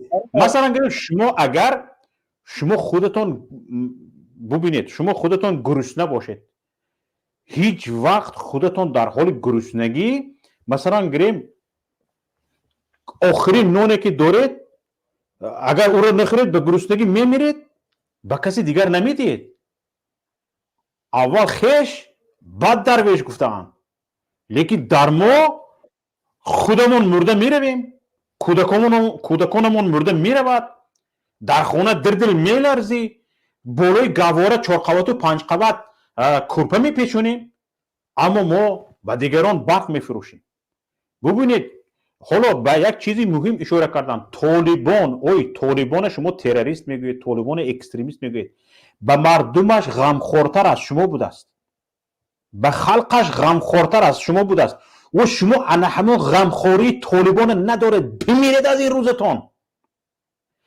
و ناموسی که همون طالبان داره شما نداشته اید. مهربانی که برای مردمش همون طالبان داشته از شما نداشته اید. بمیرید از این روزتون. ترانسفرماتور میگویی، سیمچوب میگویی. 30 سال باز چیکار کردید شما؟ 30 سال باز چیکار کردید شما؟ بمیرید از این روزتون. باز شما هستید که گپ میزنید، لیسکان شما هستند که باز گپ میزنند. شما برای ما بنا نسازید، شما برای ما خانه نسازید. خانهش مردم خودش میسازد، بناهای بلند آشیانه شرکت های ساختمانی میسازند. شما عقلتون هست یا نیست؟ شما را هیچ کس همچون شرکت ساختمانی نمیشناسد. شما حکومت دار شرکت ساختمانی کار خودش کند. اگر در شهر دوشنبه بناهای بلند آشیانه هست، بناهای با سویت دیوادها روشنایی کرده شدگی هست، او افتخار شما نیست، افتخار بک صبور است. یا یک شرکتی مثلا گریم ساختمانی است، گفتی روسا پریچام تو حکومت پیداورش نموندیس اقلا حکومت اگر برادر بناهای من جوانگوشانه بیدا شد شما وظیفه های خودتون اجرا کنید. گپ زنید برادر. یک چی من گفتنین مثلا امروز برق شما گفتن که به خاطر که برق گذاشتن، این برق 1% از همون بدبختی هایی که رحمانوف و سر ملت آورده است، این 1% کمترین شای. ما هر روز به 1% نه، باید امروز ملت تصمیم بگیره که دیگه نه برق تا میخواهم نه راه تا میخواهم، فقط و فقط چهره کثیف و کریهی تر دیدن نمیخواهم. بله.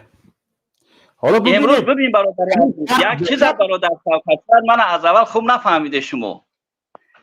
برادر عزیز من اینا گفتنی هستم که همین مرده که جناب رحمانوف 30 سال پیش آمد تاجیکستان غصب کرد. ما بعضی وقت دعوا میکنیم آخه ما رحمانوف انتخابی ما تاجیکان و ملت تاجیک مردمی تاجیکستان نیست، ماییم که انتخابی آقای رحمانوفیم. بله برادر بله هست صدایتون هست. بله. یعنی برای رحمانوف ما هیچ وقت هیچ ارزش در پیش او نداریم. او یک لشکرکش است که ما غنیمت رحمانوف یا همون چی میگن فرانت خلقی هستیم. با این لحنه که این مردم میآیند هر روز تو من برق بده، تو من معارف ما خوب کن، مثلا آزادی بیان و تمام اینا دیگر این گپا برای آقای رحمانوف رهرو نیست، کارساز نیست. مثل این میماند که یک راه از یک تنگی دره میگذره، یک سنگ کلان اومد از راه را بند کرده است، بعد مردم بیاین که پیش این سنگ جنابی سنگ میتونی از راه تو یک طرف بیستی که ما گذاریم. این سنگ هم 30 سال باز میشود.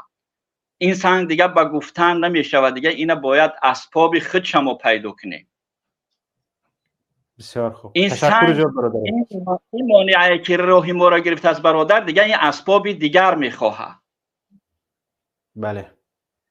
بعضی دوستان میبروین میگن که در چرا مردم نمیبروین مثلا در پایتخت میتینگ کنه یا گردی همایی کنه. چگونه گردی همایی میکنه برادر عزیز؟ 30 سال 30 و چند سال پیش این مردم اجازه برای گردی همایی را داشت، ولی این گروه اون اجازه را از تمام مردم تاجیکستان گرفتن. دیگه هیچ نفری نمیتونه که برای در اونجا گردی همایی کنه و اینم شیدنی نیست. اگر کسی امید داشته باشه که این مثلا شب در یک روز شب که در داخل دوشنبه مردم گردی هم بیاین و صدای اینها را این لشکرکش بفهمه، این نیست. و هیچ غاصب هیچ لشکرکش انتخاب مردم نیست، بلکه مردم انتخاب اوه که او را برقش بخواه میته، نمیدونم گرمیش میته، روشنیش میته، نانش میته، آبش میته، کارش میته، کارخانش میته، او دیگه انتخاب میکنه. ما تا حالا نمیدونم بدبختی کار در همین جایی که بعضی حتی سیاستمدارای همین کشور ما هم ایرا درک نکردن که آخه او انتخابی ما نیست، ما انتخابی اویم. بله. دیگه باید سلامت باشید برادر عزیز. خب زنده باشید. سلامت باشید. تشکر زیاد به شما برادر.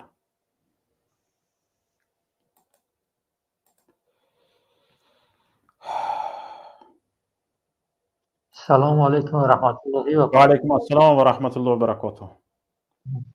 تقریبا دوستان همینجا میخواستم با استاد قویری صحبت چند خیلی نتونستم. امیدوارم که باید تجلیل را افشارو را بهترین سخن گفت زد که نمان که 2010 و 15 مقصد مردم خیزن بچه ها زیاد خیزن بهترین تصمیم گیره. من طرفدار هوایم. انا سلامت آمد انشاءالله که ما همون شخصیت اجده داریم، سخن هوای حکومت شدیم اجده داریم که همین بگه که مردم بخیزیم و انشاءالله که پیوریم همین جوانان و همین برنامه های اکتمالی برنامه نامه ها از نامه ها و نامه ها همین برنامه خیلی ما را جلب کرد به همین حفظی و تندرستی و حفظی برادری. بهترین یکی از یاردن کننده همین ملت تاجیک هستیم این نامه ها. رحمت و قدر مادر شما тоҷикистон ба пеш ба пеш муборизо, яъне муборизо ба пеш. саломат бошед бародари азиз. ташаккури зиёд ба шумо. бубинед дӯстони азиз, дар тоҷикистон чӣ намерасад? ҳоло мо озодии инсон, озодии ҳуқуқи башар, масалан гирем ҳуқуқ бунёдӣ, демократия ва ҳоказо мегӯем, аммо ба мо чӣ намерасад дӯстони азиз? ба мо озодии инсон не, озодии қонун намерасад. дар тоҷикистон озодии қонун вуҷуд надорад. яъне аз президент кашида то оддитарин мансабдор қонуншикан аст, ҷинояткор аст. масалан бубинед, президенти як мамлакат мебарояд, пеш аз қонун, пеш аз суд, пеш аз прокуратура мебарояд як ҷавонро мегӯяд ки ҳайфо ки ҷавоне набошад 15 сол мерафтӣ. аввал ҷиноятҳояшро ошкор мекунад, чандта мошин дуздидӣ, чандта хона бо пули дуздӣ, чандта хона харидӣ, ҳама ҷиноятҳояшро ошкор мекунад, бо мегӯяд ки ҳама делаҳои ҷиноятӣ ту дар дасти ман аст, дар рӯи мизи кории ман аст. бо чанд каса ки номбар мекунад мегӯяд ки чандтата ҷиноята дар рӯи мизи кории ман аст. онҳо ҷазо дидагӣ нестанд. онҳо дар ҳамон рӯбарӯи президент дар ҷаласа ширкат доранд. ба онҳо муроҷиат карда мегӯяд ки чанд ҷинояткориҳои шумо дар рӯи мизи кории ман аст. дар рӯи мизи кори президент дили ҷиноятӣ ҷинояткор чӣ мекобад? прокуратура барад, прокуратура тафтиш кунад, суд барад, суд ҷои ӯ ҷинояткора таъин кунад. на, дар тоҷикистон ҷангал, қонуни ҷангал вуҷуд дорад. яъне як бешазор тоҷикистон, шаҳри бедарвоза, президент мегӯяд ки дар байни шумо касоне ҳастанд ки ҷиноятҳояшон, делаи ҷиноятҳояшон рӯи мизи кори ман аст. ман медонам онҳо ҷинояткоранд. ҷинояткор барои чӣ делаи 38 делаи ҷинояташ дар рӯи мизи кори ту месодааст? ба прокуратура фиристода намешудааст, ура ба маҳкамаи судӣ кашида намешудааст. пас инҷо қонун озод нест, нозири қонун озод нест. прокурор шуда кор мекунӣ, ҳамин чизе ки ман гуфта истодам шар намедорӣ. касе ки виҷдон дорад, касе ки ҳамин номуси мардӣ дорад, ана ҳамин гап бас аст ки ҳамин дигар дар прокуратура кор накунад. ту нур ба ҳамин беномусид ки бо ҳамин беномусӣ як президенти кишвар, як нафари оддӣ не, президенти кишвар мебарояд туро таҳқир мекунад. кормандони прокуратура, Юсуф Раҳмон, бимроза ин рӯзат. як занак аз ту беҳтар номус дорад. ҳамонҷо туро таҳқир кард. яъне президент мегӯяд ки дар рӯи мизи кори ман делаи ҷинояти чанд нафар аз ҳаминҷо истодагӣ мансабдоро ҳаст. ё як ҷавонро мегирад мегӯяд ки ҳайф ки ту ҷавон ҳастӣ, набошад 15 сол пушти панҷараи зиндон мешудӣ. хар ӯ ҷавон будааст, пушти 15 ту нахости пушти панҷараи зиндон нашуд, чанд нафари дигар нашаванд охир. не касое ки ба ту маъқуланд, ба духтари ту маъқул аст, ба набера духтари ту маъқул аст, ӯ набояд пушти панҷараи зиндон шавад. ӯ ҷавон аст, мардами бақувват аст. ӯро маҳкам кунӣ, духтарат хафа мешавад, набера духтарат хафа мешавад. хар бигзор дигаро ҳам ақаллан ҷиноят накардагиҳоро ҳам ҳамин тавр кун. на, қонун куҷост? ана барои ҳамин дар тоҷикистон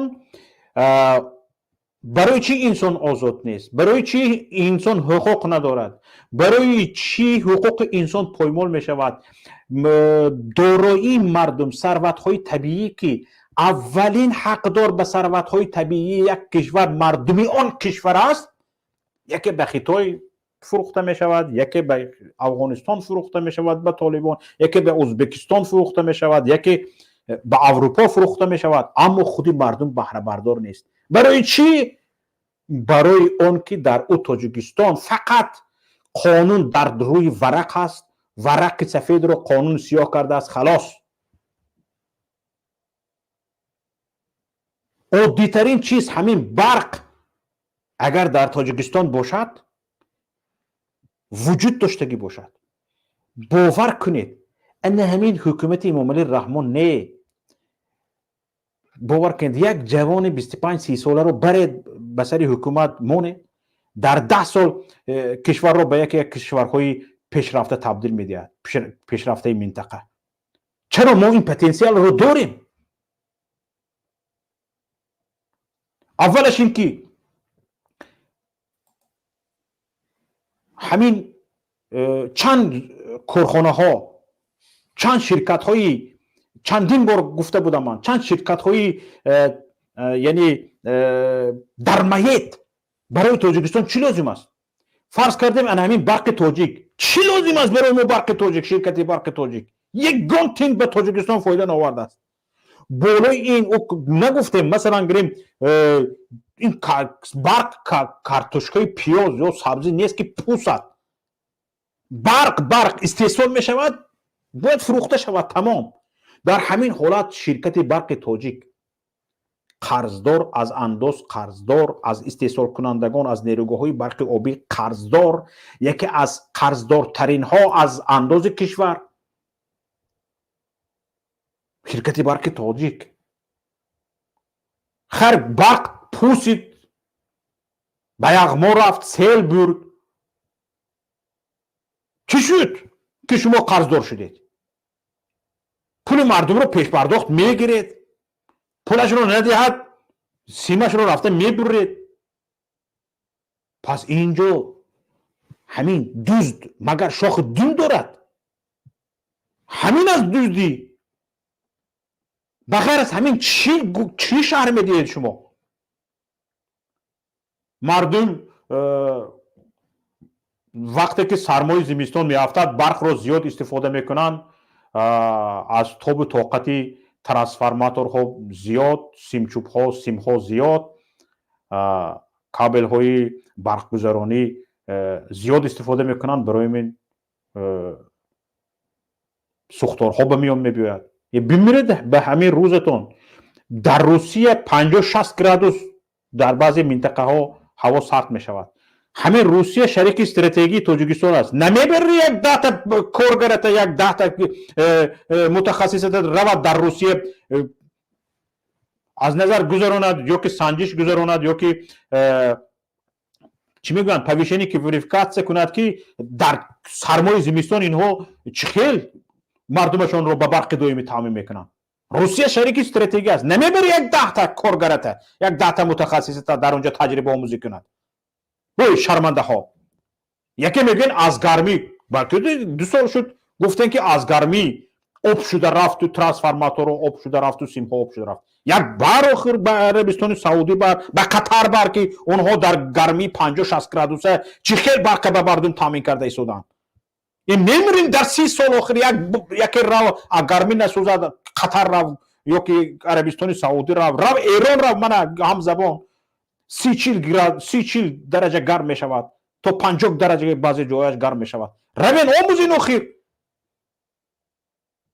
خودمون مثلا میتونیم زواد ترانسفورماتور داشته باشیم و اقتدار آنها رو تاباور به گرمی، تاباور به خنکی کنیم.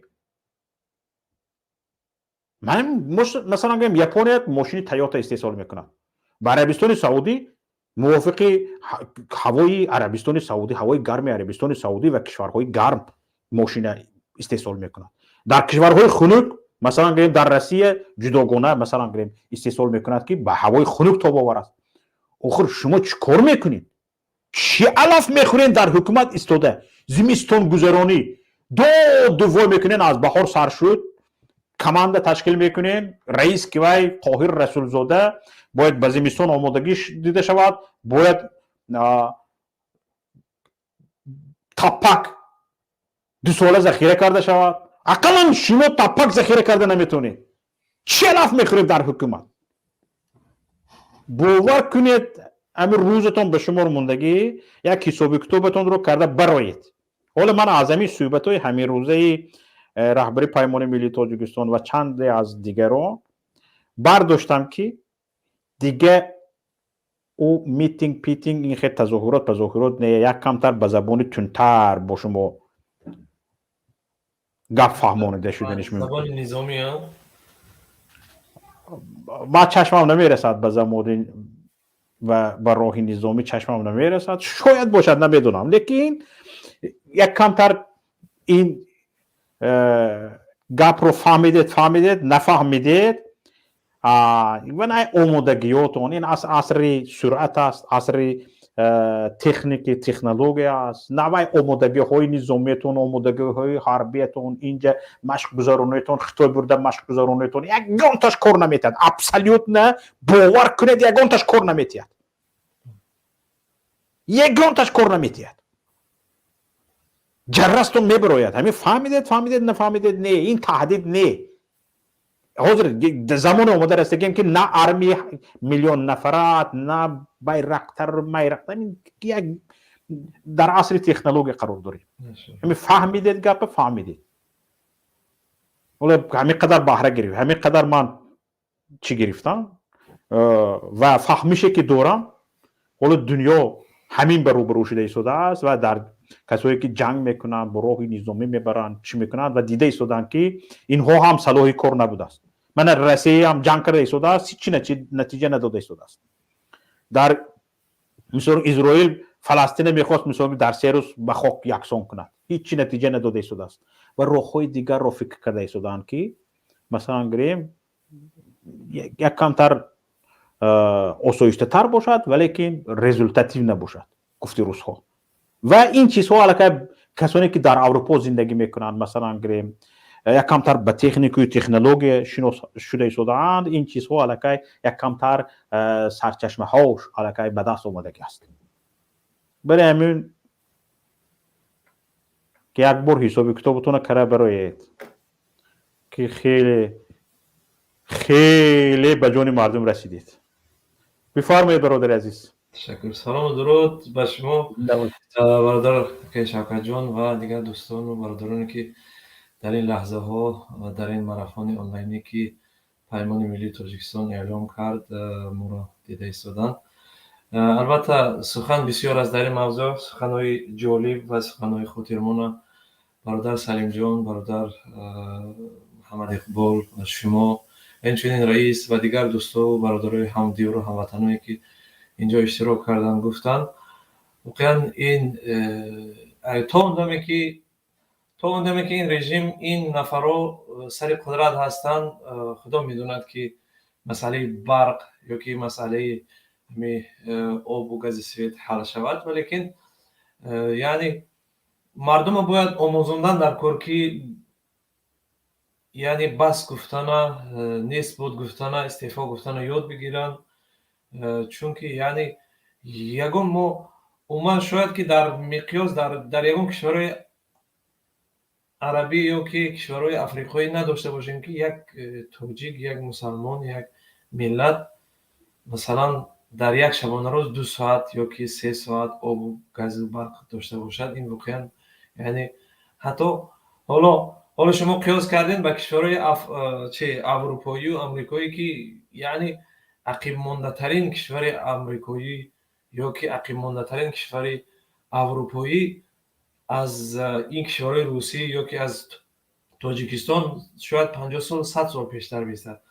ما حتی همین تاجیکستان و با همین دولت ها با همین کشورهایی که عقب مانده هستند یا که مثلا افریقایی قشاق یا که چی هستند با همون اگر قیاس کنیم هم که باور کنید در همون دولت های عربی یا که هم افریقایی در بعضی کشورهاش ما بودیم مثلا درس خوندیم یا که کار و فعالیت کردیم.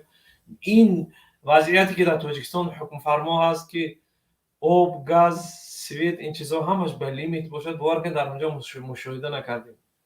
حتی در هم کشورهایی که یعنی سرچشمه آب، دریا، چشمه، مثلا همین چیزایی که شما برای تکمیل علوم اسلامی کدام کشور آفریقا رفته بودید؟ بله در موریتانیا بودم مثلا یک در موریتانیا بودید.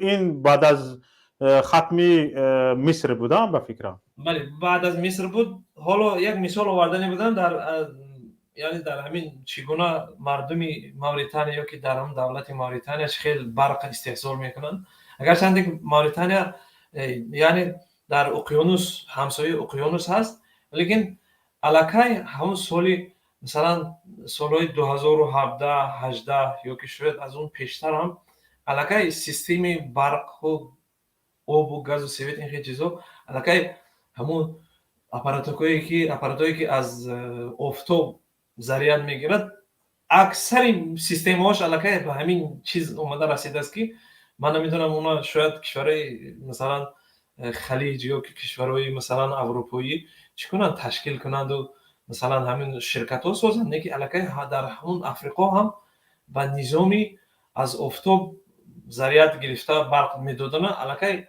شاید که 90% منطقهاش به همین سیستم علاقه نصب کرده شده. شاید که 1 سال 2 سال پیش از بودن ما، یعنی گفتنی هستم که حتی ما در هم کشور افریقایی بودیم شاهدی میتونیم که سیستم آب و گاز و برقش از تاجیکستان ما شاید که 5-10 سال پیشتر میرسد. سلامت باشید برادر. دیگه من که در اکران استاد محمد سعید رضایی دیده هستم، خوش آمدید استاد. یک نکته دیگه گفتنی هستم که یعنی تو اون که قلابی دزدی زیاده نویسی کم نویسی هست در این وطن ما، در ملت ما، در این تاجیکستان ما. خدا میداند که مسئله لیمیتی برق آب گاز سویت این چیزا حل خودش رو یابد. یعنی من میگم که مشکل اساسی در همین بودن همین افرادی نالایق ناشایسته و دزد و چاپلوس هست. تشکر زیاد. زنده باشید، سلامت باشید برادران عزیز، تماشابینان گرامی. همصحبت من شما محمد رجب شاهمی، یکی از دانشمندان علوم اسلامی، یکی از شاگردان برجسته شیخ ددوی شنقیطی هستند. تشکر به شما که وقتی پر قیمتی خود را دریغ نداشته با ما بودید. سلامت باشید برادر عزیز. استاد محمد سعید رضایی خوش آمدید، بفرمایید.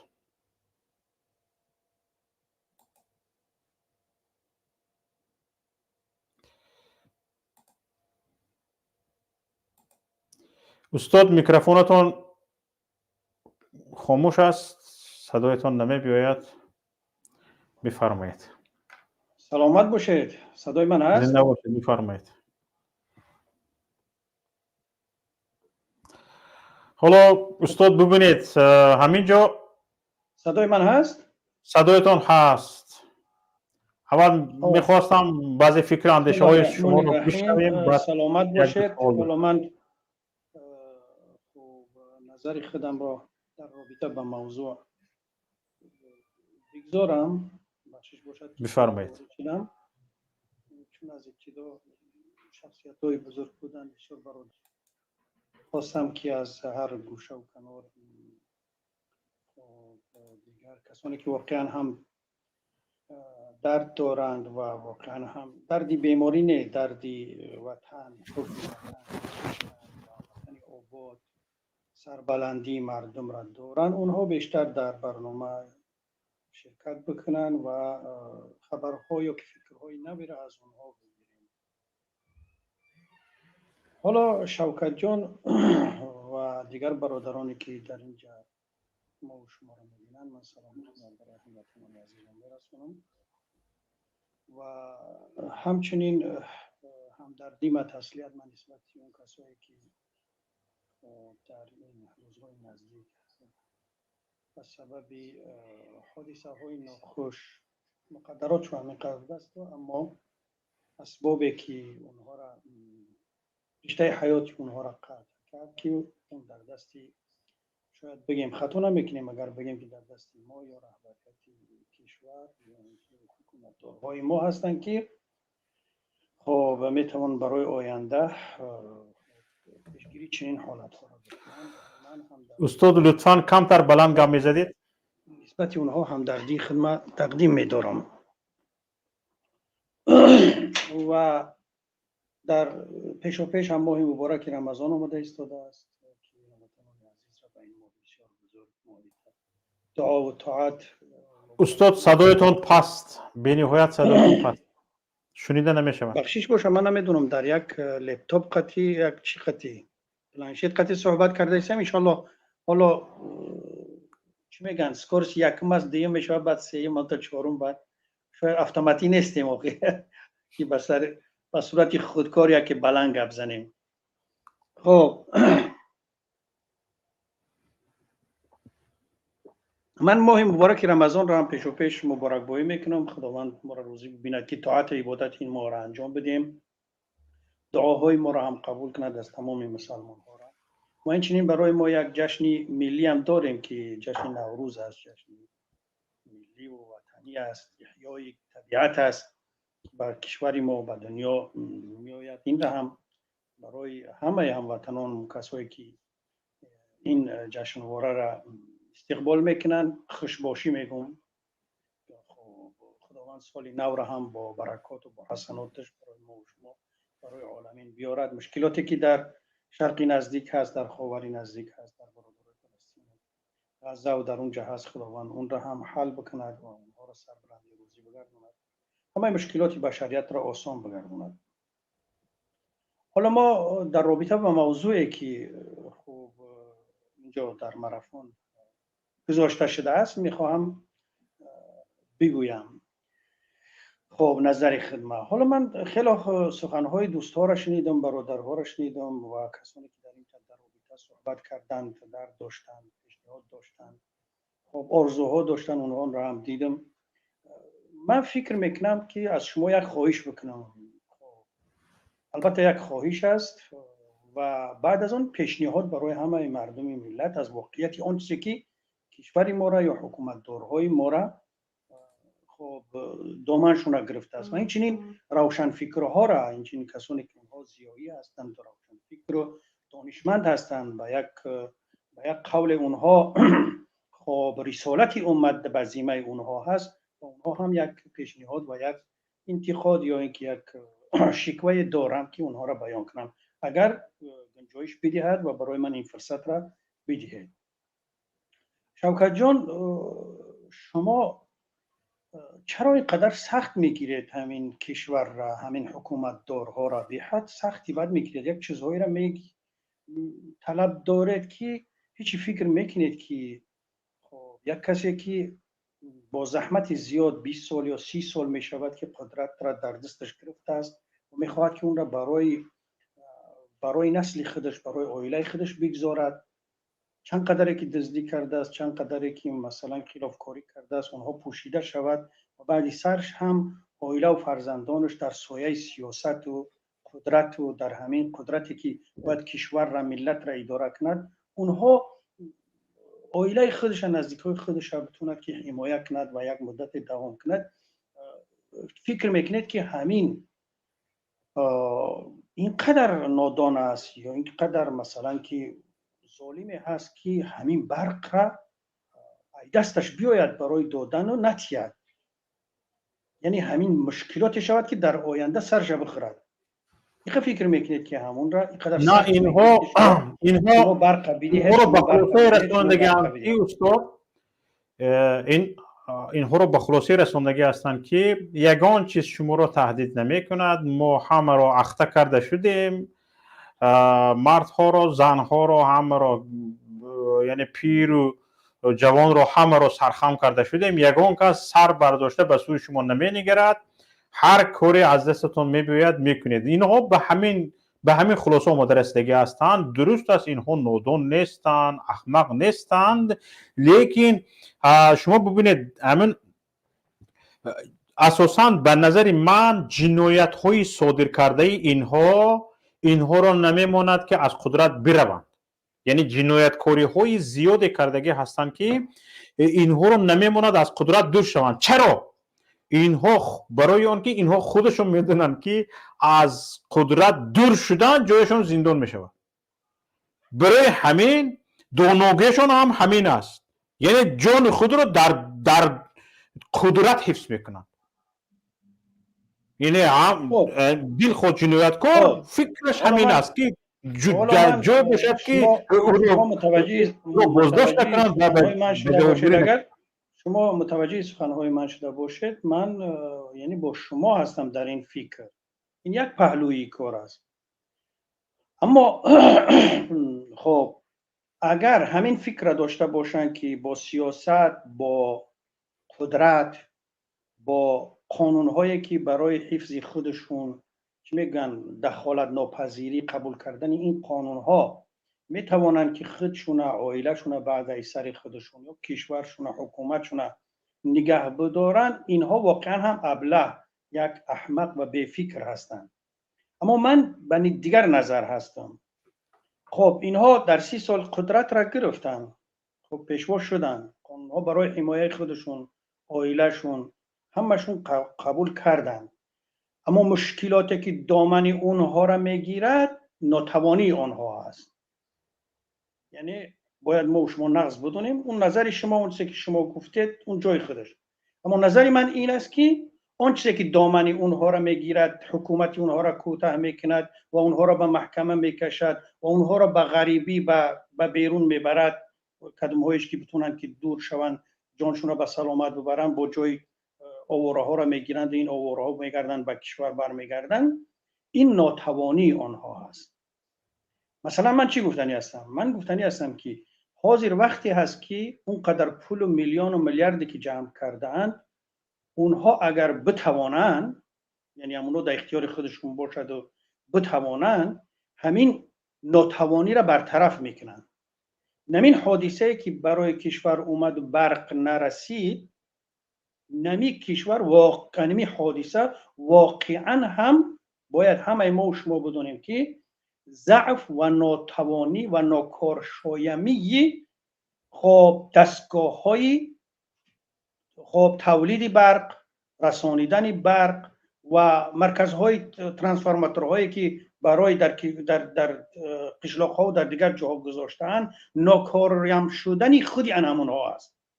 یعنی واقعا هم هر چیزی که هست امروز از باقی مانده همون دوره شوروی است و همون سیم ها هم توانمندی خود را از دست دادگی هستند، همون مرکزهای تولید برق هم توانمندی خود را از دست دادگی هستند. از اینکه ما راغون کرده ایستادیم، از اینکه سنتوده چند شده ایستاده است، همه اینها همچون یک رکلم هستند، همچون یک چیزی شنواننده است، یا اینکه فایدهش در دست کسایی که ساختنشو برای اونها هست و اینها قدرتی از او استفاده بردن را ندارن. واقعا هم یعنی ناتوانی، ناکارشایمی دستگاهی خب یعنی همین نظامی برق و تأمین برق به درجه عالی رسیده است و به هجر و به عوض کردن رستم، به عوض کردن وزیر، به عوض کردن خب نمیدونم مسئولی برق و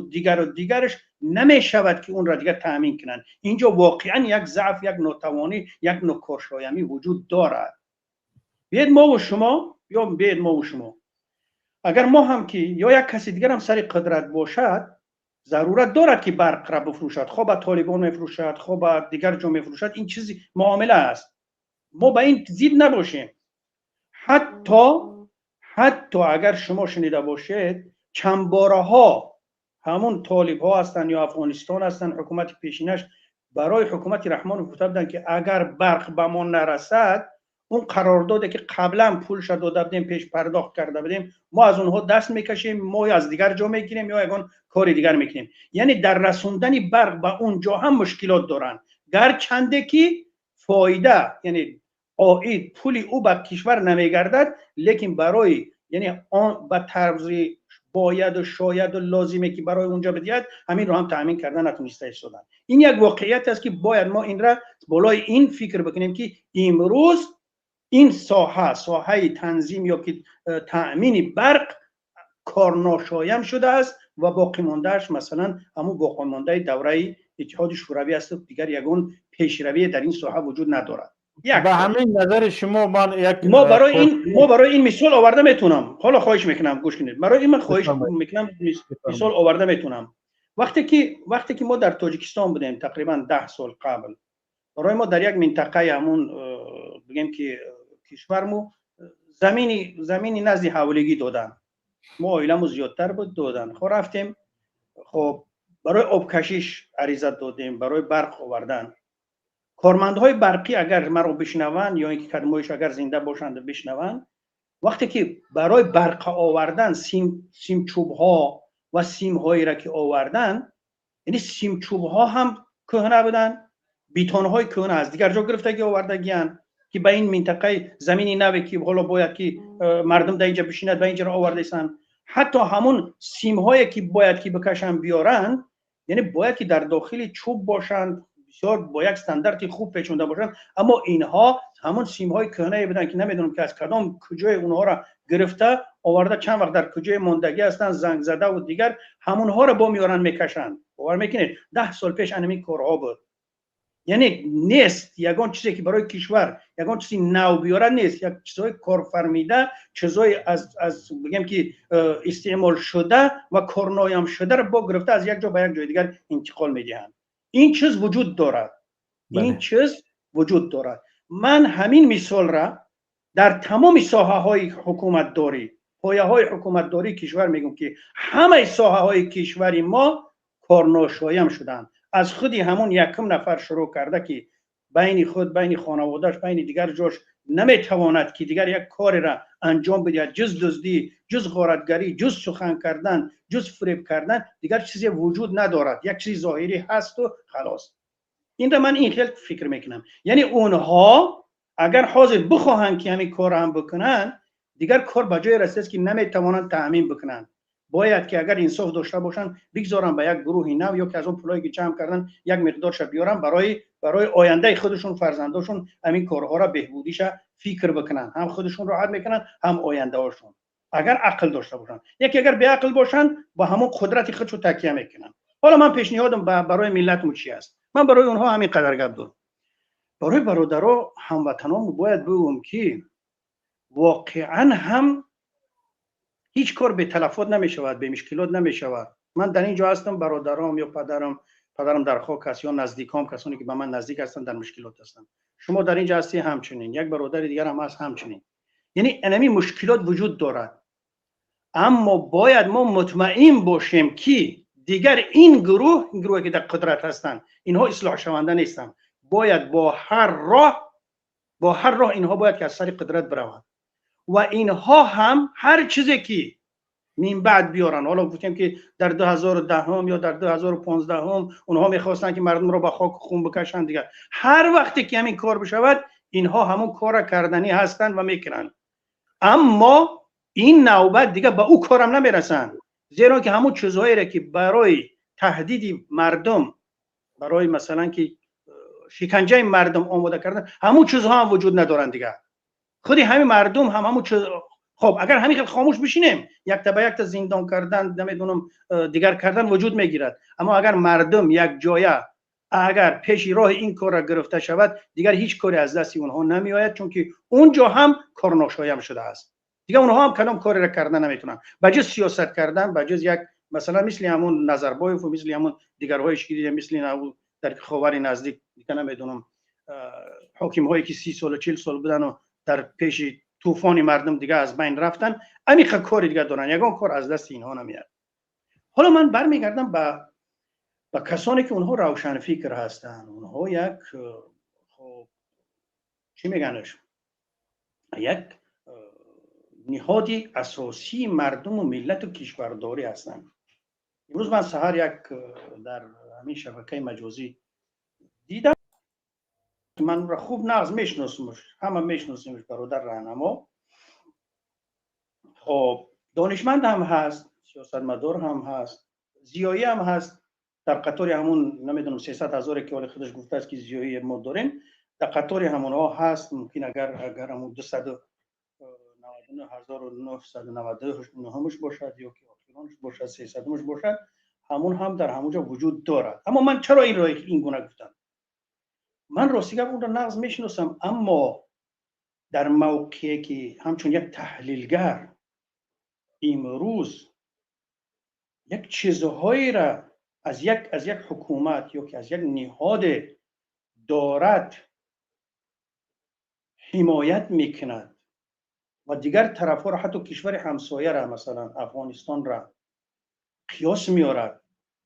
حالا ما جشن روزی مادرها هم داریم، عید مادرها. فکر میکنم در یگان صحبت با مادرها و خواهرها و زنها بود.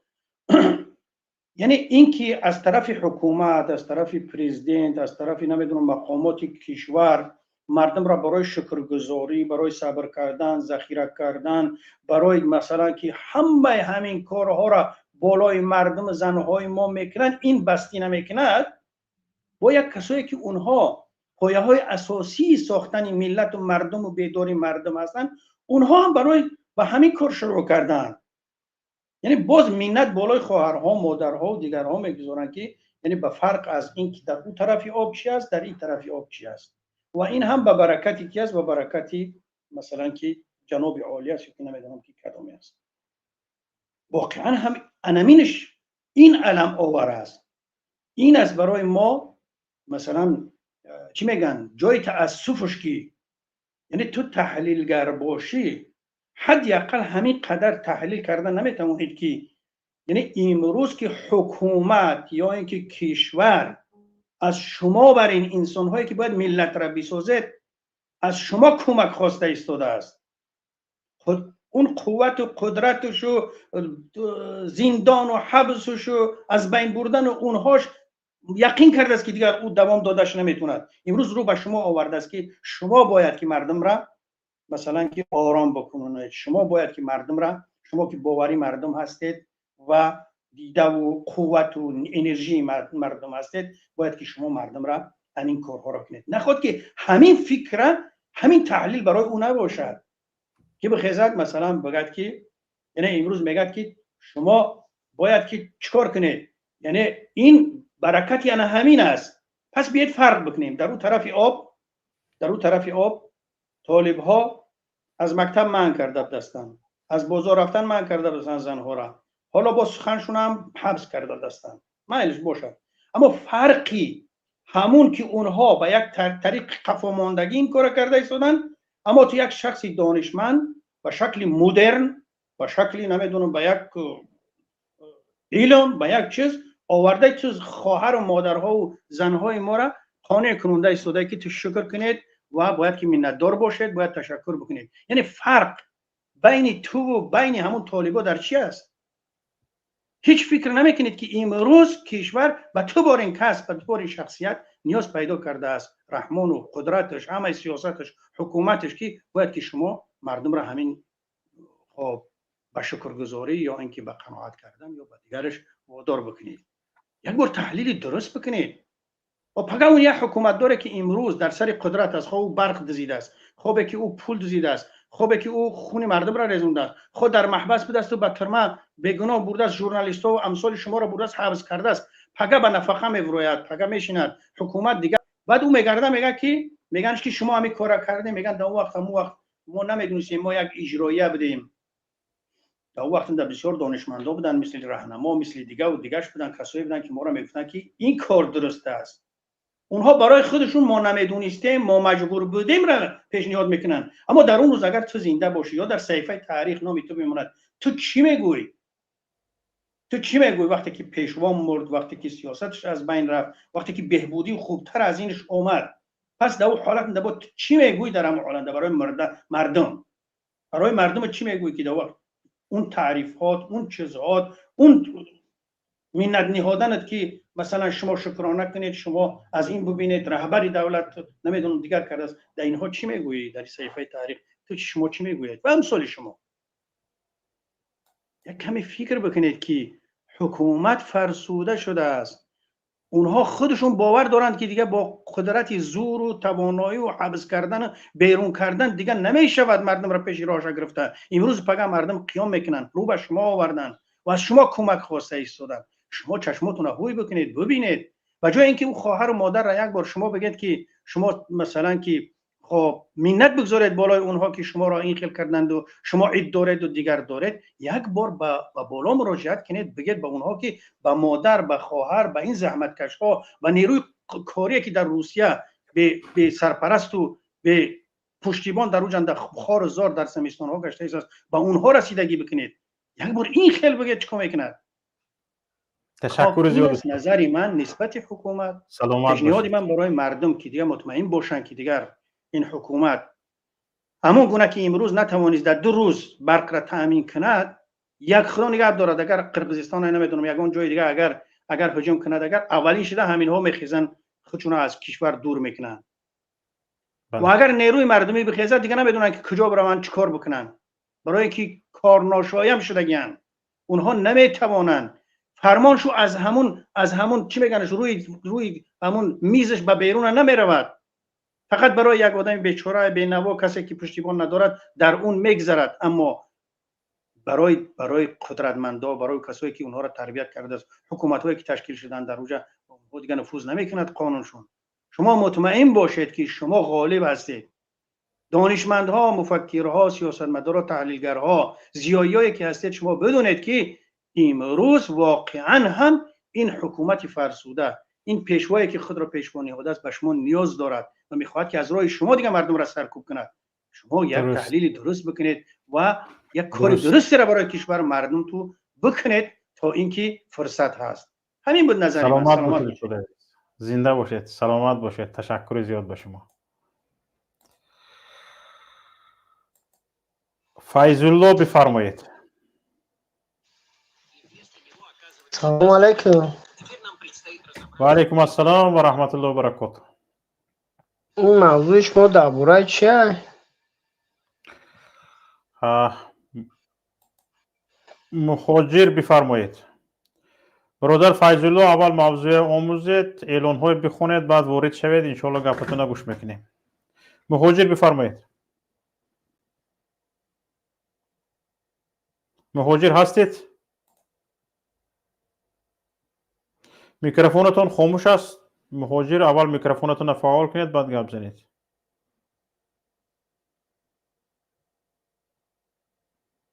مهاجر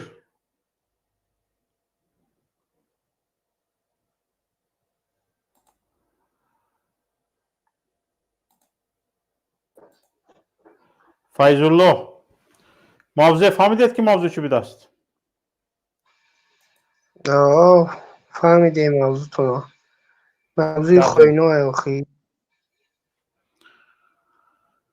گپ زنید درباره خیانت. گپ زنید اگه یک موضوع کنید چی درباره خیانت.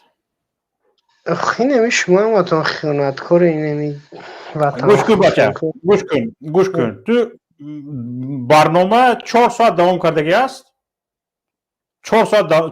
4 نیم ساعت باز دوام دارد برنامه. تو میبیایی وارد میشوی میگویی که برنامه چی بود. همین رنگ تو گرنگ نیست مثلا. همین رنگ تو گرنگ نیست مثلا. تو گرنگ میبیایی 4 نیم بعد از 4 نیم ساعت میبیایی وارد میشی برنامه میگویی که برنامه چی بود. با وارد میشی فهمیدی میگویی برنامه خوینه بود. وقتی برنامه بران در بویا بلاد میشدیم وطنی آبادی میراشیم. گوش کن گرنگ به حقارت گپ زن. گرنگ میگم من برای اینکه بعد از 4 نیم ساعت برنامه اومده گفته شده که برنامه درباره چی است. سرراهی برنامه نوشته ماندگی است. همه چیز پیشت آشکار است. سوالت بی منطق است. از همین سوال دادگیت معین است که یک شخص بی فراست هستی که اقلا سرراهی برنامه خونده نمیتونی. همین چی هست به تو بی سواد که از حکومت پشتیبانی کنی. همین بغیر از تو همین بی سواد که اقلا سرراهی برنامه خونده نمیتونی، دیگر حکومت دیگر پشتیبان نداره. خواهش میکنم همین که با تاخیر گپ سر کردی پخت میشی. برای همین فکرت اندیشت درباره برق بگو که چیکار کنیم که تاجیکستان از لیمیت برق خلاص شود، از لیمیت برق آزاد شویم و تمام تاجیکستان گفتی رئیس جمهور برق به افسانه نبودن برق و لیمیت برق به افسانه تبدیل یابد. در همین باره گپ زن. پیشنهاد داشته توانی اگر گپ زن، نداشته باشی پرت میشی. گپ زن. برق انشالله میشوه. شما یا بارگمی آبادی وطن چی به گپ نمیزنه؟ این نمیر ما در سوال شما داده. شما فقط نگاه کن آبادی گفته چرا میفهمی اول گپ زن. آبادی گفتم همین سالی 92 خیلی به دگازی خیلی شده گردی شنبه چند سال شده در همین گو که فلان کار حکومت کرد. همش حکومت کدیسه بخش مثلا کدیسه یک بینای نشان تیگ کوی همین رستم اماملی پوشید اوخی همه بودجه دولت چی دسته با یک جوشی دسته بودجه دولت تو فراست اقلا چی از بودجه دولت میشه چی از بودجه دولت نمیشه نمیدونی حاضر دولت مثلا گم خونه سوخته فروخته شده است تو به دولت شرکت ساختمانی هست بودجه همو خونه نمی از بودجه دولتی میسازن به معلوم دکتر طبیب اسنوسونا میتن تو به دولت شرکت ساختمانی هست اوخی تو میگوی که تو آبادی را یک تو درباره شرکت ساختمانی گپ زده شدی درست شرکت های ساختمانی بیناهای بلند ساخته شدن تو درباره شرکت ساختمانی گپ نزن تو درباره کل اگر صرفم میری فراست داری یک دولت چیکار میکند میدونی در همین باره گپ زن یک دولت اقلا برق تامین کرده نمیتوند با چی گپ میزنی درباره چی گپ میزنی تو مثلا یک الومینی زوادش 30 سال شده است یک تیم فایده نآورده است به تاجیکستان دویم قرضدار از انداز قرضدار از استفاده برق قرضدار یگان تیم فایده آوردگی نیست به کشور 30 سال باز یک پیلوسوای اچاد نداده است زواد الومینی تاجیکستان خسرو بچه امامعلی رحمان کلانش درباره چی گپ میزنی؟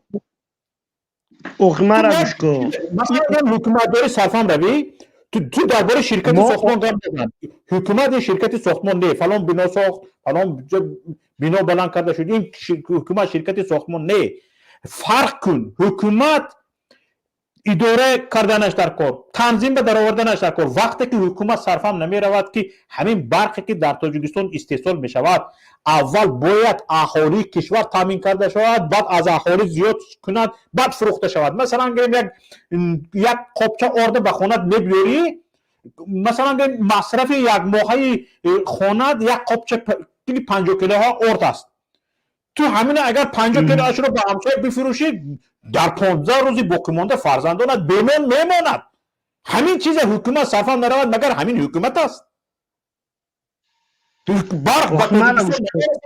برق به تاجیکستان نمیرسد به افغانستان میفروشد به ازبکستان میفروشد به قرقیزستان میفروشد مگر همین طرفداری توی همین امامعلی رحمان به اهل اولادش مثلا گریم پروا داره گوش کن مرا برق وقتی که فروخته میشه تاجیکستان حوزی ای برق قرضدار ایت میدونی همون این همی سال نیروس میشه ای قرضدار از برق قرضدار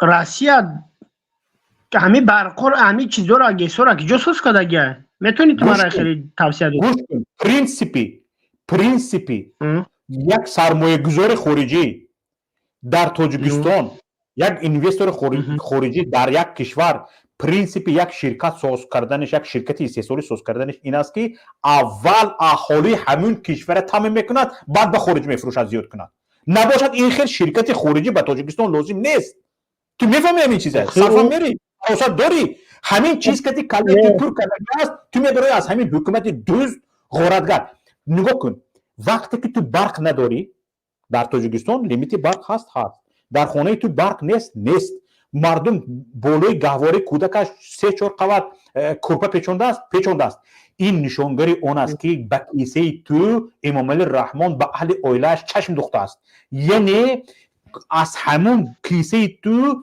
داروییت رو از خانت کورپه جایت رو میدوزد چونچه طبق و کاسه رو گرفته رفته ایستاده است تو پروا نداری بود میگه که خوب کرده شده است شکر که با همین دوست ها رو داری مضمون نه شما چی در نورا گسی کلون چپاشی در کانداک سیمش چی با شما هم نمیبینین در همین تاجیکستان که همون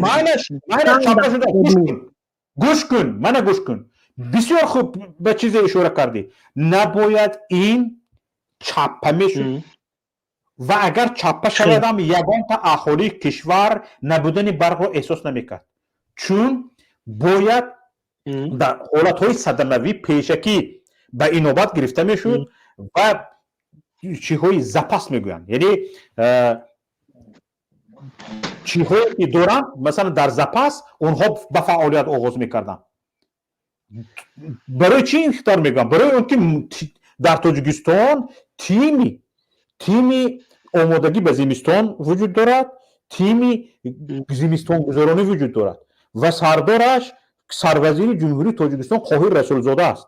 وقتی که این تیم کار میکند در 50 گرادوس در 40 گرادوس خنک هیچ جا صدمه نمیشود در روسیه. اگر صدمه شد در 1 ساعت یا 2 ساعت برقرار میکنند از چیزهای ذخیروی دیگه استانس ها رو با هم میپیوندند، دیگه کارش رو میکنند، مردم بی‌برق نمیمونند. تو تصور کن که در روسیه فرض کردیم در همین خنکی 40 50 گرادوس مردم 4 5 ساعت بی‌برق موند، پیر شده میرود، مردم مرده میرود. همین به اینوبت گرفته شده است و حالت های صدموی به نظر گرفته شده است. در ما یک سیمچوب اگر مثلا گریم رد و برق شد، یک سیمچوب سیمش کن تمام تاجیکستان بی‌برق میموند. این چی گپ است این خودش؟ یک ترانسفورماتور ساخت تمام تاجیکستان بی‌برق میموند. آدما در همون خانگی در بالای همون گسی کلان ویسوکی در برآمدگی سوز کرده بودن. اگر دیده باشید سوز کرده ایستادن، تو گپ نمیفهمی. سوز کرده ایستادن درست بسیار خوب میکنن، لیکن اون سوز کردنی اونها در حالت کار بودنی اونها، اون کار اونها است، اون وظیفه اونها است. لیکن این مردم نباید ایست کنند باق برای چی مرد؟ در فلان جا صدمه شد همین از این طرف به اون طرف پیوست کردن 10 منوت 15 منوت 1 ساعت نیم ساعت. برای چی؟ برای اینکه تاجیکستان تیمی دارد. در تیرمو میگوید برق میکشن، میگن که چرا برق رو کشتی؟ میگن به زمستان آمادگی دیده شدیم. آخر شما با زمستان وقتی که آمادگی دیده شده خودت اقرار شده شده که اونها به زمستان آمادگی دیده شده بودن، سیمچوب ها رو درست کرده بودن، از ناسازی کرده بودن. برای چی؟ او همش از کار مونده است. حاضر همین استاد محمد سعید ریزوی گفت که وقتی که من به کنار دوشنبه خونه میپوشیدم سیمچوب های کونه رو آورده برق گذرانیدن. مگر همین خیلی حادثه ها نیست در تاجیکستان؟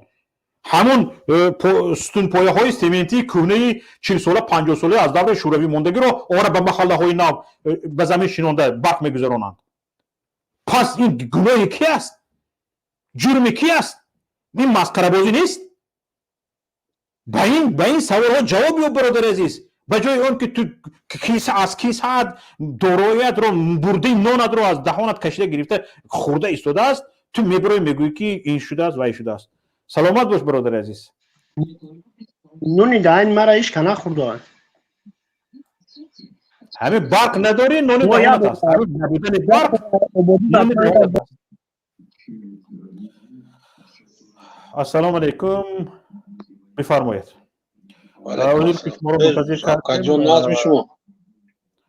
از اینکه شما رو منتظر ماندیم معذرت میخواهم، بفرمایید. خیلی منتظر شدید. زنده باشید. شوکت جان، شما یک شخصی باسواد مثل محمد اقبال یک احمق بیسواد نیستید. خواهش میکنم شما گپ زنید، درباره من گپ زنید. اگر درباره کسی گپ بزنید اینجا او نیست، خودش رو محافظت کردن میتوند. شما مقصدی گپ فهمید که شما یک گپ که گفته دلیل میبیارید از قانون ها، مثال از و یا میدارید میخونید میآموزید.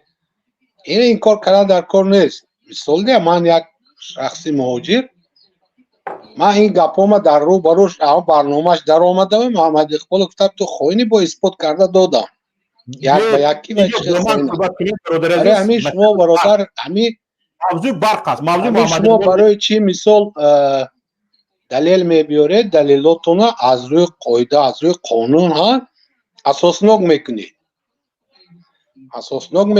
من میگه فلان قانون اینجا پایمال کردن، فلان قانون زیر نظر نکردن، اجرا نکردن.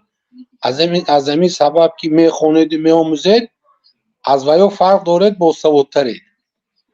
لیکن به فکر من شما در ساحه برق مثل من نول صفر متخصص نیستیم. نه شما نه من. قبول دارم. باید یک چیز گوش کنید، کدام نفر به نمیفورد که از رئیس جمهور سر کرده تو یک کارگری برق که همین برق بار شد با مردمش تیاد. این کی نمیخوام یک چیزی عادی ترینه که با یک کودک سوال تید همین چیزا در جور جواب میتید. این یک چیزی که بسیار عادی است. شما این یک مرکب میسازید تا یک معمول میسازید. اگر که شما خدمتوی جناب عالی امام علی رحمان گفتنی باشید شما در 1000 سال نمیگویید.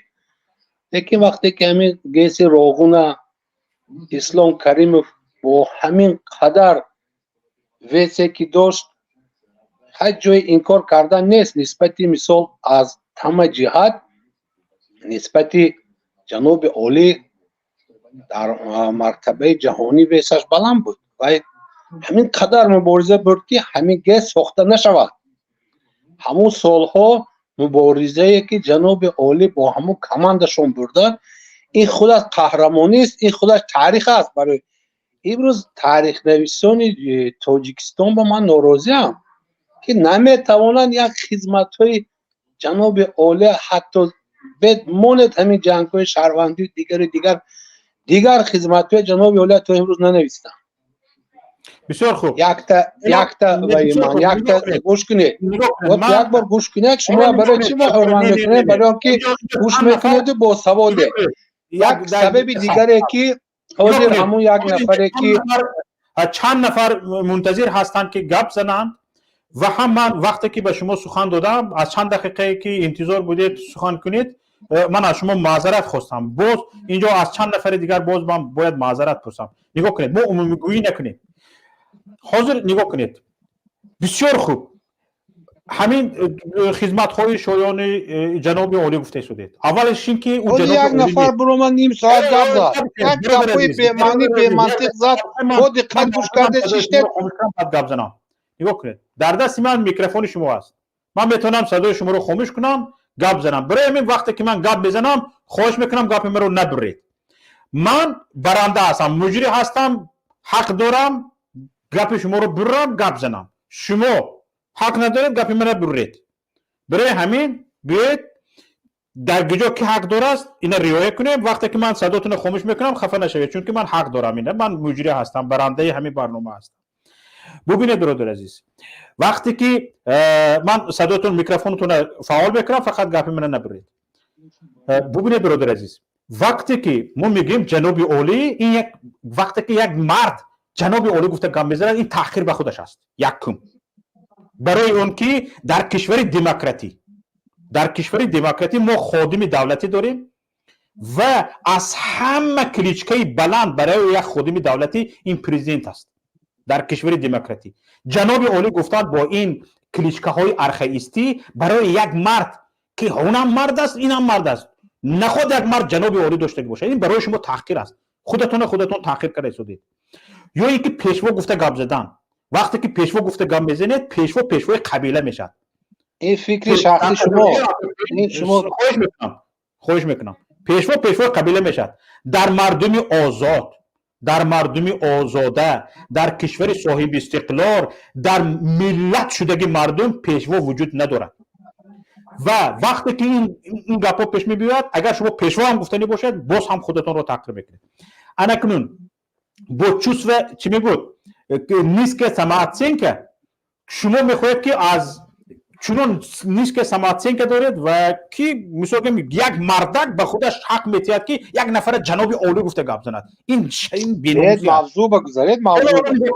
انکنون نگاه کنید همین جنابتون حالا شما جنابتون همون جنابتون عمومی نکنید. خدمت هایی که گفتید یک به یک ذکر کنید. 1 2 3 4 5 ذکر کنید که در اون خدمت ها یک خودش تنها باشد کسی وجود نداشته باشد. بفرمایید. من شما یکمش گفتم که همین گیس روغن ساختن بعد که اسلام کریمov مبارزه سر برد تعیین کردن اکسپرتیز و مبارزه به امان برد. شما وای فکر میکنید که حاضر یک نفری پستری رئیس جماعت یکون جنایت کند از شما کدام پول پرسید است؟ جناب عالی گناهگار دیگه وقتی که وای همه غالب آمدن و اکسپرتیزه خارجی آمده گفت که این یگان زیان ندارد، این وقت خدمت جناب عالی نیست. نفهمیدم اکسپرتیزه آمده یک خدمتی که کردن همین ساختمان نیروگاه روغن آغاز کرد. بیاید نگاه کنید، بیاید درباره گس روغن گام بزنیم. من درباره گس روغن همین خیلی معلومات دارم که خود پرزیدنت چندین مرتبه در چیهای بلندی، منبرهای بلندی مثل سازمان ملل متحد و چند سازمان ها و کشورها برآمد کرده گفت که تقریبا خیلی از فایز زیادی پریخ‌هایی که در تاجیکستان وجود دارد گپ شده رفته ایستادن و کیلومتر به کیلومتر پریخ‌های تاجیکستان کم شده ایستاده است. کیلومتر به کیلومتر پریخ‌های تاجیکستان کم شده ایستاده است. این نشانگری چی است؟ گس آبانبار روغن تا سال 2032 پر می شود. 2032 پر می شود به شرطی که آبهای پیش بینی شده به همین سراب، یعنی همین به آبانبار روغن آمده ریزند، در حالی که پیرخ ها آب شده نابود شده رفته ایستادند و آب هر سال گفته ایستاده است آبها کم شده ایستادند. دولت های پایان آب خواطری دارند که با بستن پیش آب روغن، یعنی آبانبار روغن، با آنها با پایان آب کم می‌بیاید، آنها خواطر خودشان اعلان میکنند و طلب میکنند که آب به طور دائمی طبق طلبات آنها آب بیاید. گس روغن مصرف زیادتی است. من به شما گفته شدم تا سال 2050 هم گس روغن کشوده نمی شود. گس روغن یک لازونگی دانسته باشید و اگر به تحقیقاتی نیترالی یعنی بی‌طرفانه همین چیها اهمیت داده باشید، اگر اهمیتیت اگر خواندگی باشید، گس روغن در سال 2032 نه، در سال 2040 نه، در سال 2050 هم پر نمیشد. یعنی این کله مردم گران کردن و مردم در اطراف همون فکر ذکر مردم در هم بزرگ نمور فصل بهار میآید نگاه داشتن است. اگر این است، یعنی وقت شما گفتید که درباره برق معلوماتت نیست، درست، همین برای همین دانستن همین که مثلا گریم کارشناسان بین المللی گفته ایستادن که اگر شرایط این خیر رفتن گیرد مثلا گریم گس روغن پر نمیشه و پر شدن کشورهای پایانو پاک نمیتین و خواطری اسلام کریم فهم از همین بود. اسلام اولش این که همین امام علی رحمانوف با شریکی اسلام کریموف با تیر تفنگ ازبکستان گس روغن یک بار ساختگی دوران شوروی ترکانده همش نابود کرده بود. در اون وقت اپوزیسیا مثلا گریم نه ورتالیات داشت، نه سمالیات داشت، نه بمب هایی که با گس روغن پرتفتگی بودن داشت. همین امام علی رحمانوف قطعی اسلام کریم پرتفتگی بود. خب انا برای همین هم این لازم ها و این شعار پرتایی ها و این امیدوار کردن های مردم به اساس است. برای همین زیر این کوسه ها نیم کوسه های وجود دارد که باید اینها آموخته شوند و دانسته شوند که گس روغن تا چه حد یعنی به واقعیت به حقیقت نزدیک است که مردم را از بی‌برخی نجات میدهد. حالا از گس روغن نام و نشانی نبود. سال 2009 پرزیدنت جمهوری تاجیکستان امام علی رحمان گفته بود که بعد از دو سال بی‌برقی یا لیمیت برق به افسانه تبدیل می‌یابد. 2011 شد، 12 شد، 13 شد، 14 شد، 15 شد، 16 شد، 17 شد. ما حالا بعد از این گپ پرزیدنت تقریبا باز 15 سال دیگر پایده ایستادیم که کی برق افسانه می‌شود. شما این رو درک می‌کنید؟ برای همین از همین جاست که دانسته باشید که بزرگ نمور وقتی بهار میرسد به علف میرسی است گس روغن و طلبات مردم در سال 2032 هم نه، در سال 2035 هم نه، در سال 2040 هم خانه نمی شود. انا همین افسانه های به مردم ساده، به مردم عادی، به مردم قطاری گفته، یعنی مردم امیدوار کرده اینها دزدیاشون دوام داده ایستادند. اگر نه همین شب روز برقی که در تاجیکستان استحصال می شود به مردم میرسد. چرا بر روغن امیدوار میکنی وقتی که تو برق داری که به مردم میرسه؟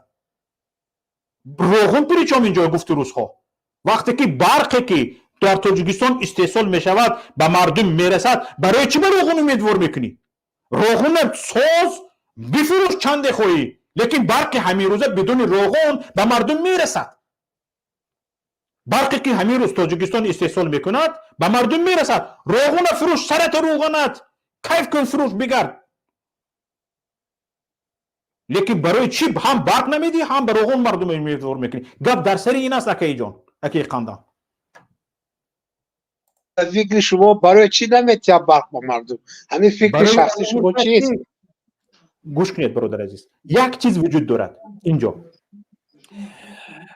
ما سال 2018 یک تحقیقات گذرانده بودیم درباره برق تاجیک. برای چی برق تاجیک دویم قرضدار است. همین شرکت برق تاجیک هم از اندوز قرضدار است هم از شرکت های استحصالی برق تاجیک از نیروگاه‌های برق اوبید قرضدار است. همین شرکت برق تاجیک. اگه به شما سوال ولی من چند بار گفته گذاشتم همین برق به شما گیلوس است که میپوسد شرکت برق تاجیک از باغبان میخرد تا به بازار برآورده فروختنش میپوسد و شرکت برق تاجیک مثلا گریم بانکروت میشد و قرضدار میشود. این برق است. یک میلیونر است خلاص شرکت برق تاجیک میگیرد میفروشد به مردم برق میتیاد. اگر برق مردم پرداخت نکند سیمش رو رفته میبرد. پس این چه قرضدار میشود؟ سوال برای اون قرضدار میشود که پولی برقی که تاجیکستان به خارج میفروشد به تاجیکستان نمی بیاید. ما از این در این باره تحقیقات گذرانده هستیم. راست به شرکت های آفشوری می رود. مبلغی که به خارج فروخته می شود. اون شرکت های آفشوری در ویرجین که صورت حسابش مخصوص اویله است. شما بگویید حالا که همین موحدین کبیری رهبر پیمان ملی تاجیکستان گفتند که اگر شما میگویید که همین برقایی که به خارج فروخته می شود و از مبلغش ملت فایده میبیند یک کیویتانس پیشنهاد کنید. مرد شوید یک کیویتانس پیشنهاد کنید که یا یک گزارش یک حسابات پیشنهاد کنید که ان همین برقی که به خارج فروخته است به تاجیکستان اومده درآمدگی است اندوز سپردگی است و که به تاجیکستان درآمد شدگی است. یک کیویتانس پیشنهاد کنید نیست وجود ندارد. یک نفری که 10 سال در پارلمان تاجیکستان کار کرده است بودجه کشور رو تصدیق کرده است میگوید که همین چیز وجود ندارد. پس ما با کدام زبان میگوییم که مثلا گوییم چی شد؟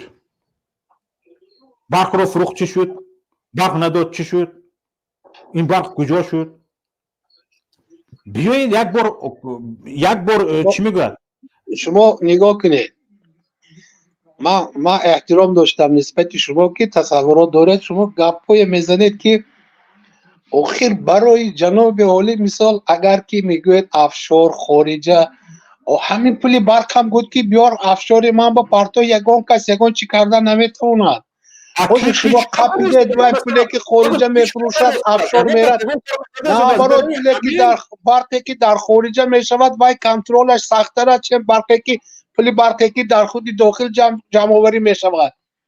شما این گپای میزنید گپای عمومی یکم خودتون میگوید که یک کیویتانس بیا شما یک کیویتانس نشون دهید که افشار میرود میلیاردها کیویتانس هست. حالا نگاه کنید همینجا ترق برآورده نشونتون میدادم حیفا که سایت پیشنگی ما سایت پیشتری ما پیام نقطه نت مسدود شد. همینجا من ترق برآورده نشونتون میدادم. همه دلیل داشتیم که با آفشور میرود حسابی هاش هم داشتیم به کجا میرود و این سر رو خود تاجیکستان نه این سر رو افغانستان برشنه این شرکت برشنه شرکت برقدهی برشنه افغانستان آشکار کرده بود که یعنی مبلغ رو برقی که به افغانستان فروخته می شود شرکت برشنه افغانستان به تاجیکستان نه به شرکت آفشوری پول مبلغ رو میگذراند. این چی رو تاجیکستان نه، همین شرکت برشنی افغانستان آشکار کرده بود. ما از گزارش آن گرفتگی بودیم معلومات رو. فهمیده ایستاده برادر عزیز؟ برای همین حاضر یک صاحب شما نمیدونم و ادام من نشنو گفت که افغانستان این خیلی من تحقیق کرده گرام نزنید. شما جناب دارید، من صاحب ندارم. صاحب شما گفته گرام نزنید. نه من مصاحب شما اما پیش صاحب نه مصاحب حتیتون معذرت صاحب نگفت. همون نفر گفت که افغانستان گفت که اگر که شما همون یک مضمونی گپش با دقت گوش کنید، ما شرطنامه حاضر برای چی ما با افغانستان برق میفروشیم؟ برای آنکه ترکمنستان تمامی آماده هست، ازبکستان آماده که به افغانستان برق فروشن. این برق فروختن به افغانستان این آینده، این فکر امروزه ملت نه، این آینده ملت است. ما گفتی جناب عالی برق برای ما حقانی این یک چیز می شود که یک چیز مقرری می شود. این وزنینی ها، این مشکلی ها، این موقتی است. برای سرور دولت خدمت های شایسته کردن، خدمت های شایسته کردن که وای ما شما با در از این پیشم گفتگی بودم که این چیزها را تا حاضر حتی همین قدر خدمت های جنوبی و اولیه 0.0011 یکش ننویستن. خدمت هاشون بزرگ است. اون فکر شخصی که شما دارید که این کتاب کیویتانسی ما دلیل داشتیم و گپای عمومی یگان دلیل ندارید، یگان دلیل ندارید. گپی مقصدی دیگری من شما در اروپا قرار دارید، برای آنکه من همون متخصصای اروپایی همش اومدن تشکیلات بین الخلقی آموختن همین برق تاجیکا. فقط یک گپ میگفتم از سال 2002 نشم 13 انیق میدونم که باید برق در تاجیکستان نرخش حاضر انیق شما نمیگم باید برداشته شود 40 چند سن شود. دیگه تاجیکستان تا همین سالهای نزدیک مبارزه برده. جناب عالی گفتم برای خلق برق قیمت نکن و یا فقط همین رنگ شما برین همین روشن فکرایی که در اروپا قرار دارید شما برای شما همین فقط یک تا خلاصه به می آمدن که نرخی برق برداشته شود. تمام. برادر عزیز هم یک واقعیت میگه درست. سازمان های بین المللی، بانک جهانی و چند انستیتوت های اقتصادی از تاجیکستان طلب کردن که نرخ برق رو در تاجیکستان بردارد. این میدونه چند سال شد؟ برای چی طلب کردن؟ یک بار گویی چی برای چی اونها طلب کردن؟ چیکار دارن اونها؟ روز صبر کنید برادر عزیز. اونها چیکار دارن به نرخ برق تاجیکستان؟ چیکار دارن؟ مثلا شما گپ زنید چی برای چی گفتن که نرخ برق بردار؟ و یا به خلق تاجیک چوکند که فقط سروری دولت نمیخواستن که نرخ بالا برداشته شود برای مردم وزنینی نشود. یک اینستیتوت خارجی، یک اینستیتوت اقتصادی خارجی به یک دولت مستقل چی کار دارد که او برقش را چند پول میفروشد؟ چی کار دارد؟ همین گپ زنید چی؟ برای چی اونها طلب کردن از تاجیکستان که برقش را قیمت کند؟ کنین گپ زنید چی؟ اوای وقتی که گوش کنید همین انستیتوی بین الخلقی آمدن همین چیز طلبات کردن که آموزش کنن، اکسپرتیز گذارونن که سبب در چیز در کجاست. برای من شما به سوال من جواب دهید. برای چی یک انستیتوت اقتصادی خارجی میبیاد در تاجیکستان مانیتورینگ میگذارونه یک کار دیگر میکند و از تاجیکستان طلب میکند که این چیزهای عادی برای مبلغ گذاری کردن، برای همین وقتی که درخواست میکنن که بیا من همین مثال حتی راغم و حتی دیگر کارها با مبلغ گذاری کن چندین درخواست ها که شد و یا اول می آموزد بعد مبلغ گذاری میکند. از هوا مبلغ گذاری نمیکند که آموزش گذراندن و یا سبب باشه پیش از اون که مبلغ گذرانی کند. همین شما نگاه کنید یک چیز عادی در همین تاجیکستان مردم انگشت میخرد، تپک میخرد، هیزم میخرد و چند برابر برق مصرف میکند. برای گرمی، برای روشناییش چند برابر مصرف برق مصرف میکند. اکنون شما نگاه کنید همین مردم تاجیک اگر از همین روزه نرخ برق سه برابر اگر برق قیمت شود هم آماده است پرداخت کند. خطا میکنه. واقعیت رو قبول کنیم. سه برابر قیمت شود هم آماده است پرداخت کند به شرطی که برق دائمی باشد. برای چی میگم؟ شما نگاه کنید. یک چیزهای عادی در نبودن شما تصور کنید در تاجیکستان در یک ناحیه فقط مرکز ماموری برق دارد خلاص.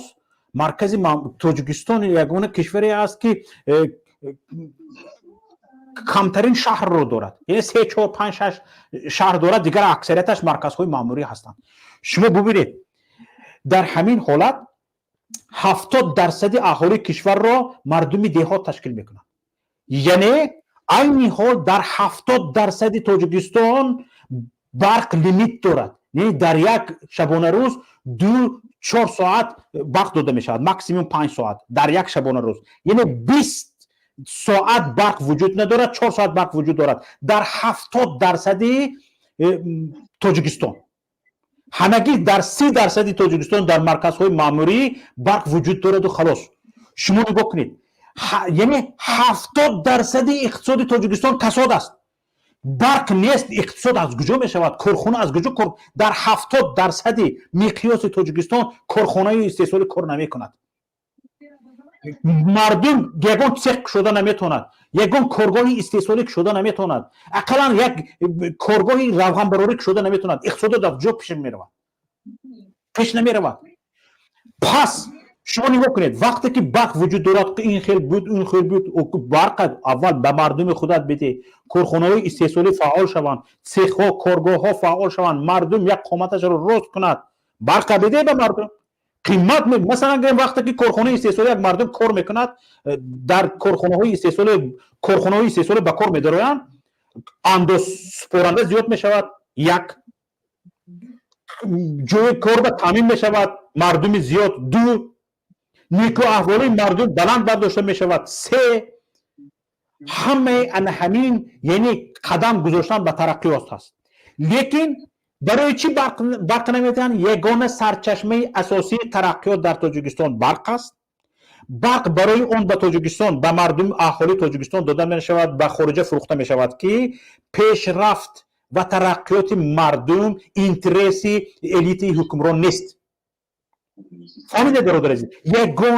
یگانه سببش همین است، یعنی پیشرفت مردم وقتی که پیشرفت کرد، اقتصاد بلند شد، مردم نیکو احوالش زیاد شد، مردم یعنی گبزن می شود، سرش بالا می شود، یعنی گفتن یاد می گیرد. این اینترسی الیت حکمران نیست برادر عزیز. انا برای همین هم امشب روز مردم برق ندارد، یعنی مالکیت شخصی خودش رو ندارد. ثروت‌های طبیعی تاجیکستان مالکیتش این مردم تاجیکستان است. ثروت‌های انمین برق هم یعنی یکی از ثروت‌های تاجیکستان حساب شود، مالک اساسیش مردم تاجیکستان است. تا به مردم تاجیکستان به تمام تامین کرده نشود برق، تو حکومت تاجیکستان حق ندارد و حق ندارد به یگان جا بفروشد و حق این را هم ندارد که یگان اینوستر خارجی را بیارد بگوید که در اینجا تو نیروگاه ساز به که خواهی فروش. این حق را هم ندارد، برای اینکه استقلالیت کشور زیر سوال می رود. مستقلیت چی است؟ مستقلیت اون است که هر چیزی که به مردمت میخواهی داده توانی، هیچ کس از بالای تو مثلا حکومت نکند، حکومت نکند، فرمان فرمایی نکند. این است استقلالیت. حالا این برادر رو گوش میکنیم. برادر عزیز سلام علیکم و رحمت الله و برکاته. علیکم السلام و رحمت الله و برکاته. در حقیقت معمای برق در تاجیکستان را حل کردن مشکل آسان است، اینقدر مشکلی نیست که امروز 30 سال است که بحثی معمای برق تمام نمی شود. البته اگر نگاه کنیم تحقیقات بین المللی را در مسئله در سوی برق، اگر که کل گازهای تاجیکستان به کار درآید، تاجیکستان در بین دولت ها جای پنجم را در مسئله استیصال برق اشغال میکند و تقسیمات به اهالی جای یکم را چی میکند؟ اشغال میکند. البته که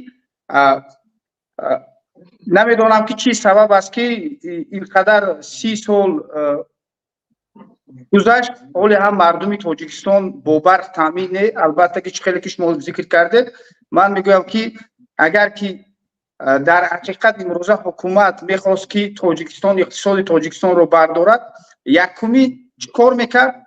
کارخانه هایی که البته از جانب تاجیک ها هستند یا که از جانب دیگر نفرهایی که میخواهند وارد کنند، مثلا کارخانه‌شون در همون جا سازند. امروز میدونیم که بسیار کارخانه های بزرگی اروپایی، امریکایی و دیگر دولت ها در چین است.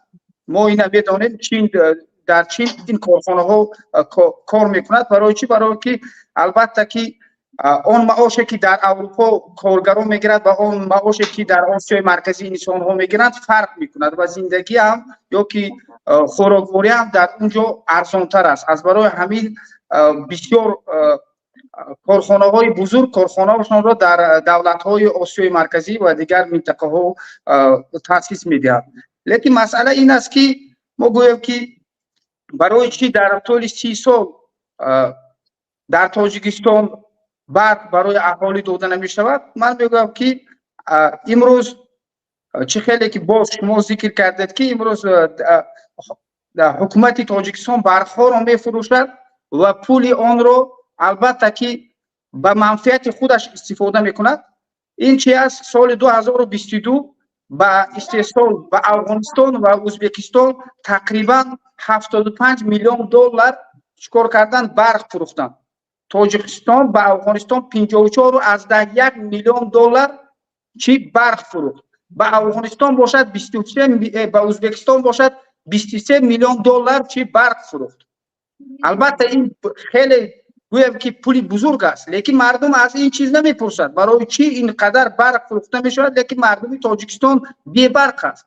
در طول 30 سال میگویم که در تاجیکستان در طول 30 سال استقلالیت تاجیکستان 287 عدد گیس های خرد و کلان ساخته شد. برای چی 287 عدد گیس های خرد و کلان ساخته شد؟ تا حال مردم تاجیک چی با برق تامین نه. از ماه ینور تا ماه ایون سال 2023 17 میلیارد کیلووات ساعت برق استحصال شد. برای چی مردم تاجیک چی با برق تامین نه؟ این مسئله باید که مردم این طلب کنند که برای چی اینقدر گویم که تاجیکستان با گیس های بزرگ خودش در دنیا معروف است، لیکن مردم تاجیک در عصر 21 بی برق زندگی میکنند. برای چی در عصر 21 تیز ها در شهرهای بزرگ ساخته نمی شود؟ همون زوادهایی که آبگرد کنند گوییم در وقتهای شوروی بود، در هر شهرهای بزرگ بود تیزهای بزرگی مردم از انگیش در در خانه های بلند آشیانه استفاده نمی کردند. امروز در دوشنبه چی پیچی گویم که از باباها مانده و پیچ ها را استفاده میکنند، از انگیش استفاده میکنند. برای چی؟ برای اون که امروز انگیشت رو به بیرون فروخته نمی شود. امروز اکثریت دولت، حتی که دولت چین از روسیه گاز میخرد، انگیش رو کم استفاده میکند. امروز انگیش رو باید که یگان کس بخرد. از برای همین برق رو تاجیکستان به افغانستان و به دیگر دولت ها میفروشد، لیکن مردم خودش رو مجبور میکند که انگیش خرد و انگیش رو استفاده کند برای گرم کردن خانه ها. حتی که شرم نداشته در عصر 21 حتی که در بلند آشیانه های تاجیکستان چی است؟ پیچ های زمان های شوروی هست با توربه هاش از چی؟ از آینه ها برآمده است. از برای همین او چیزی که خوب میگویم که رحمانوف کرده باشد، چیزی خوب کرده باشد، شما اگر ذکر کنید ما میگویم که البته این رو کرد. ما این کار نمی کنیم. او چیزی که ما طلب میکنیم ما میگویم که مردم تاجیک حق حقوق دارد که یک زندگی خوب بسر برد. بگذار که 3 میلیون ما در خارج کشور باشه، بگذار همون 7 میلیونی که هست به همون 7 میلیون یک شرایط خوب مهیا شود. ما از همین جا ایستاده میگویم که در حقیقت کرده ایستاده است. فقط انسان احمق یک عمل خوبی یک انسان را انکار میکند. فقط انسان احمق. لیکن نمیشود که وقتی که میبینیم که میلیاردها دلار فروخته میشود 29 کان تینلو در تاجیکستان کارکرد میشود بفهمید 29 کان تینلو ثروت طبیعی مالکش مردم اهالی جمهوری تاجیکستان خطای کارکرد میکنن میبرد تمام. البته باید که ما پرسیم این مالکیت از آن ما است. پرزیدنت این شاهنشاه نیست. پرزیدنت یک نفر است که خدمتگار ما است، خادم دولتی است. البته همین به زمان روسی میگوید که نیامنی منیجر میفهمید نیامنی منیجر مردم وای چقدر انتخاب میکنن او در سیاستی گویم که بیرون از دولت در میدان بین المللی همون اینترسی مردم محافظت میکند. این همین یک نماینده همین خلق است، این چیزی نیست دیگر. لیکن گویم که الومینی زواد برای سیم برای برق استحصال کردن ما الومینی زواد داریم، امروز زواد سمنت داریم، میشود که سیم چوب ها سازیم، میشود که سیم ها را از نو کنیم، لیکن برای این کارخانه نداریم. کارخانه های نیست. در حقیقت رضایی برآمدن گفتن که سیم های کهنه سیم چوب های کهنه آوردن. این حقیقت است. حالی هم همین گونه است. از یک جا میکنن میبرن به دیگر جا میمونن، از یک جا میکنن ترانسفورماتور کهنه را به دیگر جا میفروشن. این حقیقت است. این حقیقت پنهان کردن نمیشود. از برای همین نفری که من میگم که جناب نه رحمانوف است، رحمانوف رئیس جمهور است، باید که خدمتگار مردم است، باید که به هر عملی که میکند پیش مردم سالانه جواب گوید. مردم باید او را محاسبه کنند که کجا فروخت، برق مردم کجا شد، مالکیت مردم کجا شد، طلای مردم کجا شد، بایگری مردم کجا شد. یک نفرهایی که کمبغل بودن آمدن امروز میلیاردر شدن، دیگرها تمام یک عمر خدمتگار هستند. از برای همین اون چیزی که حقیقت است باید که گفته شود.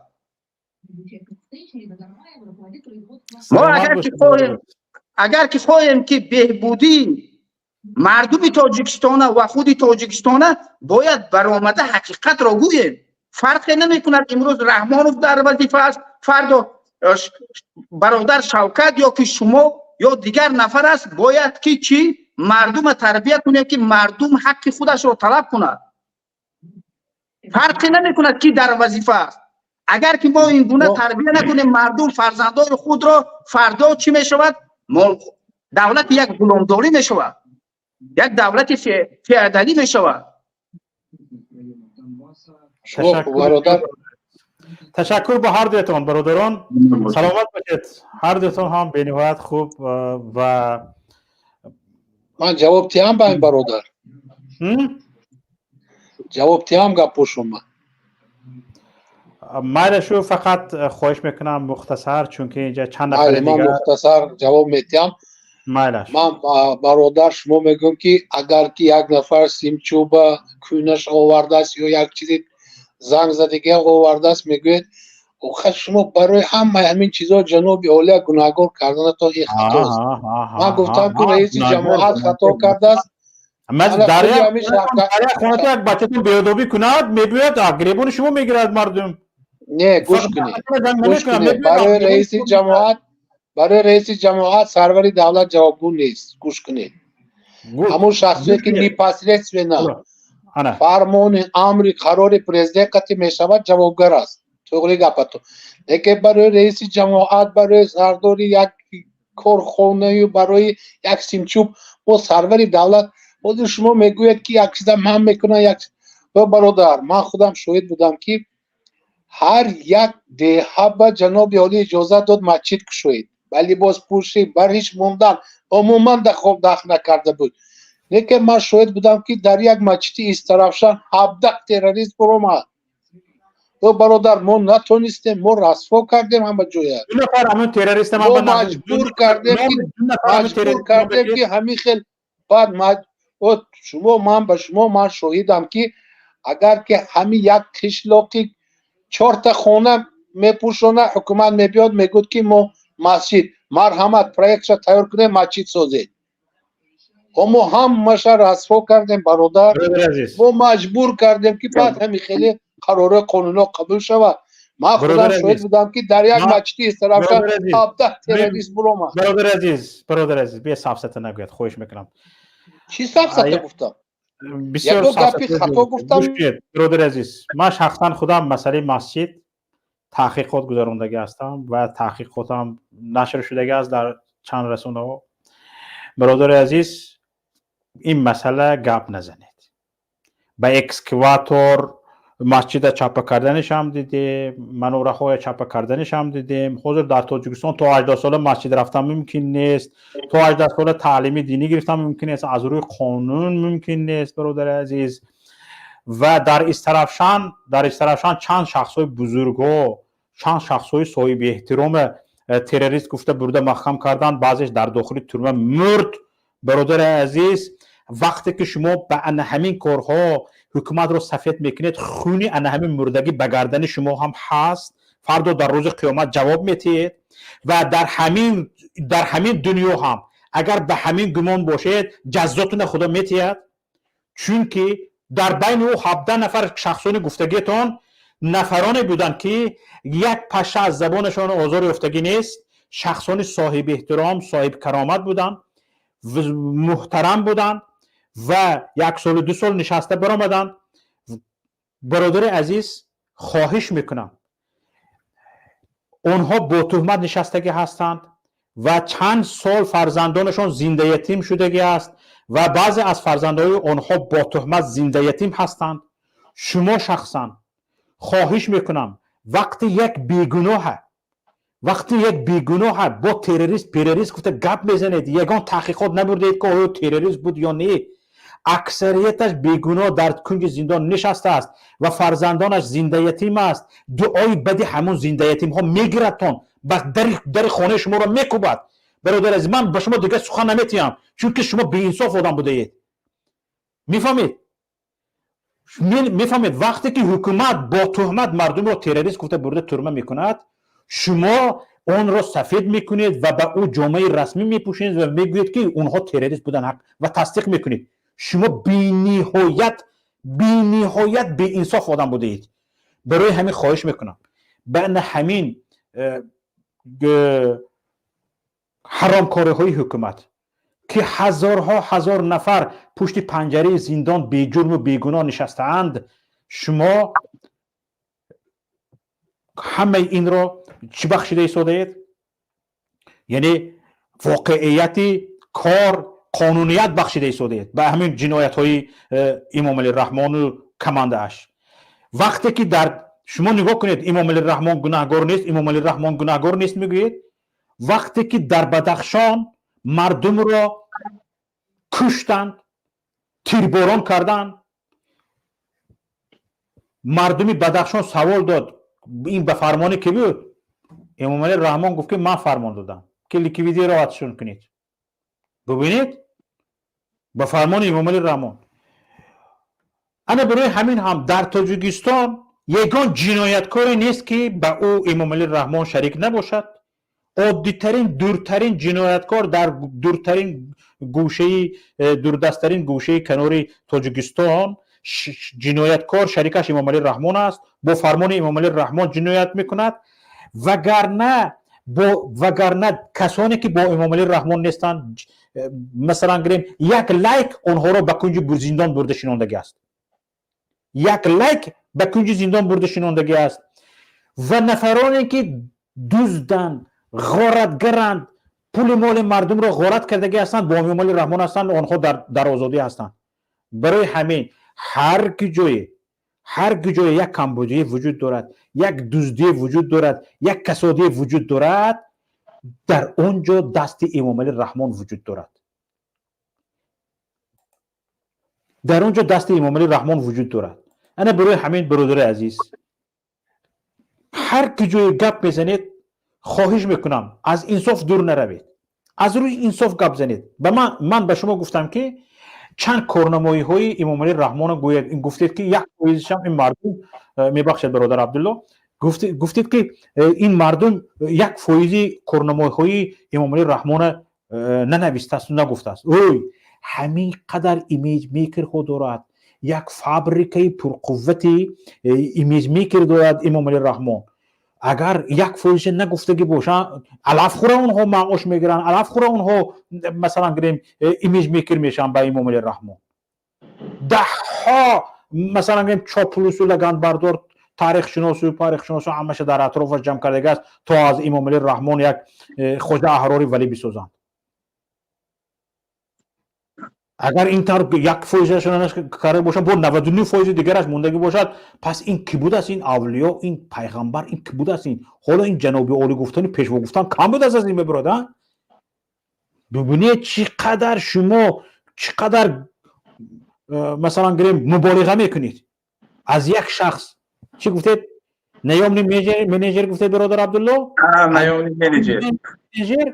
شما فرشته تراشته شدید، شرم نمیدارید با این افسانه بافیتون. سلامت باشید برادر عبدالله، یگان علاوه ندارید؟ نه البته فقط ما همین داخل شدم که از صحبی که همین نفر در اومد تعریف کردن چی کردن، گویا که ما عملهای کارهای خوبی حکومت برای مردم نمیگوییم. البته که ما همه وقت گفته ایم البته اون چیزی که خوب میکند ما میگوییم که خوب کرد، اون چیزی که دست ندارد حکومت میگوییم که دست ندارد. البته بعضی که حتی که من در سالهای گذشته در یک برنامه شما گفته بودم که به هم معمای تاجیکستان رحمانوف گناهکار نیست، بعضی چیزهایی که هست که البته خودی گوییم که نظام مجبور میکند که همون نفرهایی که هستن همون جرم گناه یا که ظلم بالای مردم کنند. از برای همین در بعضی حالت ها نظام گناهکار است، نظامی که گوییم که این به امروزه حیات مردم مطابق نیست. در دیگر حالت رحمانوف گناهکار است برای آنکه اون نفر مسئول است برای هر چیزی که معمایی که هست، مشکلی که هست در تاجیکستان مسئول باید که جواب گوید.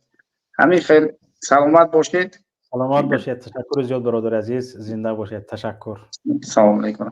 سلامت باشید. برادر سنت الله دولت زاده بفرمایید. السلام علیکم برادر عزیز شوکت، خوب هستید؟ و علیکم السلام و رحمت الله، زنده و سلامت باشید. بفرمایید. خداوند مهربان روزا خوب نیک نصیب ما و شما بگردانه که ما هم به یک جامعه سبز رفته برسیم. آمین. واقعا برادر شوکت وقتی که هم خیشر کلانسال همین کسایی که کلانسال هستن هم وقتی میدونن به شکل به یک نمود میخوان از رژیمی که بگیم دستش تا اورنج در قتل کشتار در خون شریک های بگیم آلوده های روز شب میگن آشکار میگوی روزه میگن شب میگوی روزه شب روز میگن یا سفید سیاه میگن. خجالت نمیکشین شما در نزد زن و فرزندای خودتون؟ اگه شما ملت حساب نمیکنین در نزد هم فرزندای خودت خجالت نمیکشی؟ از خوردن پول حرام لقمه حرام شما نمیدونم به غیرت به وجدان به شرم شدین که آشکار در افیر برام یک کالو زده هم که کجلم یون شکست ایتره. این ملت پدر مادر تا قدران سگ میبروی دیجا کجلا زدگی بود آشکار ای رحمان اتفاق کدیسته. کی هستین شما؟ اونما شما خطانه کی میگیرین؟ 4 تا دست اوباش روزان امروز من ملت به روز رسوندین.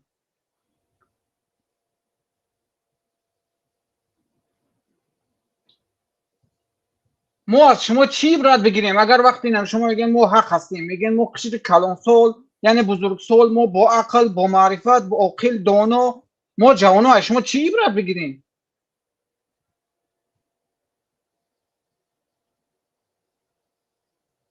بس آخی نکنین همیکن در شما خطون سوال بتین که در یک کشوری حقوق بنیاد دنیاوی دموکراتی هیچ نفر نمیتونه 32 سال اگر نمیدونه مورد چکار کدگی باشه نباشه نمیتونه که 32 سال حکمیت برانه. غیر قانونی های غیر منطقی های میخواد مقابل قانون های.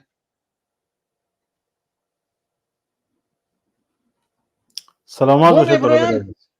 برادر شوکت جان واقعا ما در نسل جوان خیلی ما میدونیم که ما را مقصد نسل جوان های مکتب معرفت دور کرده که چی بلا زده قشری کلان سولا که میبره یک پلو زدگی هم خیلی کجله بود. رحمانوف فیتری، رحمانوف زور، رحمانوف فالونی اوه تاجیکستان مالی پدر رحمانوف نیسته.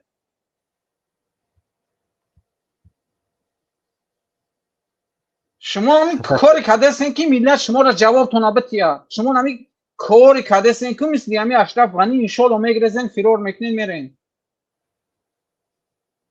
زنده باشید. من یک چیز بگم برادر جان. بفرمایید.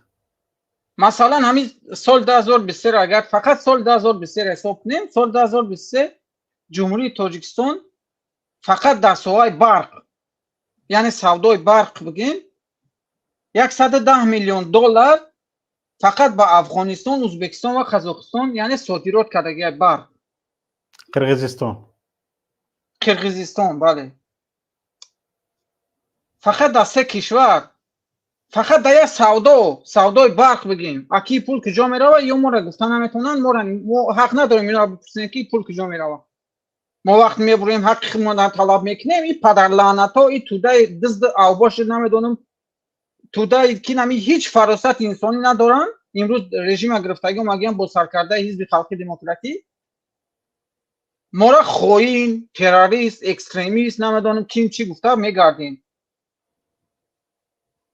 فقط در سودا وقتی شما 110 میلیون دلار سودا میکنین در افشارا میرین پول افشارای خارجی در یک پس انداز میکنین با چی میخوین؟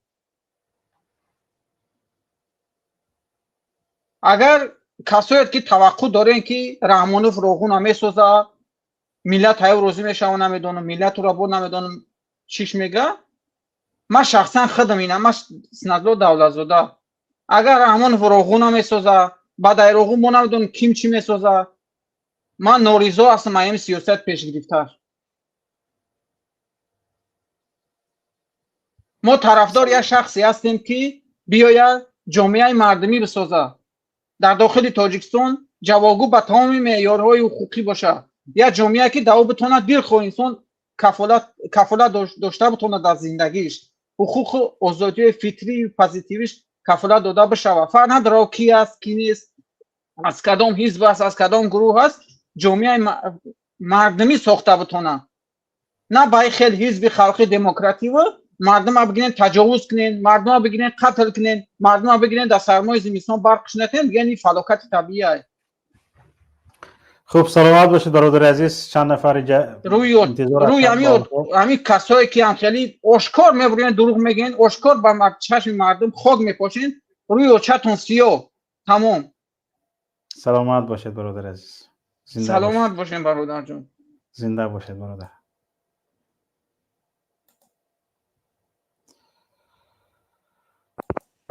حسن تیجی بفرمایید.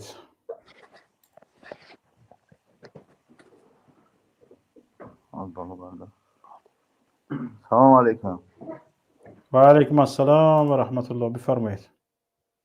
توضیح برادر خوبی سلامتی خوبه؟ شکر خداوند. بفرمایید برادر. بازی همین جمع قطعی شما گفتم یک هم صحبت چه همین مسئله چیه و همین مسئله موضوع در همین افیر شما چی باشه من همین را گفتم یک بفهمم. نفهمیدم گفتن برادر. ها؟ گفتن نفهمیدم. من میخوام حوضی بفهم که موضوع در همین افیر شما چی موضوعه من در همین موضوع قطعی شما هم صحبت کنم. برادر گوش کنید.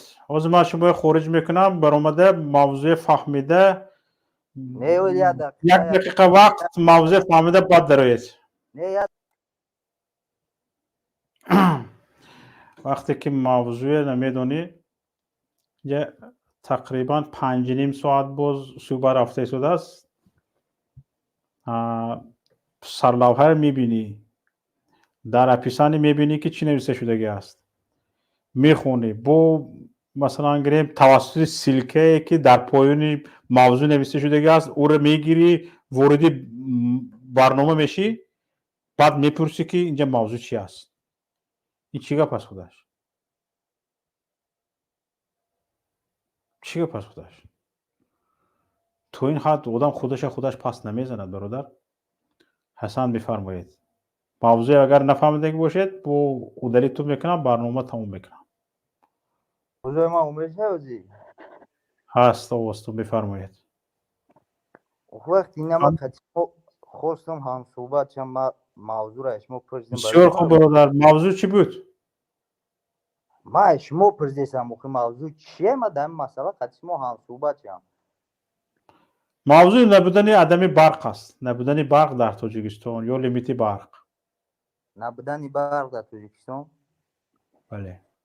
شما چند سال میشه که مقصد چند سال ماه میشه که این مثال بازی دیمی کمبودیای خیلی بگیم یا که دیگه چیزای تاجیکستان گپ میزنیم.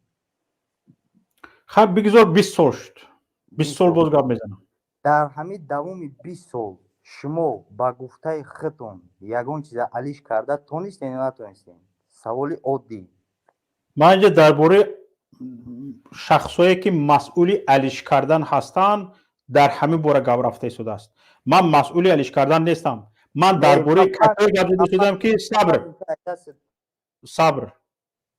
من درباره گوش کنیتون برادران عزیز، وقتی که سوال میمونین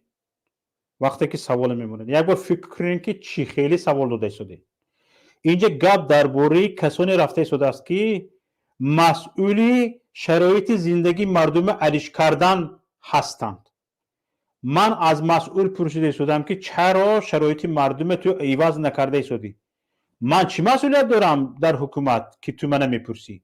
یا در توازن حکومت مونده من میگویی که تو چند چیز آوریش کرده که حکومت آوریش نکرده است؟ تو مسئول پرس. من مسئول نیستم برادر. تو اول من مسئول من میرم مسئول میشم بعد گپ میزنی. این دعوت بد میکنی. این سوال به مسئول داده میشود که از 30 سال باز یا 20 سال باز چه ایواز کردی، چه علیش کردی؟ این سوال به مسئول میدی، به امام علی رحمان میدی، به کماندش میدی، به تیمش میدی. ما اون کس انتخاب کردگی هستیم. انتخاب شدگی نیست، او سمزیوانس هست اصلا امام علی رحمان. لیکن بگذار خیر انتخاب گفتی. لیکن وقتی که امام علی رحمان مسئول دولتی است، من از اون میپرسم که چرا برق نیست؟ تو میگوی در توازن امام علی رحمان من میمونی، میگوی که تو خودت چند چیز علیش کردگی هستی. این سوالات بیجا است. سوال دیگر ته برادر عزیز. این سوالات به من نه، این سوالات به امام علی رحمان است. عبدالله خورد شب تو نوبتت گذشته که من تو دیگه وارد نمیکنم. بیرون شب بیوده زور نزن. دفعه دیگر موضوع. حسن تیجی هست صدایتون بفرمایید. صدای ما کی باشه برادر عزیز، وقتی که مقصد نشما طول 20 سال همیجا گپ زدین، مقصد کمبودی های تاجیکستان ها گفتین، یک چند کسی بس شما را طرفداری کردن. مقصد دیگه که من نمیگم که تاجیکستان در کمبودی نیست، در مقصد تاجیکستان هم آبادی ایسوسه. نباید گفته شود کمبودی. بله یا دقیقه گوش که وقتی که من گپ میزنم کمبودی نباید گفته شود. اینجا من گپ میزنم تو گوش میکنی. کمبودی نباید گفته شود. کمبودی نباید گفته شود. گوش که روسیه اینا مثال میگیریم، مثال روسیه همین قد دولتی که مقصد دولتی ابر قدرت ہے، دولتی با قوت ہے، لیکن برق نداره. در جای خودش با همین کمبودی بسیار داره. هم کلاس ہے که مثلا شما نگاه کنید، مثلا گریم ما درباره کمبودی های جزئی گپ نزده شدیم. شما قاطی نکنید همه را به هم. ما درباره کمبودی های جزئی گپ نزده شدیم که تاجیکستان لکه تو من پر کمبودی است. همین از کوچه اساسی گذشتیم موصول است تاجیکستان. از کوچه اساسی به پس کوچه گذشتیم موصول همه جا ذکر رفتگی است. ما در این باره گپ نزدیم. او یک چیزی مثلا که رفت شونده است، به یک ماشین بر میکنی دفش میکنی. در این باره گپ نرفته شده است. چقدر مثلا گریم 4 میلیون اهالی جمهوری تاجیکستان خارج از تاجیکستان بیرون از تاجیکستان است. یعنی تقریبا شما نگاه کنید اگر در تاجیکستان 4 میلیون اهالی چی باشد، یعنی قابل مهنت باشد، 4 میلیون اهالی یعنی قابل 40% اهالی جمهوری تاجیکستان قابل مهنت باشد، شما تصور کنید که تقریبا 70% یعنی اهالی قابل مهنت تاجیکستان بیرون از تاجیکستان است. شما تصور کرده اید در یک حالت شکستگی، پرشکستگی، ورشکستگی تاجیکستان قرار دارد. در این باره ما گپ زده شدیم او کمبودی های جزئی که هست حل شونده اند. در این باره گپ نمیزنیم، در این باره گپ نمیزنیم برادر عزیز. کمبودی هایی که مثلا گیم درباره کمبودی جزئی، مثلا گیم کمبودی های جزئی که هست، مثلا گیم پای افضل معلم سالها عوض نمی شود، مثلا گریم یک کورتکه معلم سالها عوض نمی شود، گریبانش مرده رفتگی اند، مثلا گریم تلپک معلم 20 سال باز عوض شدگی نه. در این باره گپ نمیزنه. حالا مایلش انواع بیناهای فرسوده مکتب ها با طلبه ها قریب کوشیده رفته ایستاده است در لبای جر، چقدرش مثلا گریم چند مکتب ها با تخته پشنگ کرده موندگی است. در این باره گپ نمیزنیم. همین برق برادر، همینجا موضوع چی گفته پرسیدی؟ موضوع برق است. در همین برق برای چی داده نمیشه به مردم؟ همین خودت هم برق نداری، برای چی برق نداری؟ ما برق دارم، ولی ما کامera گیرم سویت ما گریانه گرون کن اینه وز بیش یک دقیقه بیش نه سویت مرا دی گریانه دیدی در کجایی؟ در کجایی؟ در کجایم؟ در درن تاجیکستان. در کجا؟ در دوشنبه، در شهر دوشنبه. ما در جای کارم، در کارخانه‌ام. گوش که برادر وقتی شما خانه‌های سرد و تاریک در روزهای سردترین سال. اینجا بلند آشیانه در پهلوی بازار کاروانی دوشنبه است. صدف‌ما سفر و 1 سال قبل با امید زندگی بهتر این منزل را خرید، اما بی‌برقی او و 5 فرزندش را در میان 4 دیوار بیتانه در شرایط سخت گذاشته است. شاومشا سوید مردگی دختر سینفیده دارم، انگه ندارم، مکتب تماما رفته نمیتونه، تسب تاو میکنه، چیکارش کنیم دیگه؟ هیچی. ما خودم کسل قندم پا هم با یک سوزاک چیکار کنیم؟ یگان شرایط نداریم دیگه. محمد رافع حالا 1 ماه نشده است. او را چند قبض لباس پیچاندند که در سردی بیمار نشود. مردم چی حال دارن؟ سوید نیست. ای سحرای سوید نیست. تاجیکستان 100 سال عقب دیولی. یعنی اونجا سوید ندارن. ناحیه فردوسی. شکایت ساکنی یکی از ناحیه‌های مرکزی دوشنبه از بی‌برقی. برق در خانه آنها در این روزهای سرد هر روز 4 ساعت خاموش می شده است. میگوید در این سردی مخصوصا کودکان اذیت میکشند. کودک ببینیم یک بیچاره 10 قوت هم پیچونیم اخنکیش میشونیم بیرون برف اینه. مثل این کاربر در این روزهای سرد و پربرف تاجیکستان ساکنان زیادی از گوشه و کنار پایتخت و همکشور از محدود بودن نیروی برق در خانه‌هایشان شکایت میکنند. معمولا لیمیت برق در منطقه ها جای داشت، ولی امسال به گفته ساکنان در برخی از محله و بلندآشیانه‌های دوشنبه هم برق را ساعت‌ها و بی آگاهی خاموش میکنند. 10 روز شد که خنک شده سویتای ما را میکشند. یا از سحر تا عبید یا از عبید تا بگه مجبور میشیم که دمی گاز اوقات کنیم چای کنیم. کودکان در هوای خنک، در خانه‌های خنک کسل، گریپ. قسمی از ساکنان خانه‌های بلندآشیانه در ناحیه‌های اطراف شهر میگویند مجبور شدند با بخاری بابایی خانه‌های خود را گرم کنند. مثل این خانه در آشیانه دوم ناحیه رودکی.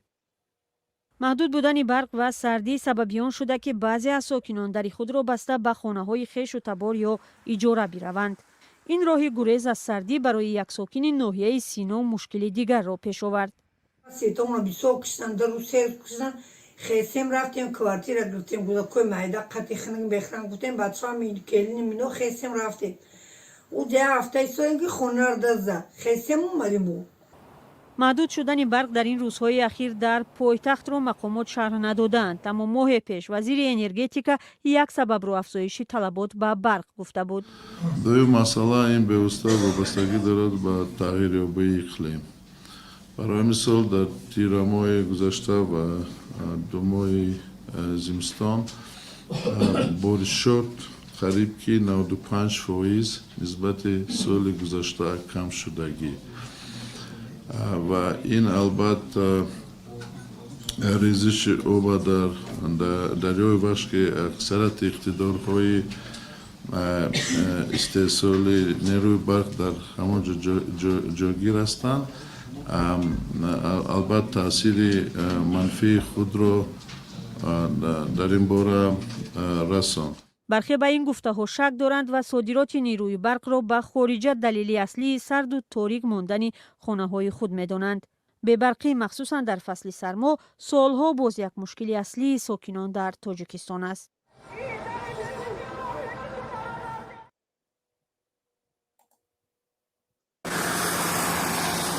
نبین در شهر جامعه سویتفور کار میکنه. تو در خونه برق داری؟ این مالی رامو بیتوب بود. تو برق داده است سویتفور کار نمیکنه.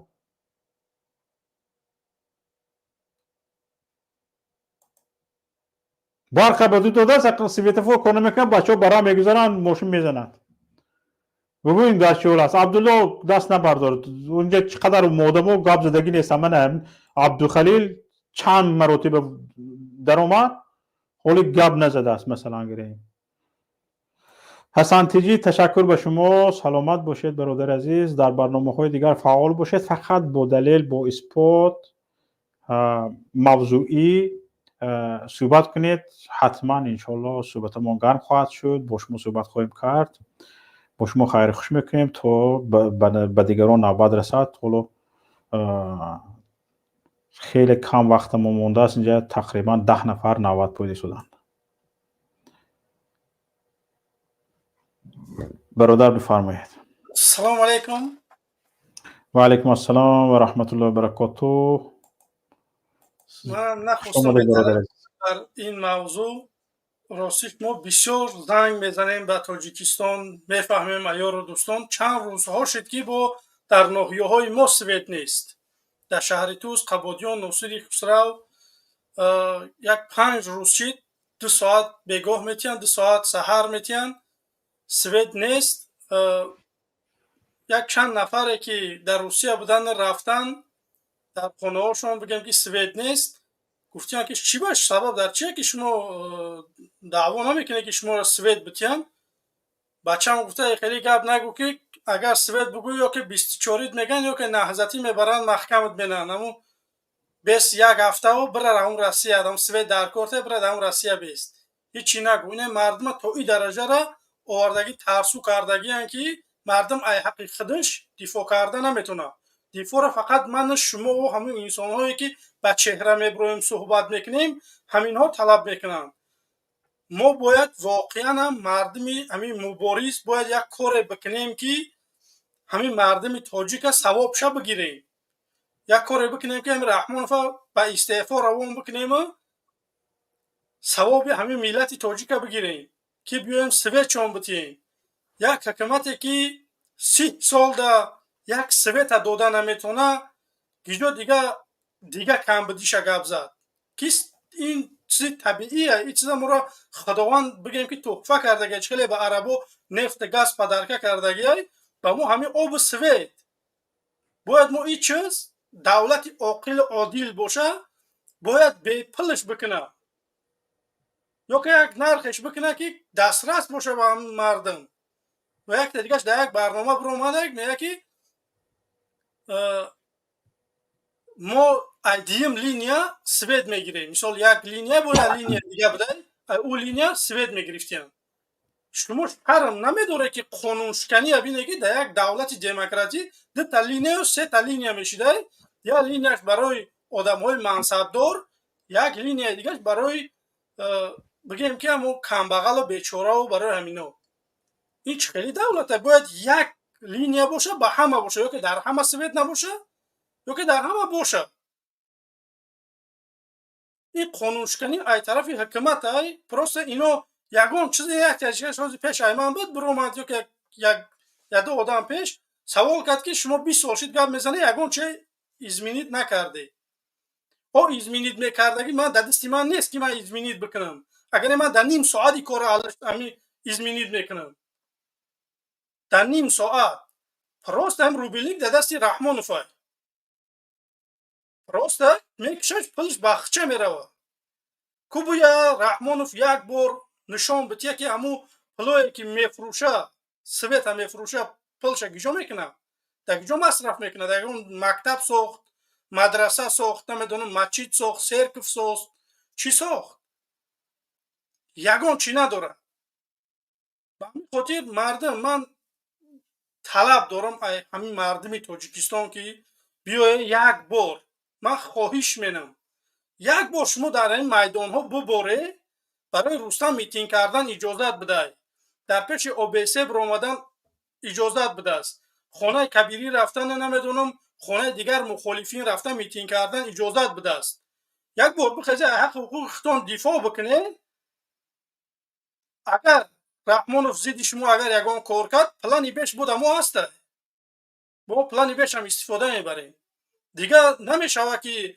فقط رحمانوف ها به یک استعفا گفتن خلاص پروست ما میخوایم که مردم تاجیک یک بار بخیزه خودش طلب بکنه شما یک مرتبه پپرا بکنه بخیزه اجاتون دعوا بکنه که ما را سویت بده یا برق یا استعفا رحمانوف بگین اگر رحمانوف نسبت شما آتش میکشه رحمانوف نمیدونم نسبت شما میبره ترمتون میکنه اگران کار میکنه پلانی بیش هست ما مخالفین هم انشاءالله که امروز داریم سرجم شده سودیم یک کار میکنیم که رحمانوف هم پلانی به بعد میروه خواهش همینه که مردم یک بار شما اینترنتون خسته که اینترنت در همه در کار بود برای اینترنت خسته گپ زده گپ تو ندارم برای سویت که امروز از سرما چند کس مرد ایا خونه 6 نفر 100% این همینجا همین سویت نبودن بود اگر سویت میشید همون انسان ها کمر علاب نمیکردن امروز از دنیا نمیگذشتن امروز آدم ها میلیون ها رسخا دارن که فرزند بیاون امروز یک خانواده 6 نفرش ایا خونه مرد کو رحمان تعزیهش که بروی تعزیه بیان بکنه من یک چی میگم واقعا هم رحمانوف مردم کلوب واقعا میترسیده است که برای در کلوب یک کم از اومد زد همونجا تعزیه بیان کرد یکم بار من دیدم که رحمانوف تعزیه بیان کرد واقعا هم چی برای دیگر انسان ها برای یک جا سیل میشوه میبره آدم ها میمرن نمیدونم اینا دودی انگیشت مردن سبب در چیه که رحمانوف چه یگان گرنی میگرفته باشه تو خادم خلق باید باشی تو پیشوای ملت میگیری میگوی اینو فرزندای منن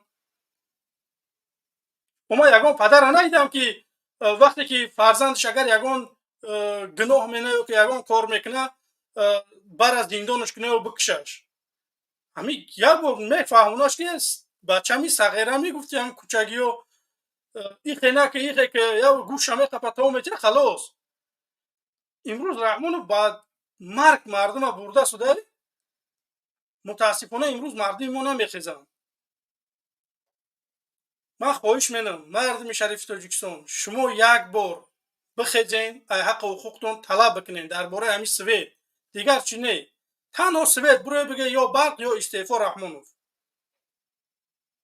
من خواهش منم که بروی یک بار طلب بکنین اگر تشکر زیاد برادر عزیز حالا ما شما یعنی ماراتون در کانال خودتون ادامه دادنی هستید نوبت گرفتنی هستید انشالله چی بانه ما در خدمت مردم ما میتونیم که 24 ساعت در فرض کردیم منم روز جمعه فرض کردیم روز جمعه 100% تمام روز من روز پنجشنبه در روز چهارشنبه در اصلاح تیوی روز پنجشنبه در پیام تیوی روز جمعه در همین مثلا گریم وقتی که اعلان شده است می شود چیوان ما در خدمت مردم تمام در کانال برادر عبدالخلیل انشالله ماراتون ادامه می‌یابد در روزهای شنبه یکشنبه انشالله هست. من هم یک چیز دیگه پیشنهاد دارم همینجا که ما مردم مخالف همون انسان‌هایی که در اروپا هستیم با چهره آشکار هستیم بسیاری ها ما نمیبرویند در همین برنامه ها گپ نمیزنم. من خواهش میکنم برادر عزیز بروی وجدانتان عذابتان نمیتیه بروی خواهش میکنم همون انسان‌هایی که معروفه چهره و خطیب آمدگی گپ زدگی یک بار نیم بار بروی خواهش میکنم حق و حقوق پدر و مادراتون زن و فرزندهاتون طلب بکنید. وقتی که شما در یک دولتی دموکراتی حقوق بنیاد دنیوی زندگی داره شما چی میترسه که گپ نمیزنی؟ من یک واقعه شدگی بده که واقعه را نمیگم. یک کار کردم چند آدم بگیم که آشکار شد بعد یک دو تاش برآمدن زنگ زدن گفتن که همون کار را باید نمیکردی. اونجا چند آدم پنهانی بودن. برادر عزیز من مادرم نچلیک ملیسای قبادیان شدگی ایدسته عدل رفته اومدن. شما یک بار بست فکر کنید نچلیک ملیسای قبادیان در همون عدل قبادیان چنین اوچای من ایستادگی نیست.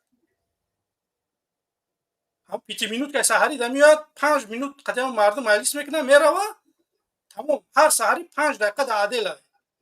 مادر من ایبرن ساعتاش پرسش میکنن در عدل. ما برای چی بگم که مادر من نچلیک ملیسا شدگی شما امروز در اروپا اومدگی متاسفانه خاموش نمیبروی گپ بزنید. بعد وقتی که میگن که من میبرم در براتون عرض میکنم شما زیق میشه. برادر عزیز یا قطعی شکارچی باشه یا قطعی خیرس.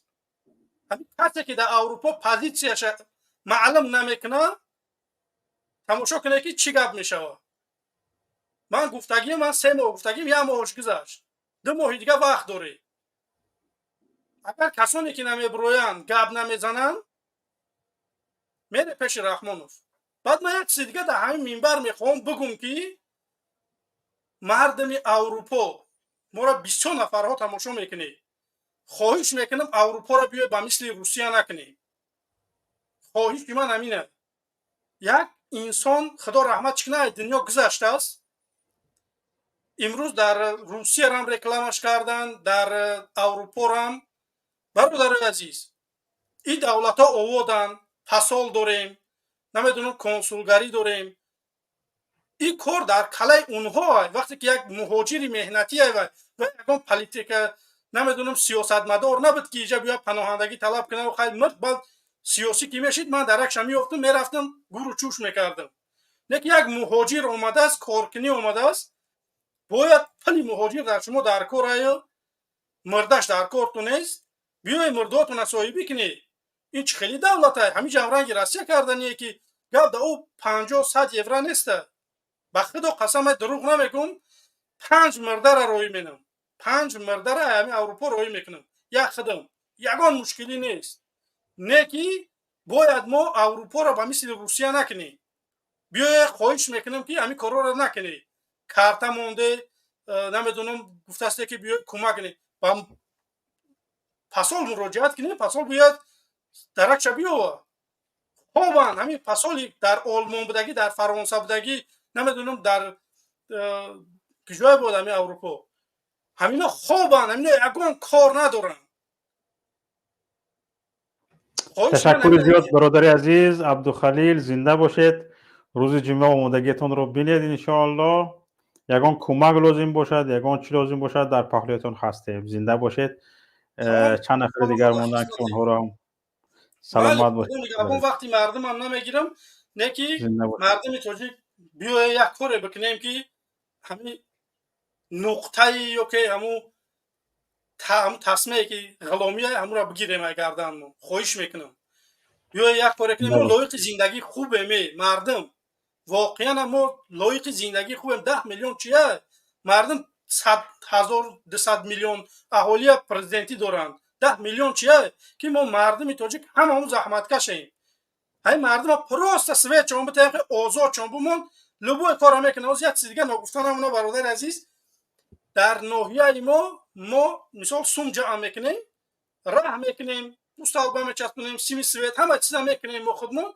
من میگم که برای چی شما همین پلا میپرتیم میکنیم یکی ما برای وطنمون دوست میداریم برای میخوایم که در یگان کار بکنیم کاری ثواب.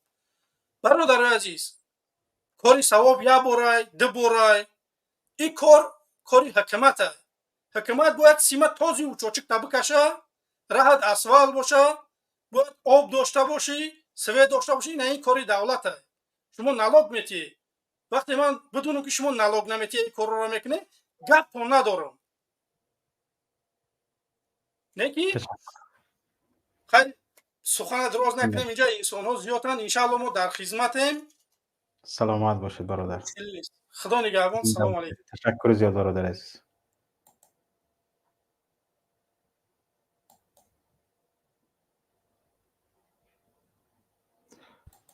استو بفرمایید.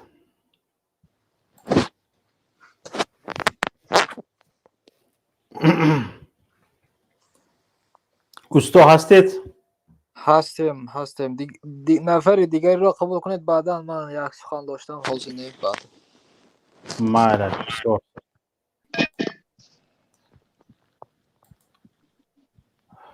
رحمتوف بفرمایید.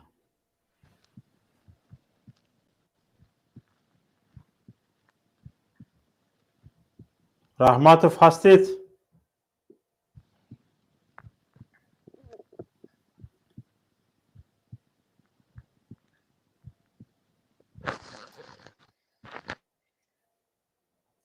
رحمتوف میکروفونتون فعال کنید. رحمتوف میکروفونتون کشتگی است.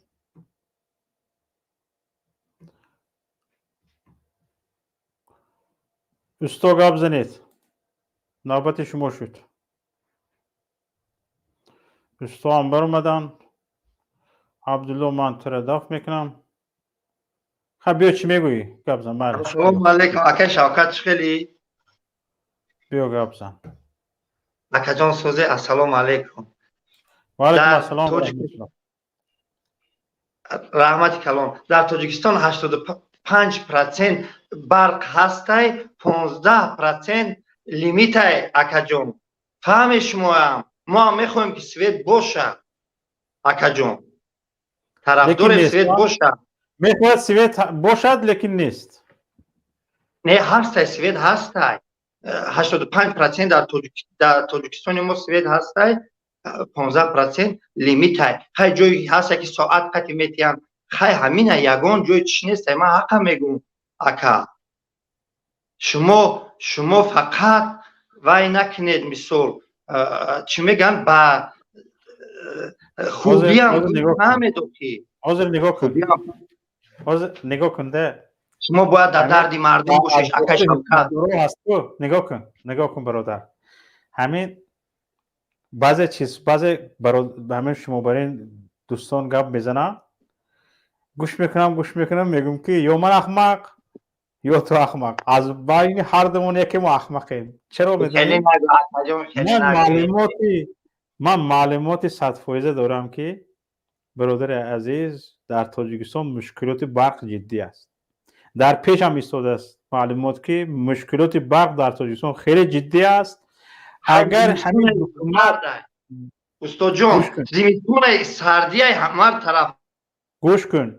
من خواهش میکنم نگاه کن برادر. زمستون سردی نگو. من تو گپ گوش نمیکنی، دستت میخی برداشته ایستادی، چند بار دفعت کردم با اومدی. نگاه کن. من گفتم که شما یک 10 نفر رو بفرستید به روسیه که در زمستون سردی 50 گرادوسه اونها چخیل برق تامین میکنند. یک بار روید آموخته بیایید اخیر. 30 سال باز نرفتید. روسیه شریک استراتژی است. در سیبیر برق چخیل تامین میکنن، رفته آموخته بیایید. بعد این خیل بهونه نبیارید. تو همین خیل دست میکنی در حالی که به این گپی تو من کایها 3 ساعت پیش جواب دادگی بدم. چی در کار است این گپ؟ خنک است آخر. خنک با برق چه ربط دارد؟ وقتی که همه چیز مثلا گریم با کسبیت پروفسیونال نگفتیم روس ها براه مونده می شود.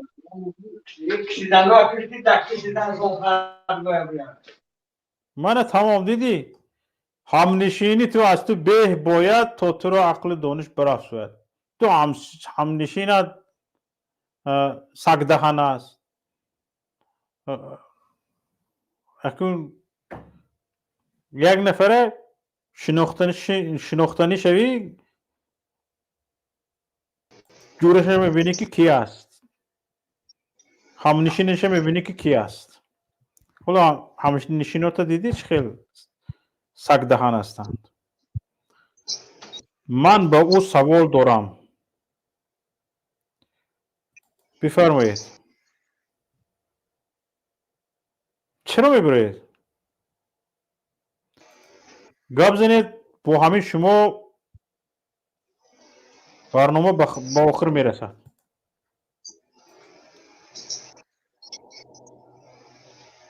تمام صحبت کردنی نیستید.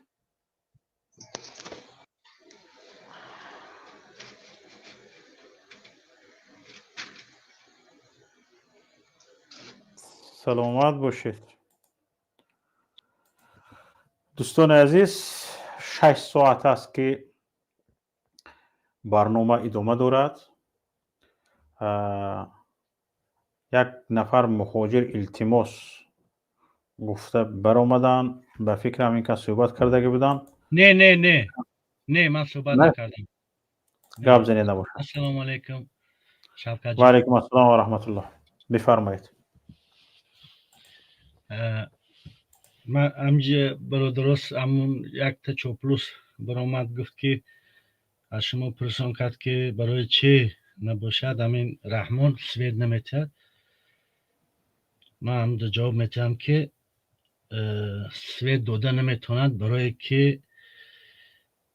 برای سوید دادن دانش در کار، مهارت در کار، اینا یک بیزنسی بیسوادی کردگیان.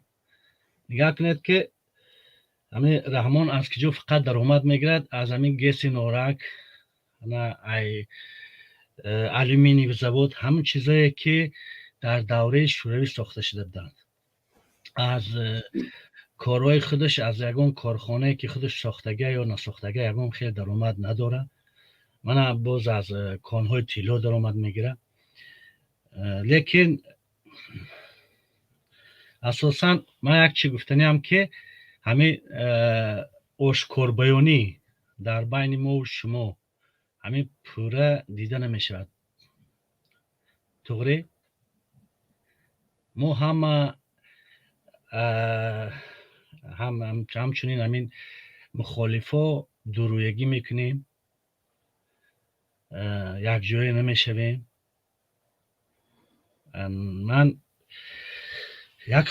من پیشنهاد جدی دارم درباره نابود کردن همین حکومت. یک پیشنهاد جدی دارم که این عملی شده میتواند. اگر من میخواستم راست گپ با محمدین کبیری گپ زنم، اون کس گفتند که اگر در کار شود من میبرویم، ممکن خوب باشد.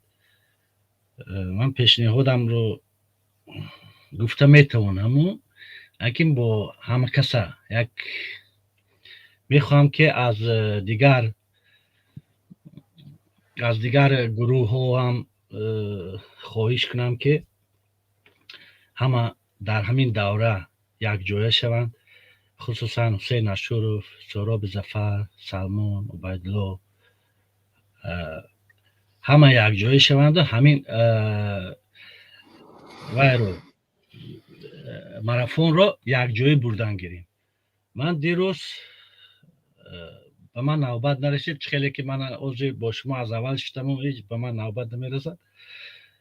دیروز هم خواستم، باور کنید، از سلمان خواستم یک خواهش کنم که همین ماراتون نیو، همین برنامه ها هر روز دوام کردن گیرند، با شرطی که اینجا حسین اشرف یک پیشنهاد میکنند که آدمان با چهره آشکار برویند. چهره آشکار ما نگاه کنید، در اگر نهضت اسلام ممنوع اگر باشد، ممکن که روسیه به ما خطر داشته باشد، لیکن گروه 24 در روسیه به فکرم ممنوع نیست، تروریستی حساب کرده نمیشود. هم خیلی برادر، اگر در برنامه آنها برآمد کنیم شاید به ما یگان خطر نرسد. نمیدونم در پیمان ملی ممکن هم خیلی باشد. برای چی که در همین هر روز برای چی میگویم که برنامه باشد از مردم. خودتون گفتید که قوه اساسی در روسیه است. وقتی قوه اساسی در روسیه باشد از همه خوب که در همین فرض کنیم یک ماه 1000 آدم با روی کشاد با چهره آشکار برآمده گپ زنند. همین مصلحت کنیم. من هم همچنین دیگرها، من ممکن در فرزندانم رو میبرورم با چهره آشکار. این حکومت به فکر در همین این خیلی دیر شده.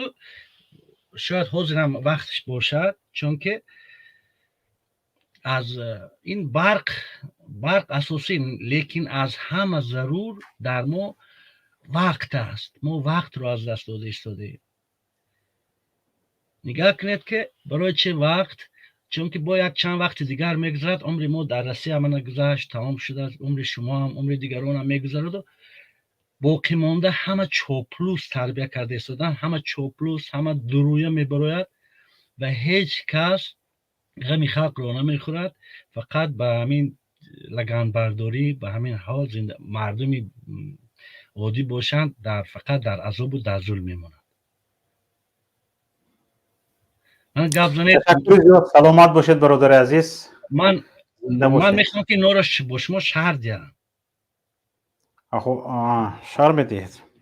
خوش میکنم فقط در وقت بحث همه چی پیدا میشه. من اگر آشکار روی چهره کشود در همین مدتی، برای چی میگم در مدت یک ماه. من حاضر چهره کشود گفته شده، چهره شما کشود نه، چی باید کنم؟ مصلحت کردن در کار کدام روز با چهره همه یک باره برویند در مدتی فرض کردیم یک ماه. همین ماراتون همه دیگه گروه ها قطعی. برادر عزیز نگاه کنید. برادر عزیز نگاه کنید. یک دقیقه برادر عزیز نگاه کنید. مثلا گریم حالا با چهره برای برآمدن من با کسی مشورت نکردم، مصلحت نکردم. با چهره برای برآمدن من، گپ زدن من، مثلا گریم شاید 70% اهل عائله هم زید باشد، خیشی تبارم زید باشد، با آنها شاید یگان چی رسد، ضرر رسد. لیکن برادر عزیز من خیش و تبار خودم گویم، دادر خواهر خودم گویم، تمام تاجیکستان فراموش کنم و به خاطر خیش و تبار خودم گویم و جامعه از یادم برارم. هر یک کس همین فکر کند این جامعه چی می شود؟ یعنی به همین خلاصه آورده رساندگی هستن. برای همین این چیز این کار مشورتی نیست برادر عزیز. این کار ابتکاری است. یعنی اینیشیتیو از جانب شما می شود. یک نفر دیگر با می براید. مثلا گریم برادر عبدالخلیل که حاضر برآمد کرد، مثلا گریم طوری 5-6 ماه است که هیچ کس مجبورش نکرده است، هیچ کس کاری نکرده است. در مثلا گریم یک استودیو باز کرده است، چقدر مخلص پیدا کرده است، گپ زده رفته ایستاده است. این همین خیلی است برادر. برای همین با کسی این چیز مشورت میکردگی نیست. درباره برادران گروه نگاه کنید برادر عزیز. من یک بار یا دو بار به فکرم با سهراب ظفر همنشین شدگی هستم در استانبول در ترکیه. بسیار انسان شریف است، احترام برایش قائل هستم، بسیار انسان خوب است. با محمد صابری عبدالقهار دوست و رفیق هستیم، چندین بار همصحبت شدگی هستیم، بسیار انسان شریف است. با نوردین رضایی یک انسان اهل سواد، دانشمند است، سیاستمدار خوب است، دوست و رفیق هستیم و گاه یکدیگر رو میبینیم. بچه های 24 بسیار انسان های خوب هستند، اکثریتشون مثلا جوانان دانشمند هستند. لیکن اون سیاست انتخاب کرده اونها همین است. مثلا گریم گروه جداگانه، یعنی مستقلانه، با سیاست اونیکالی خودشان میخوان پیش بروند. بگذار چنین باشد، چرا نه؟ حالا مثلا گریم نمیخواهند که در با حزب نهضت اسلامی تاجیکستان یا با پیمان ملی تاجیکستان در یک جایگی باشند، نمیخواهند در سیاست. بگذار چنین باشد، خودش سیاست و دموکراسی خودش همین است. لیکن مثلا گریم دوستی، رفاقت، رفت و آمد، یگان سری کار گریم به یک خانه یکدیگر دعوت کردن، سر یک دسترخوان نشستن در ما وجود دارد. ما پراکنده نیستیم. اگر یگان تصمیم جدی گرفته شود که مثلا گریم برای با سری بلند برگشتن به تاجیکستان مساعدت میکردگی باشد، من امینم که من باوری کامل دارم که از اولین ها شده سهراب ظفر و همین برادران فعال به ما میپیوندن یا ما به اونها میپیوندیم. در اینجا یگان مشکل ندارد. به این خلاصه که ها اونها هم رسیدگی هستند، ما هم اومده رسیدگی هستیم. لیکن وقتی که اونها میخواهند با یک سیاست اونیکالی مستقلانه خودشان پیش بروند، چرا نه؟ خودش دموکراسی هم در همین دوره مبارزه موقتا باید که یک جایه وقتی که نه شما ما کمونیسم ساختنی نیستیم برادر عزیز. نمیشه فکر شما همین فکرتون برادر عزیز یک هورمون است اجرا شدنی نیست. چون که انمین برادران گروه 24 هم حزب نهضت اسلامی تاجیکستان هم در عموم ائتلاف پیمان ملی تاجیکستان هم ما در تاجیکستان یک حکومتی حقوق بنیاد و دموکراسی ساختنی هستیم. در حکومت حقوق بنیاد و دموکراسی اندیشه ها شنیده می شوند و اندیشه ها شنیده می شوند. گفتن گپ همین است که اندیشه ها گوناگون می شوند. شما مثلا ضد من اندیشه دارید، من ضد شما اندیشه دارم و وقتی که دو اندیشه های ما گوناگونند ما نمیتونیم به هم بیاییم. لیکن برای ساختن آینده تاجیکستان هممون فکرمون یک است، همین بس است. انا همین یک فکر داشتن برای آینده خوب تاجیکستان که باید تاجیکستان آباد شود، انا همین یک فکر داشتن بس است برادر عزیز. این یک کس از به تاجیکستان از در می درآید، یک کس از تریزه می درآید. یعنی مهم وارد شدن و داخل اون خانه رو آباد کردن است. اما ما کمونیسم ساختنی نیستیم، یک حاکمیتی، یک حزبی و یک فکری و یک اندیشگی ساختنی نیستیم. ما در تاجیکستان گوناگون اندیشی رو پیاده کردنی هستیم. یعنی حقوق بنیادی و دموکراسی. حقوق بنیادی یعنی چی؟ ولایت قانون. یعنی باید قانون حاکم باشد به تاجیکستان، نه گپ یک نفر، نه گپ یک پرزیدنت. حاضر در تاجیکستان گپ پرزیدنت، گپ یک منصبدار از قانون بالا میشد. قانون منم میگه. ما میگیم نه قانون یک نفر نه، قانون یک حزب نه، قانون یک الیت نه. قانون باید برای همه برابر باشد. برای همین برادر عزیز یک شوید، یک جو بیایید. مثلا من نمیگویم. اگر مثلا در قیامت حاضر نگاه کنید، همین داداجان اتوبولوی موحدی کبیری اگر در قیامت آوره یک تنه کنی در این دنیا یک کرده نمیشه. لیکن پرینسیپی فکری اونها قریب یک خیلی است. هر دوشون هم میخوان که در تاجیکستان آبادی شود، در تاجیکستان همین سیستم عوض شود، در تاجیکستان یک جمهوری دموکراتی حقوق بنیاد بنا شود. این مهم است. یعنی در این مسئله هم داداجان اتوبولو در همین فکر است، هم موحدین کبیری در همین فکر است. اما اینها فکرهای دیگه مثلا گریم راهی رسیدن به این مقصد گوناگون است و همین گوناگون بودن برادر عزیز و به گوناگونی یکدیگر تحمل کردن را یاد گرفتن مهم است. برای همین ما نمیرسیم به مقصد. برای همین که ما نه برادر عزیز، انا همین چیز مورد پخته میرسوند، انا همین چیز مو به مقصد میرسوند و وقتی که ما مثلا گریم بسری کار میبیاییم الکی برادر عزیز آموده هستیم به گوناگون اندیشی، آموده هستیم به تحمل فکر و اندیشه یکدیگر و احترام کردن فکری اندیشه یکدیگر به همه چیز این آماده شده پخته رسیده میرویم. با یک حکومتی هیچ وقت همین ارمونی فکر نکردن نکن، یعنی یک چیزی که ارمونی است عملی شونده نیست با او کله باند نکردن نکن برادر عزیز. و این گپ من نه فقط به این برادر، به تمام تماشابینان، به تمام هموطنان همین است که مخالفان یک شوید از یک گریبان سر برآرید. این گپای کمونیستانه نمیشود، شدنی نیست. ما این خیلی کردنی هم نیستیم، همین رو راه موفقیت هم نمیدونیم. یعنی در یک عصر 21 که مثلا گریم باید گناهاندیشی وجود داشته باشد، چیزهای فکرهای بیکر باید به میان بیاید که آنها شرط فکرهای بیکر باید سرکوب نشوند. در این حالت وقتی که ما این مراد این مقصد رو داریم یک تشوید سرجم شوید، این گپو نشودنی است، این گپو یک گپوی ارمونی است. وقتی که مقصدم یک است به تاجیکستان با سری بلند برگشتن و در اونجا حقوق و آزادی‌های انسان، شرف کرامت انسانی رو تامین کردن است.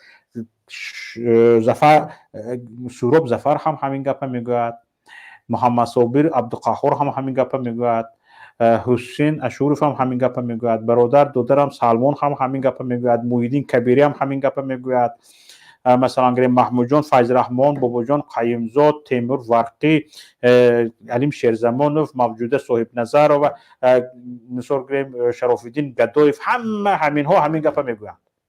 همین گپش در همین مسئله همه گپش یک است. پس در عملی شدن همه کوشش کرده ایستاد است برادر عزیز. کلا من روزی نیستم. من نمیگویم که دولت کمونیستی شود. من موقتا باید که انا نگاه کنید که بعضی سرنگون کردن حاکمیت وقتی که شما از الحال اگر یک بسر یک موضوع نوید در اونجا کمتر ناراحتی جنگ یگون چی شدنش ممکن. همین حالا حاضر الان من فرض کردیم حاضر خدا هم وقتی که دادگه همین وقت استفاده برده انا در همین مرافون با نوبت من گفته استم با نوبت در هم گروه 24 هم میبره حق و باطل صدای مردم من محمد اقبال و منبر مهاجر در من برنامه شما همین مرافون پادریات من فقط یا الماس نیو پادریات رفتن گیرد من باور کنید که این همین فقط برزی ما همین میشه نباشد. نگاه کنید سلامت باشید. ما این نیت رو داریم شاید در ماه رمضان یک کمتر توقف شود، اما تا همین حکومت به یک خلاصه درست نبیاید بعد از ماه رمضان شاید دوام تیم که تو ماه رمضان این ماراتون ادامه مییابد و شاید در ماه رمضان نمیدونم لیکن بعد رمضان انشالله باز از سر نو این ماراتون گرفته می شود و تا به یک خلاصه اومدن این مقامات و تا به مردم رو آوردن این مقامات. برای شخصا برای من در تاجیکستان یگان منصب خواستار یگان منصب یگان کرسی نیستم. میرم چوپونه میکنم انشالله، لیکن من فکرم اندیشم این است که باید کشور من دیگه یگان کس به انگشت معلومات سوی کشور من انگشت دراز نکنه. یگان مقصد من این است که دیگه من در عرصه بین الملل تاجیکستان عقب مانده، تاجیکستان فساد زده، تاجیکستان استحصال کننده غلام بر روسیه این گپای دیگر نشنوم. روشن جمشید تروریست اکستریمیست این گپای دیگر نشنوم. برای من همین قدر بس است. یعنی من دیگر طاقت بدنام شنیدنی یعنی بدنامی ملتم رو وطنم رو ندارم. برای من همین بس است که ملتم وطنم از بدنامی آزاد شود، از همین بدنام کنندگان ملت از همین اویله آزاد شود. بس است دیگه هیچ چی لازم نیست. برای من یگان چیز لازم نیست. به گدایی مرم، خس و خاشاک خورم، به گرسنگی مرم هم در وطنم باشم و همین اویله بدنام کننده ملت نباشد و در پیش نسل‌های آینده هم روسیاه نباشم. برای من کفایه است. نگویند که همین پدر من کرخبار بود، بابایم کرخبار بود و بیناموس بود. همین بیناموس ها سر خم کرد 6 تن. همین یک گروه از کجا آمد و تمام ملت رو بدنام کرد، در روی زمین تروریست اکستریمیست کرد روشن و جمشود کرد ان همین گپا از بین برداشته شود شد تمام و یک مردم ما رو به دانش بیارن، رو به ترقیات بیارن، رو به معرفت بیارن. همین روزی مردم ما دیدن تونم، همین روزی ملت ما دیدن تونم، بس است برای من. خب گذشتیم این رو نگاه کنید. من برای چی گفتم شوکت جان که نمیتواند، همین رحمان نمیتواند، میخواهد لیکن نمیتواند. نگاه کنید که همین یک صنف در میگیریم، در یک صنف همون صنف ایوه شور روبری صنف کنن همه دیگر صنف 10 باشند. همون روبری همون سردار صنف یک باشد چیکار میکند؟ همه صنف های 10 پیشش نابود میکند و فقط صنف نولوی آورده در پیش میموند. همین خیلی نیست. خوب برادر عزیز سلامت باشید. دو نفر دیگر وارد شده هستند، هر دو همینا رو گوش کنم. من بعد برنامه رو با آخر رسانم میگم. خیلی خسته شدیم، تقریبا 6 ساعت گذشت، 6 ساعت و 16 دقیقه. برادر سلامت باشید. خیلی فیض آوردید به برنامه، فکرهای شما رو گوش کردیم.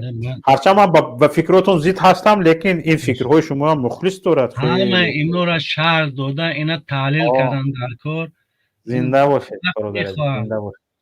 تشکر زیاد به شما. زحمت کنم. شبتون خوش. انا دیکتاتور رحمانوف بفرمایید. سلام علیکم اکای شوکت. سلام دارم. علیکم السلام و رحمت الله. اشتراکی که دارید برنامه میکنم. اولش که با برنامه که نو سر کردین موفقیت با پیش период.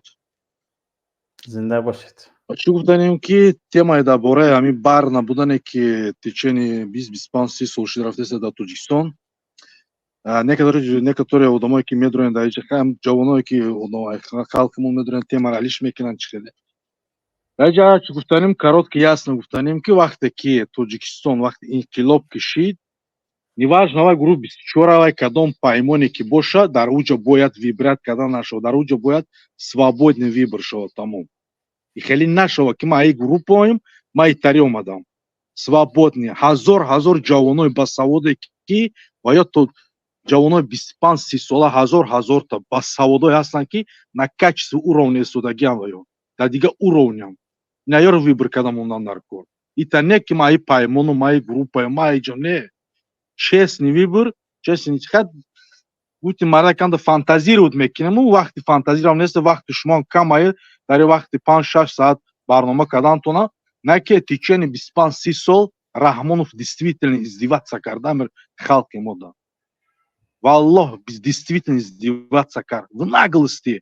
Фремекнан, мекшан, любой кора мекнан, не ки бо мухами токат, бо ам чоплусой ки мебуран бо янам гап мезанан ки и чиқа мегани насиб ай хай кори худованд гуфтагӣ нест ки бира кимира парто дари печкат хора дам дуд мерай ам то мемир мерай худованд гуфтагӣ ки бихез те требует ки ай ҳуқуқи худут даҷа бисёри гап дар чӣ мерава ки мо тоқат мекунем мегардим мира и продолжат када рафтан мегира бо ҳами зимистони омодагӣ бо ҳам меша бесветӣ бо ҳам меша бо ҳам мурдан сар меша гап дар чие ки чандин пиру занон калон майди сол ҳама чи молодёж ҳама касаланд ай бесветӣ хунук мезанад ай бесветӣ любой касал да мепечуни ӯ ба меди кимиру чӯ тахтаву тапаки чӣ шидан дар кор нестай замона дига шида век дига хешидестай и просто ку халқи рӯз то рӯз чумо издеваться кардестай ягон чи фикр надорам ин глубоко агар фикр кунӣ ку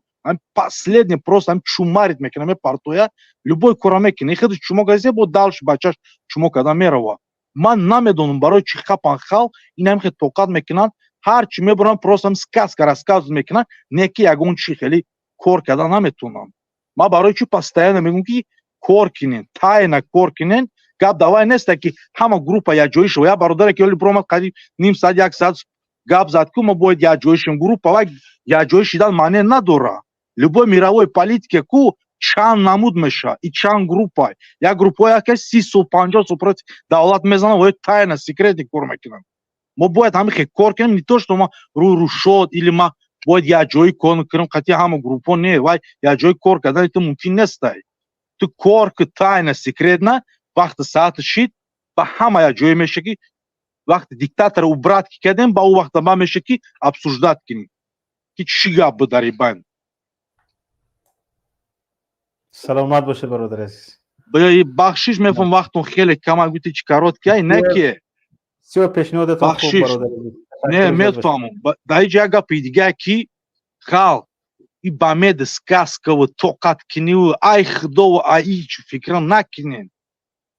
бовар ки ягон чине просто фикр ки аввал чуқур фикр ки ма ояндам дар куҷо мерава, дар кадом миллат, дар кадом давлат, ба кумиру чӯву тахтаву чӣ ба ояндаи ма ҳамихе барава. Не фикр ки ягон чи кор ки ягон касе бедор ки ҳамин постепенно дар роҳи инқилоб тайёр шав. одамое ки вибрат ки ай одамото давера дошта бошед. ҳар як одам 5-10 та течени 5-10 сол тайёр кана ку постепенно ҳамин кор меша. мо метонем ки раст бихезем. ҳамин кор меша. ба худо меша ҳамин кор. не ки ягон вақт натарсен. иншоалло ҳамаш меша. панотон ба худо. зинда бошед. бифармоед. ислом. ассалому алайкум. акаҷон ман якум бораи шумо қатӣ шуморо намудидам рости. агар ин дигар бародаро қатӣ уже тақрибан ки ним сол меша худам як проспекти ҷавони ҳамин миллат ҳастам, аз Тоҷикистон ҳастам. ҳаётам 4 сол шуд дар ғарибӣ соҳиби зан шудам, фарзанд шудам бар амри Аллоҳ. ва баъдан чӣ гуфтанем? раҳмат акаҷонам. баъдан чӣ гуфтанем? рӯз то рӯз як бародари наздики худам хеле ки расули акрам фармудааст ки ҳамин дилем як чиз нияти хуб доре аз наздиконатон сар кунед, аз бародаротон сар кунед. баъдан ки сар мекунем даъват мекунам ҳамин хеле каме бедор шавед, каме тайёр бошед. ҳаққи як каса хурдак шумо набояд хаб кунед. дар бари чӣ мегӯян мазлум дида бестед охи бародаратон мушкилии бародаратон. фардо ки дар бари мушкилии шумо бестад. баъдан тарс мекунанд ака бовар мекунед. хусусан алал хусус дар дохили инами Тоҷикистон ҳамсолои худам 2000-2001 ва далши усуш метарсанд. намедонам хонагиён тағоом дамегум намедонам гулакош ай калонош зиёд метарса калонош ай майдакуш. ман намедонам чӣ бояд кард ака. ман гуфтам намедонам чизе шуда мондам ки ман худам умедворам ки ба мақсади худам таги 2 моҳ пас мерам иншааллоҳ. рафтам дар дохил 15 нафар бародароем ҷиддӣ боваринок ва наздикои худам ва баъдан ки қарибиёи худам дар ноҳияҳои тобеи марказ дем ваъда додагем байни ҳам ки қасам бар Аллоҳ хӯрдагем. камера рафтем ина як аз басари документош пул пурсид як кори фасодкорӣ шуд дигар шуд дар ҳаққаш зулм шуд у бародара сраза тревожный кнопка рамеҷиқа дар группа ҳама каса сарҷам ҳамҷа мешед.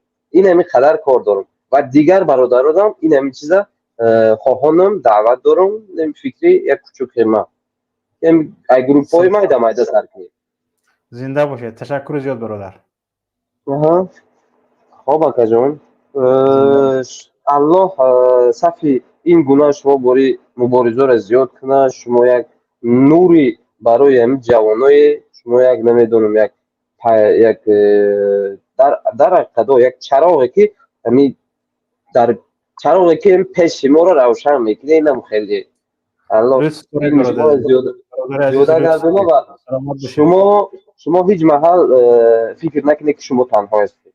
алалхусус ҷавонон ҳам қати шумо айдонед ва бисёрии мардуми мо ҷомеаи мо ин ҷавонае ки баъд аз 20 баъд аз 18 обод бошед. худо нигаҳбонтон. вақт зиёдтон намегирам. استقلال بفرمایید. السلام علیکم. و علیکم السلام و رحمت الله. من برای خلق تاجیکستان گفتنیم که خلق ما بسیار خلق ترسانچک هستند. اگر کسی که ترسانچک باشد و از یک کسی که ترسد داند که درباره او ایستاده او را غلام میکند. این در همه جا نه در تاجیکستان. اگر تو در پیش یک نیگر باشی، اگر اون نیگر بترسی، اون نیگر در سر تو شیشته میگیره. باید که ما نترسیم، حق و حقوق خود رو داشته باشی. زنده باشید. برای چی ما شما رو مثال اگر که با شما من هم صحبت باشم یا با گاز صدا باشم، میگرم مرا ترمه میکنم. مثال برای چی من چی گناه کردم یا چی گپی باز زدم یا چی کردم، یگان آدم رو کشته ایستادم یا مقصد آدم کشی دارم که با امین سخن مرا به محبس میبرن. چی گناه؟ این واپشه این همش ای سبب خلق ترسانچکی ما هست. در تمام دنیا ما ترسانچک هستیم، حتی در روسیه چورکا و فترایسات تریتیسات هم خیلی مسخره ما میکنن. در تاجیکستان باشد غلام هستیم که سخن خود را طلب کرده نمیتوانیم. در تمام دنیا ما هم ترسانچک هستیم. نه ترسیده بچه، از چی میترسی؟ سلامت باشه. تشکر زیاد. فرهاد اگامبردیف بفرمایید.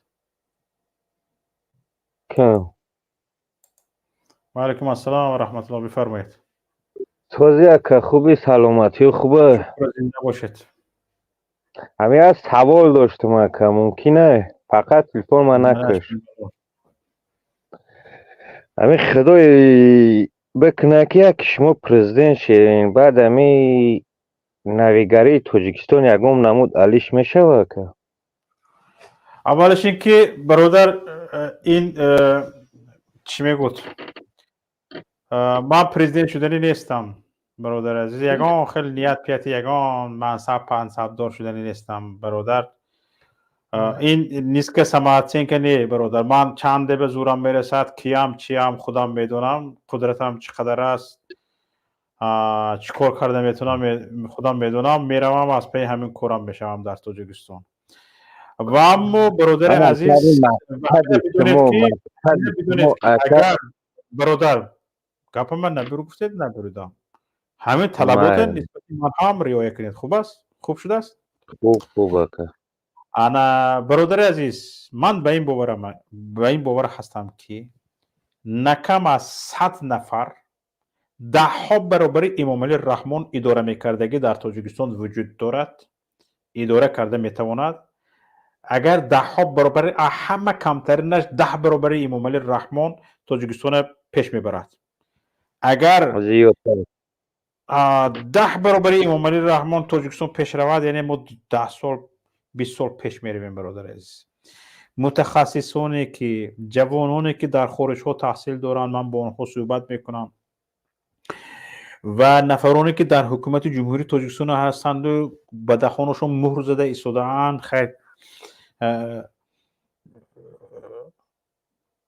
علاجشون نیست. این نفرها بروی کار بیایند برادر عزیز، فقط با آنها شانس داده شود که از همون ریسورس های خودشون ملت استفاده کند، با آنها همین شانس داده شود. ما یکی در علاقه تاجیکستان خیلی پیش می رود. انا برای همین، یعنی همین وجود امام علی رحمان، وجود اهل اویلش، وجود انمی کماندهش، یعنی عامل اساسی عقب رفتن کشور در عقب ماندن کشور است. یعنی ما حتی به پای قرقیزستان نیستیم در همین شب روز، چی رسد به دیگه کشورها در منطقه، نه فقط در منطقه، در کشورهای پسا شوروی، سابق اتحاد جماهیر شوروی و اسنگ، ما از همه کشور عقب مانده ترین هستیم و از جهت نظامی، از جهت ارمیه بعد از مولدووا میستیم، یعنی پیش از مولدووا میستیم. برای مولدووا که مثلا گریم در شرایطی است که نظامی سخت داشتنش هم لازم نیست. و ما ببینید از این طرف افغانستان تهدید میکند، میگوییم از اون طرف قرقیزستان تهدید داره، چند بار زده خودها داشتیم، خونریزی ها داشتیم و چند دیگه. نظام اقتدار نظامیمون 9 درجه از قرقیزستان پست است، 9 زین پایین است.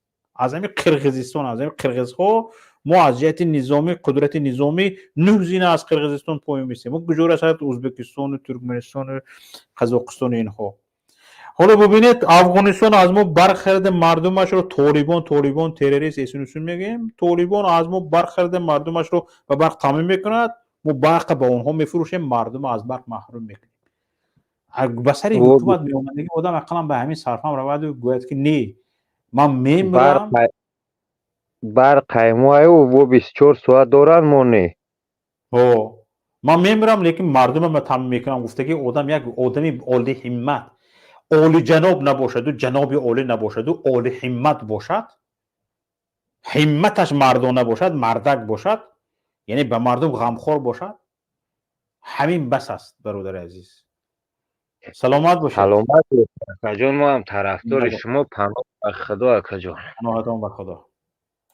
خب زنده باشید. حالا تماشابینان عزیز، اقربه که ساعت نشان میدهد که طول 6 ساعت و 35 دقیقه با شما بودیم، همراه شما بودیم، در خدمت شما بودیم برادران عزیز. و از خداوند کریم منان میپرسم که ملتی ما سربلند کند، به ما خداوند نصیب کند که ما پیش رویم، خداوند نصیب کند که از این سرخمی، از این حالت بیچارگی نجات یابیم. خداوند نصیب کند که ملت سرجم شود و علیه این ظالمان، علیه این ناکسان، علیه کسانی که مثل خرسنگ در پیشرفت ملت ایستاده‌اند، خداوند ما را نجات بدهد و خداوند به ما نصیب کند که این ملت عزیز هم از بدنامی هم از بدنام کنندگان